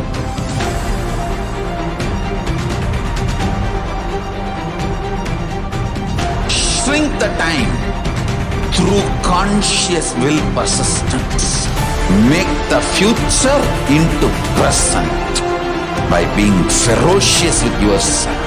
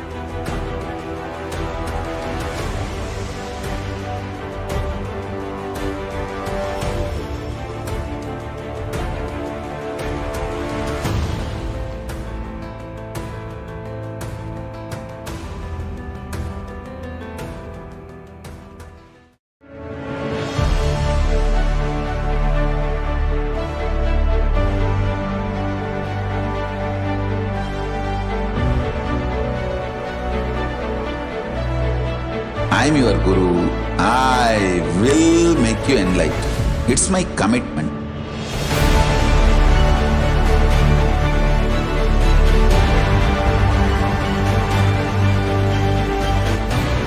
Till you become Paramashiva, I won't rest. Don't worry at all.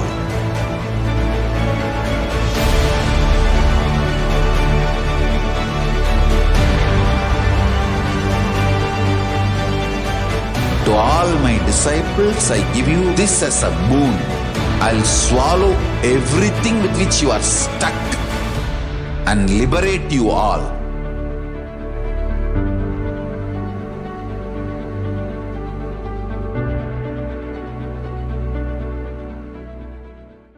Greater signs of life can be realized with a greater ability to visualize.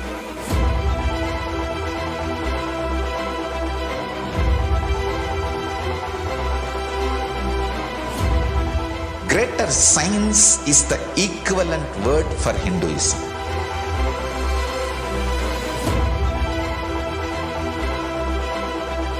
When you understand the greater science of life, greater courage, more possibility, more fearlessness, more joy, more bliss.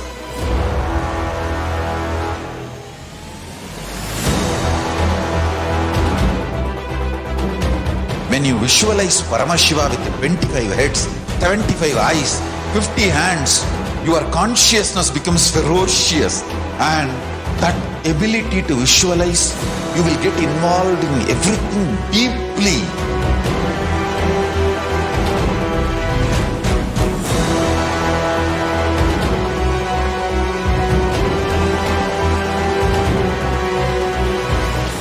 Involved people are the most delicious, most sweet, most beautiful, most juiciest beings of planet Earth.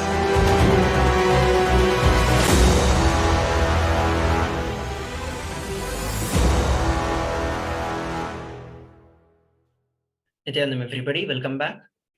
So in the previous segment, we watched the beautiful video where Swamiji himself answered many of the questions and nuances about the Maheshwara Puja. In this segment, we are going to be looking at some of the testimonials of the various participants who have offered the Maheshwara Puja. Let's now listen to one of the participants who offered the Maheshwara Puja. Nithyanandam, everyone. My name is Jin Ho, and I'm from New Zealand. In this video, I'm going to share with you my amazing experience of doing Maheshwara Puja for my ancestors, for my family, and my husband's one. So when I decided to do this Maheshwara Puja, I actually only have 4 to 5 hours to prepare for it. Within these 4 hours, I have to collect all past 10 family members' photos, which I don't have none of them with me. But still, I decided to give it a try. So I talked to my husband in the morning. I said, see, your dad passed away when you were 1.5 years old. He was found suicide by the railway, which your family didn't believe it because he had no reason to commit suicide. It still has a big impact on your family member till now. I said, you need to do this Maheshwara Puja for your dad, for his soul to be liberated by my Guru Swamiji. But what he replied to me is, no, I'm not going to do it at all. Don't ever talk to this thing about me. I don't believe it. Also, for the money, US dollar 2008, I'm not going to pay for it. So our conversation ended like that. After that, I get really frustrated. So I talked to the volunteer in the Chinese Sangha group. I said, no, I don't think I'm going to do it. It's too hard. But the volunteer in the Sangha group, she encouraged me to do it. She said, you need to do a completion on yourself first.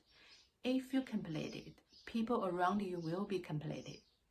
We have never found a situation that if you decide to do this Maheshwara Puja, photos cannot be funded. So Swamiji will help you in the process and you will do the puja successfully. So, by the help of her and Swamiji, I decided to give it a try.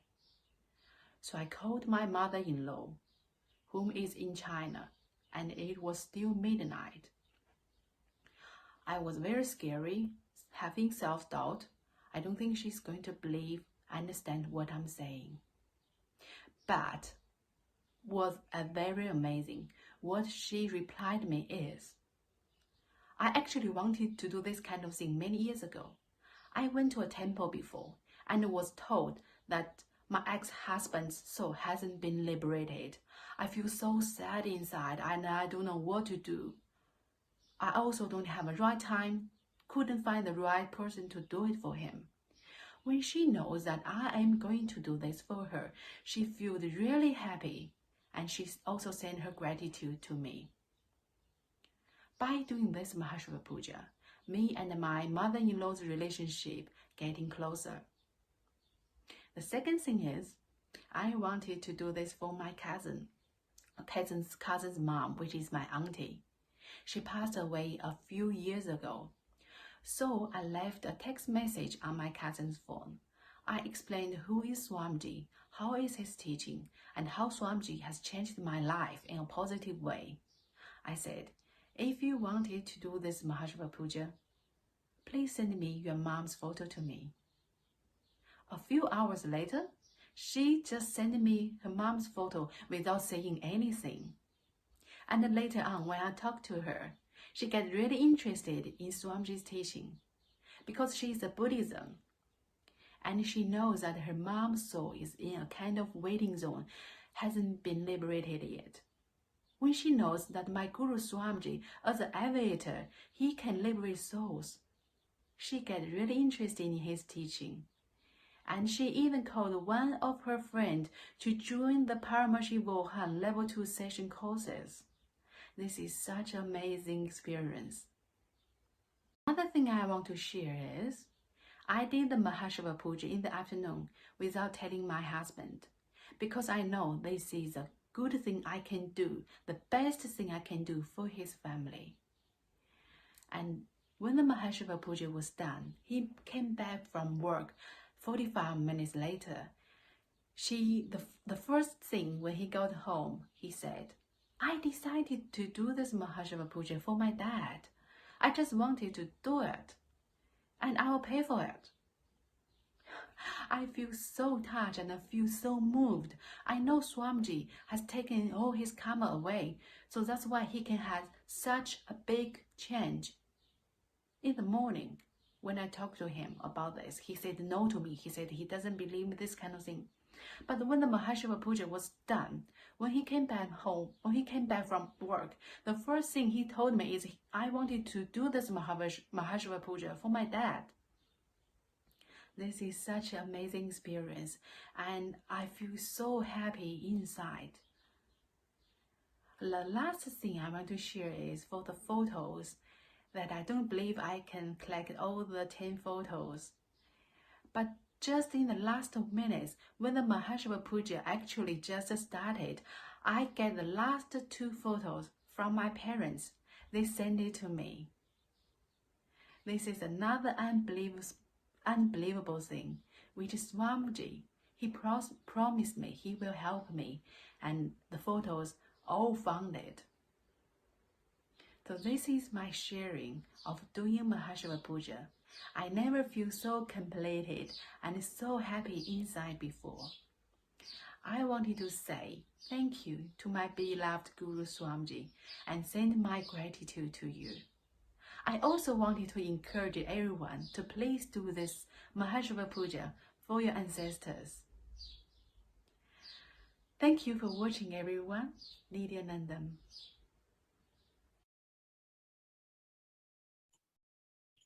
What we saw was a very beautiful sharing from one of the participants, where the participant shared about how multiple miracles happened in her life for her to manifest the Maheshwara Puja. Once again, any of you who would like to offer the Maheshwara Puja, all of you can go over. All that is needed is your intention to manifest Maheshwara Puja as a reality. And you will see that Maheshwara Puja becomes a reality. So head over to tinyurl.com/Maheshwara Puja 2022. Whether it is the wealth or whether it is the relationship, the time, any obstacle that you think you have will be completely completed just by you making the intention. And the moment Swamiji blesses it, it becomes a reality. So take this opportunity to go over to tinyurl.com/Maheshwara Puja 2022 and register yourself for this Maheshwara Puja. Today, we all will be having the Maheshwara Puja starting shortly. So please make sure those of you who are interested and who want to experience this completion, please head over to the tiny link that is projected for all of us on the screen. So while you all take a few more minutes, let us get another video testimonial for another participant sharing her experience of the Maheshwara Puja.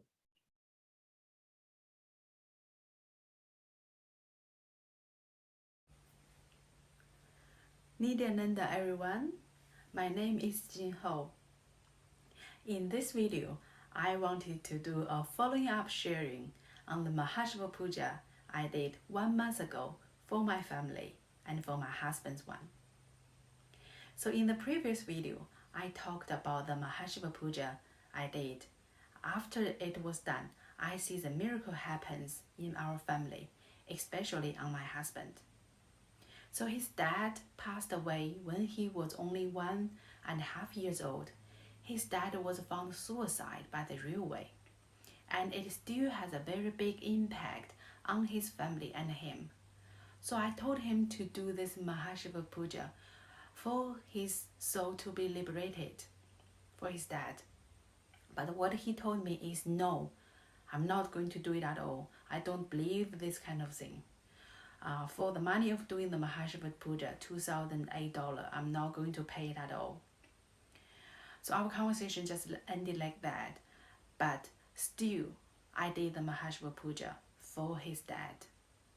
After the Maheshwara Puja was done, when my husband came back from work, the first thing he told me is, I want to do this Maheshwara Puja for my dad, and I'll pay the money for it. So I was very surprised that he had such a big change.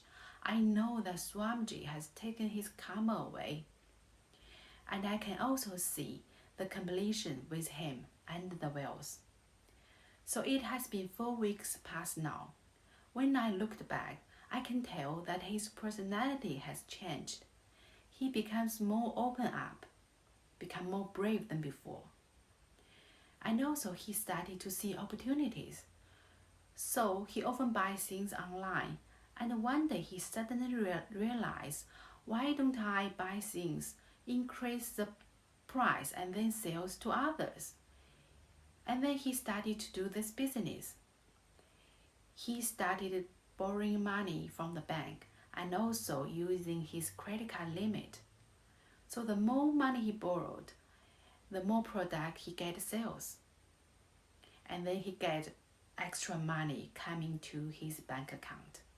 He not only paid his credit card, he also get extra money as well from the sales. So before the Maheshwara Puja was done, he was lack of confidence.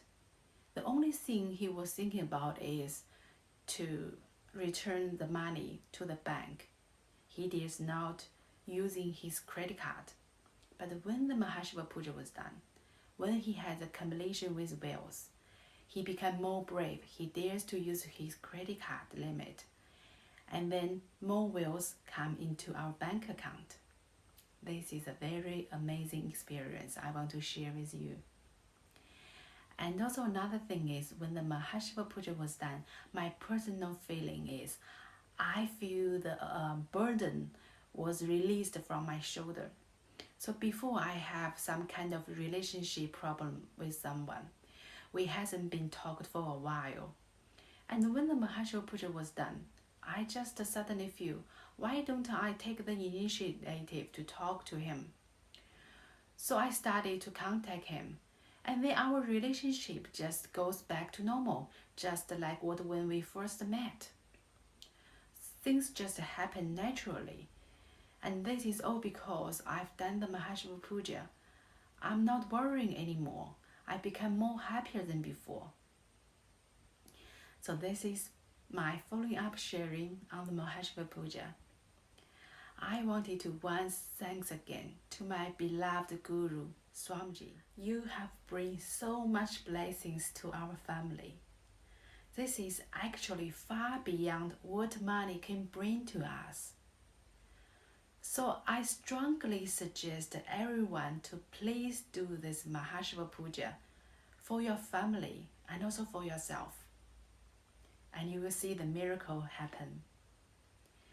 Thanks for watching, everyone. Nithyanandam. Nithyananda.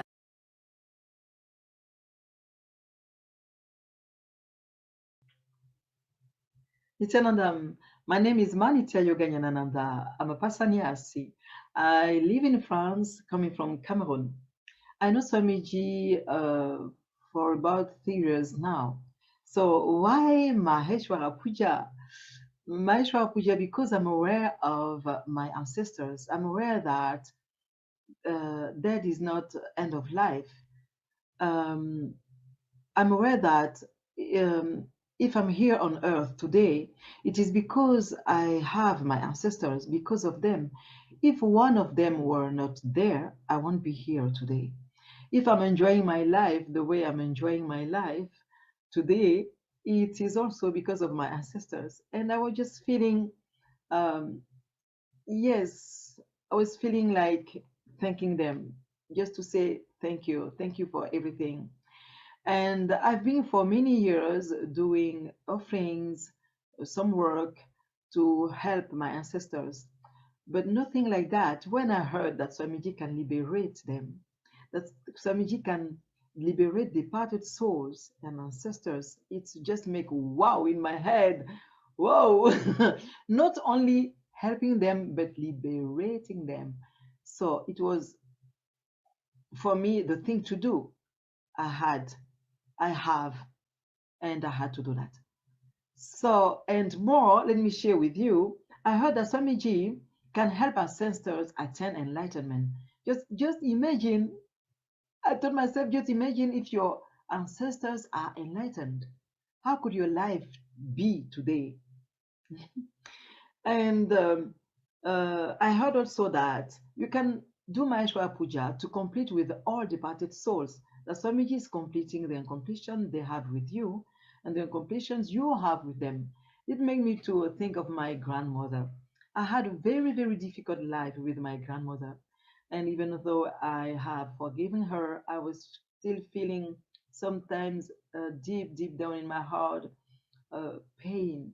It was pain, deep pain. And I was just telling myself, oh, how could it be if I don't feel this pain anymore? And somebody says also that if a person has committed suicide, there is no other way for the liberation of a soul other than Maheshwara Puja. And I have in my family, I have friends that have committed suicide. And it was for me a way to help them.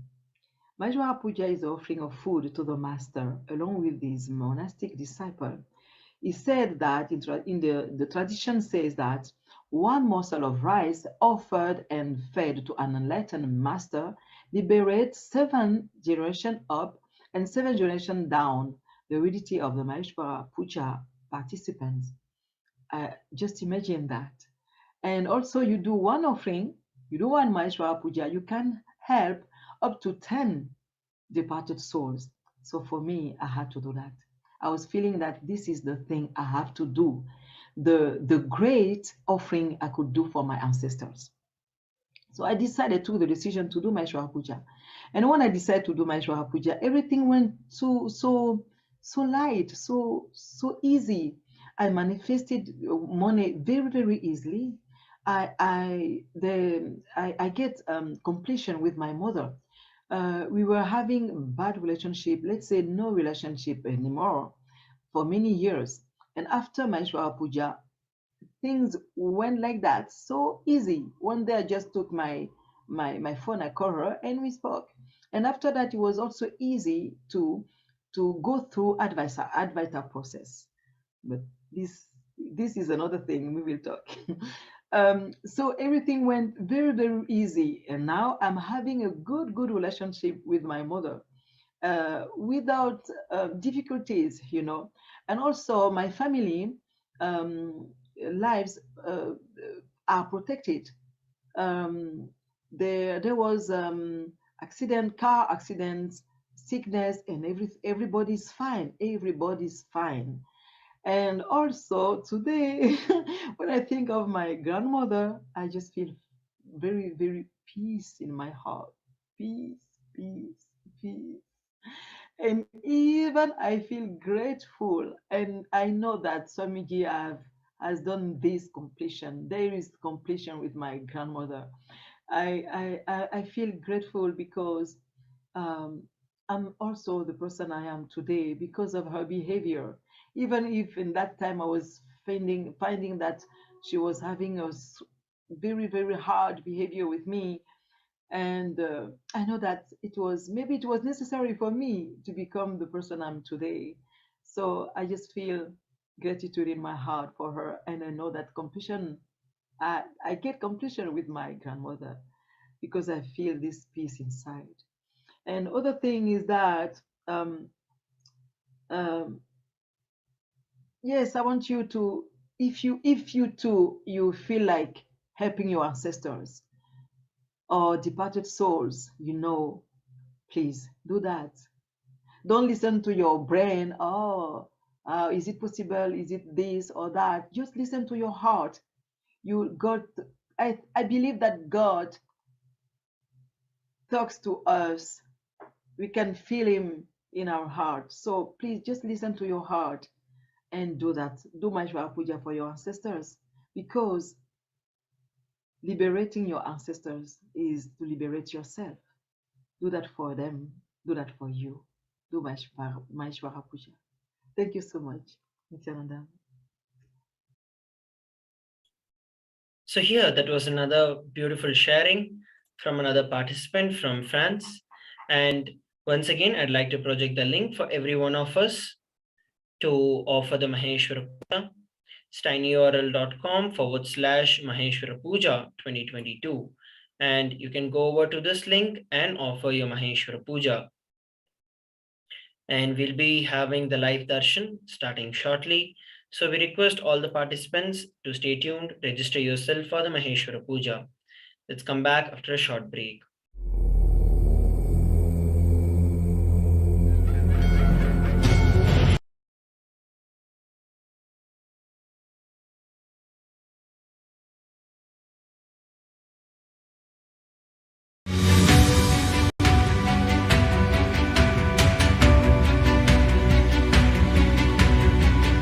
The moment you decide, your consciousness is the supreme identity you have.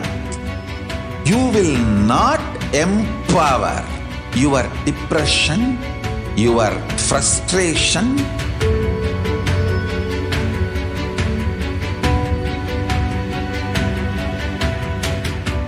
deal your problems, whether it is simple headache or depression or the worst suicidal patterns or life negativity, only through consciousness. Don't go for any other solution.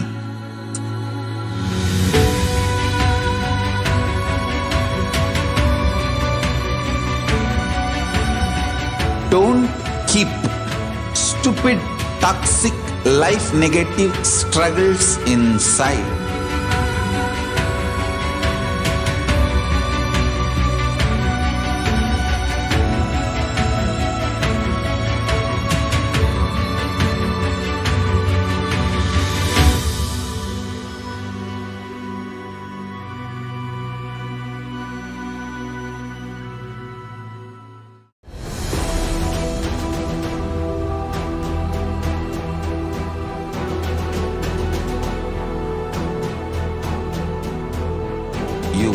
consciousness as power at this moment to swallow, digest, clean up all negativity and all toxins.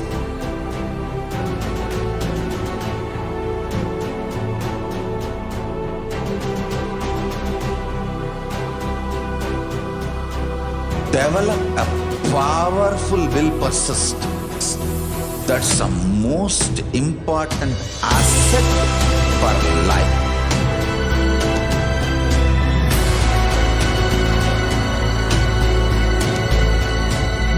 I am not giving you some life positive blah blah. I am giving you the facts of life.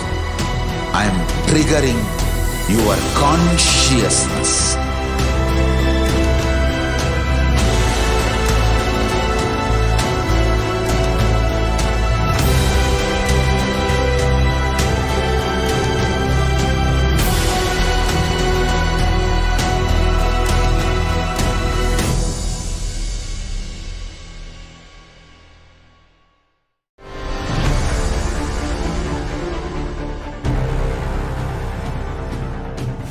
Time itself is nothing but your decision to struggle with the same rut.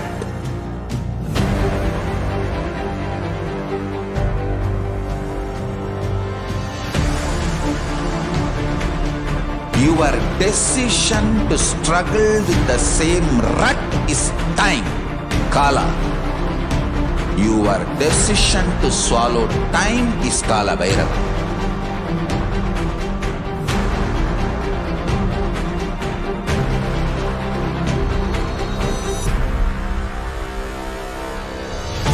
Stand. Be a conscious woman or man. Be conscious being.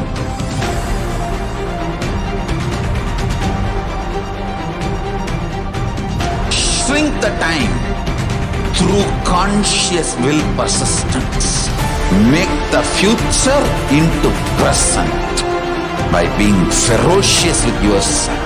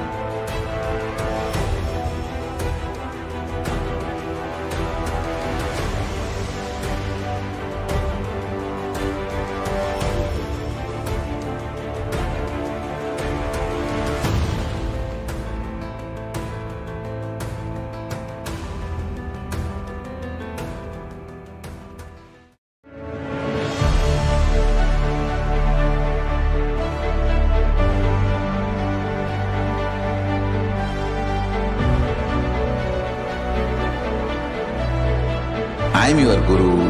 I will make you enlightened. It's my commitment.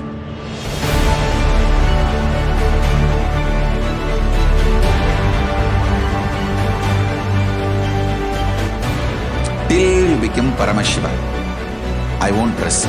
Don't worry at all.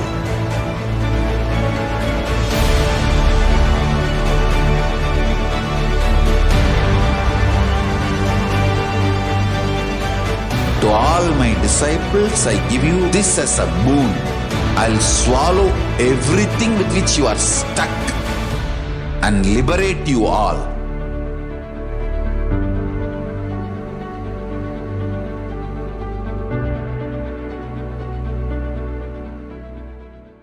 Greater signs of life can be realized with a greater ability to visualize.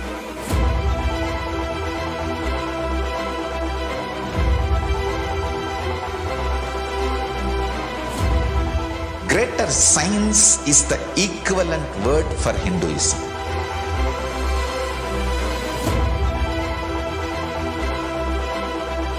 When you understand the greater science of life, greater courage, more possibility, more fearlessness, more joy, more bliss.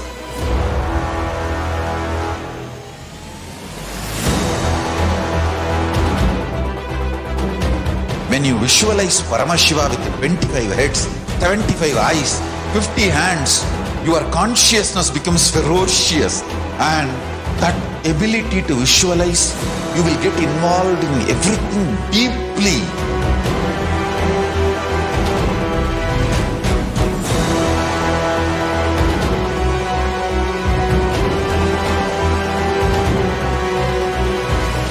Involved people are the most delicious, most sweet, most beautiful, most juiciest beings of planet Earth.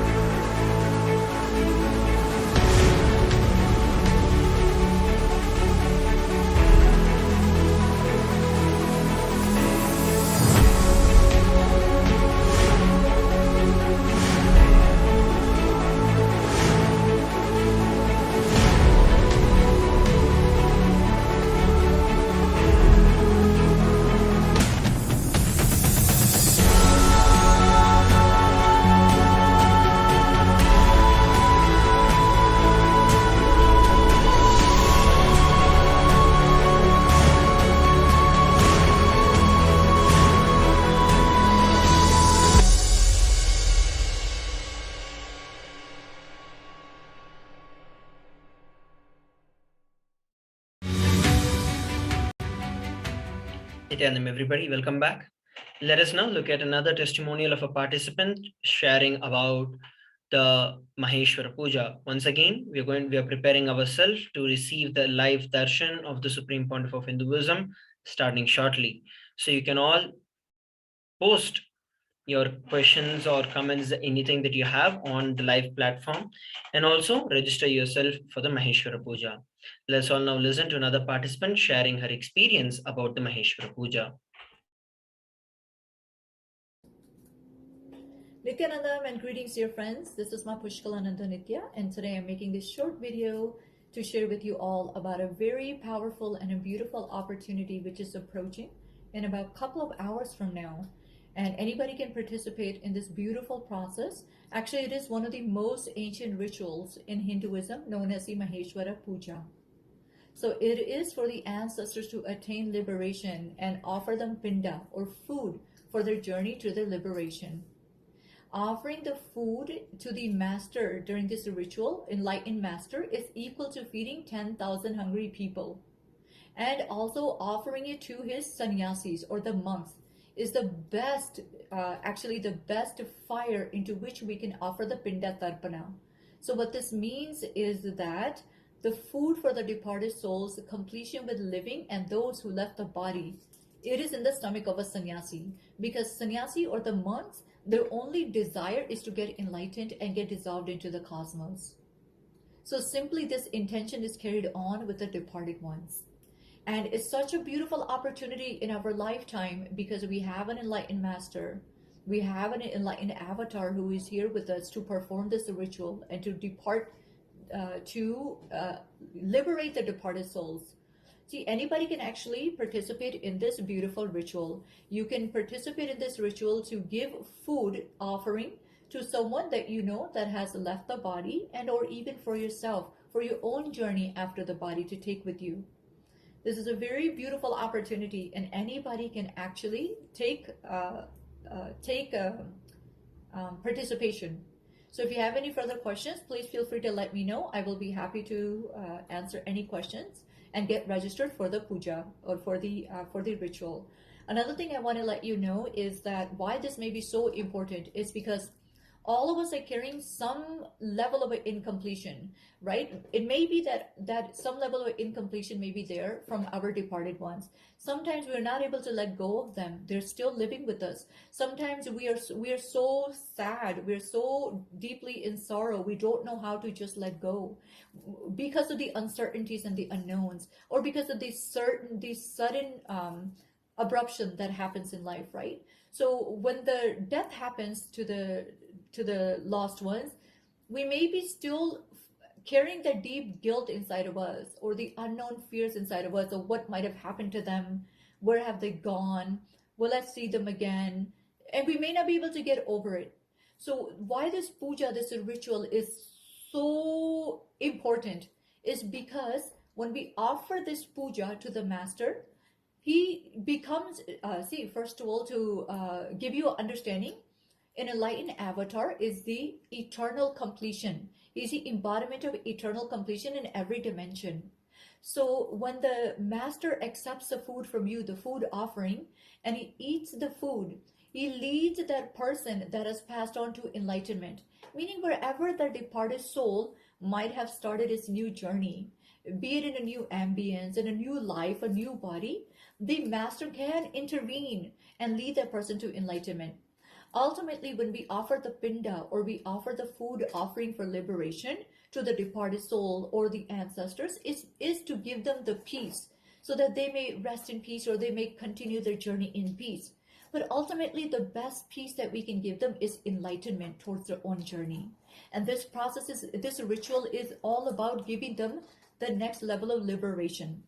And they may not even need to be with the master. Wherever they are in their life, they may not need to even be with an avatar or with the master. You offering this puja, you offering this pinda for them through the guru to the master, will simply do the job and liberate them wherever they are from their karmic cycle.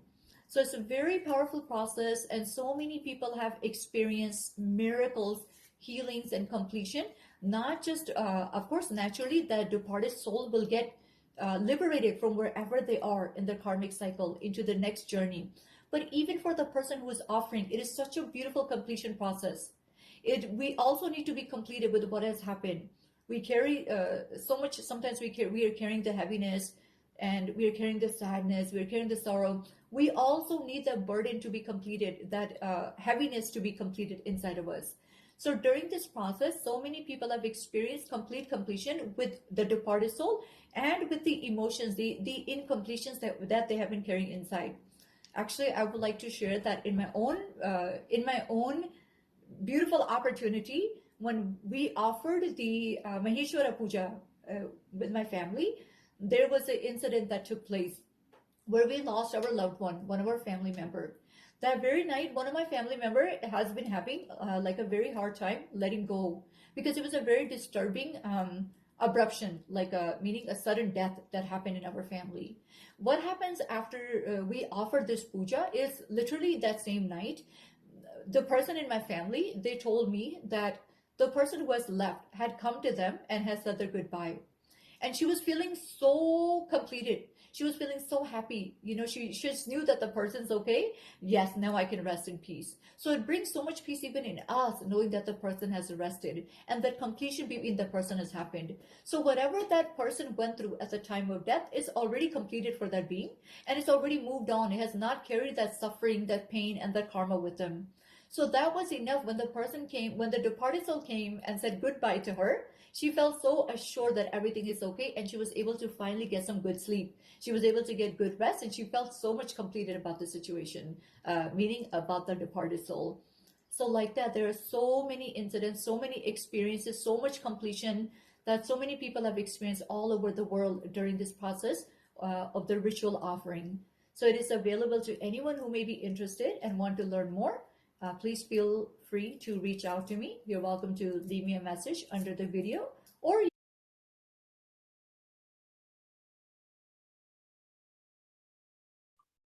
That was another beautiful sharing by another participant, where she shared how the experience of the Maheshwara Puja brings about so many changes and completion, not only to the departed souls, but also to the participant who is offering it.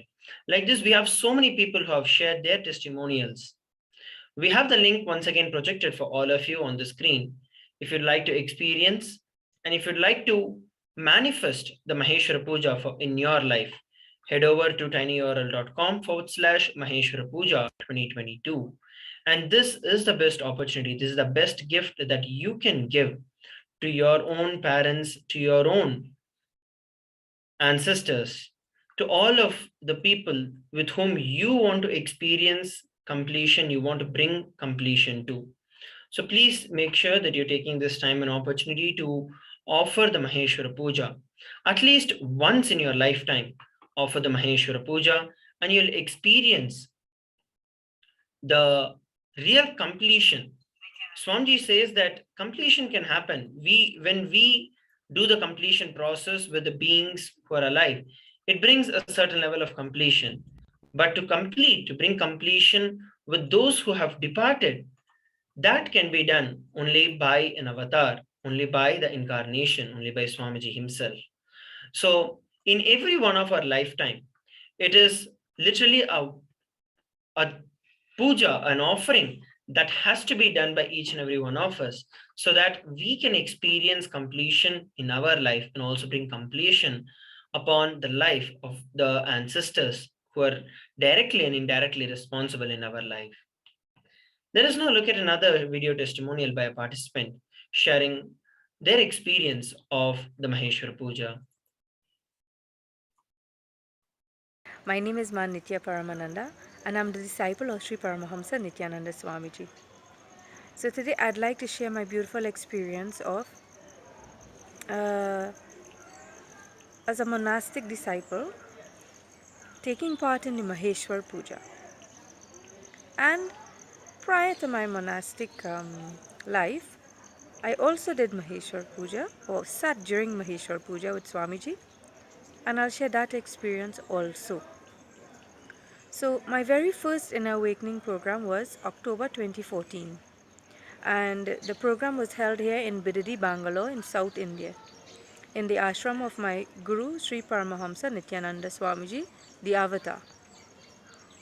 And I did the Inner Awakening program, and part of this 21-day program was the one part of it was the Maheshwar Puja. Maheshwar Puja is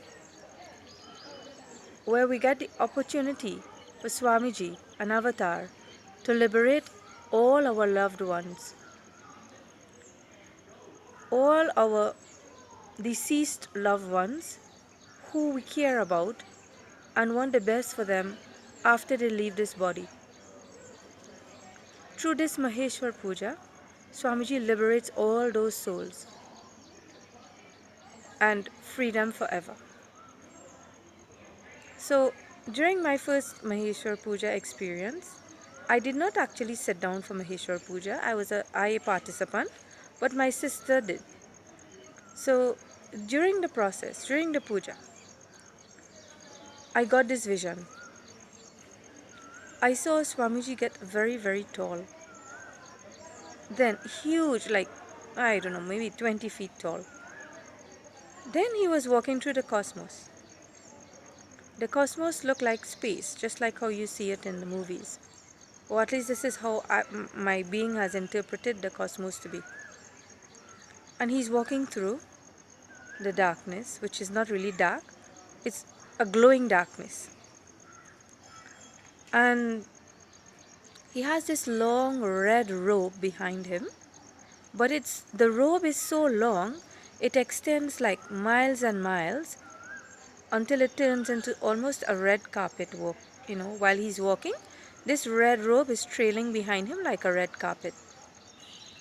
And on either side of the carpet, I saw little figures. They looked like little stick figures, like people. You know, when you're drawing cartoons and you draw little stick pictures of people, just a hair and two hands, 2 sticks for hands and 2 sticks for feet, just like that I saw. On both sides of the carpet, there were thousands and thousands of them, and they were all jumping up like, just jumping up and down. And not one of them could get onto the carpet. But there were just a selected few getting onto the carpet and going with Swamiji. Distinctly I saw this. Then there was another experience where I saw Swamiji, another inner awakening program I did, and again I sat as a spectator, a part of the inner awakening participant. As a participant I sat, and I saw Swamiji grow tall and climb a ladder. And this ladder led straight up into the cosmos. There, he did like a cosmic dance, and he just swung his head around, and his jatas, the end of his jatas were like little buckets. And as he swung his head around and danced, the buckets caught people and put them inside of it. It's as though he took them into his jatas. So all those people who did puja that day, for all those souls, I was seeing that, I was seeing how Swamiji got them. He collected them. He went around the cosmos and he collected them. So clear was my vision. Then, as a brahmachari, a krama brahmachari, I sat now as a monastic member. So we actually sit and eat the food. And during this process, my other vision was, I saw like during the puja, Swamiji was there in his great grand form. And I can see so many other beings present. The whole place was just flooded with celestial beings. Like they've all come to witness this great gift that Swamiji is giving. I felt so blessed. I was so amazed and shocked that, oh my God, all these celestial beings are here. They are all here witnessing this. And Swamiji is there, taking all these departed beings with him forever. It's an amazing, sacred opportunity for anyone who wants to ensure the liberation of.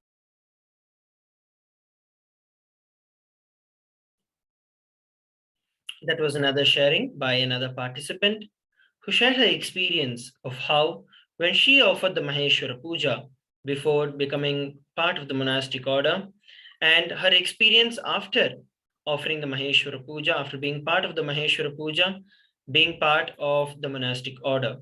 So once again, we all have the beautiful opportunity to offer the Maheshwara Puja today. Head over to tinyurl.com/Maheshwara Puja 2022. And each and every one of you can also take this opportunity to experience the completion with your departed souls and to give them the experience of liberation. So please take a few moments to do it, and we'll come back shortly, preparing ourselves for the darshan of the Supreme Pontiff of Hinduism and the Maheshwara Puja.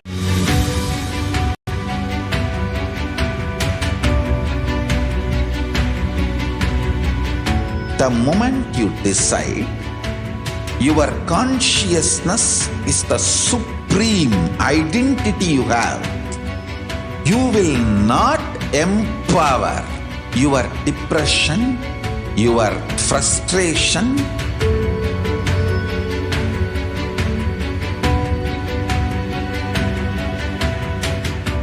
deal your problems, whether it is simple headache or depression or the worst suicidal patterns or life negativity, only through consciousness. Don't go for any other solution.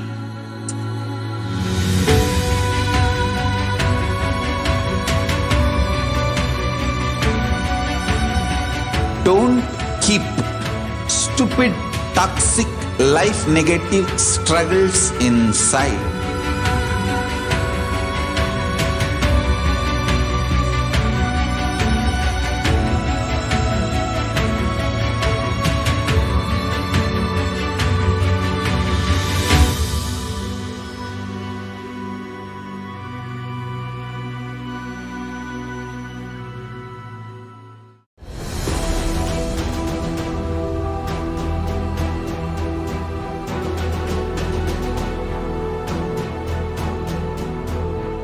Your consciousness has power at this moment to swallow, digest, clean up all negativity and all toxins.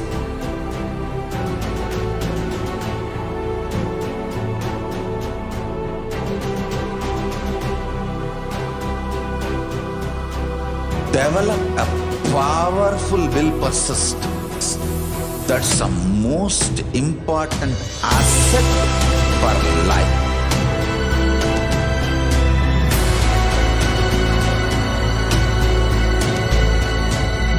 I am not giving you some life positive blah blah. I am giving you the facts of life. I am triggering your consciousness.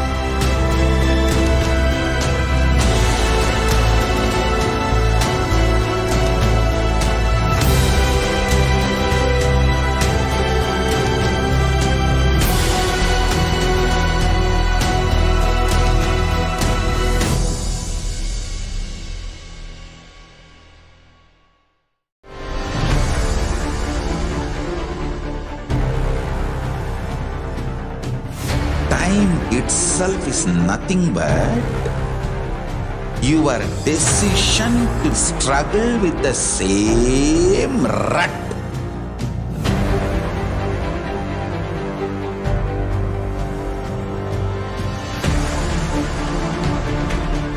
Your decision to struggle with the same rut is time, Kala.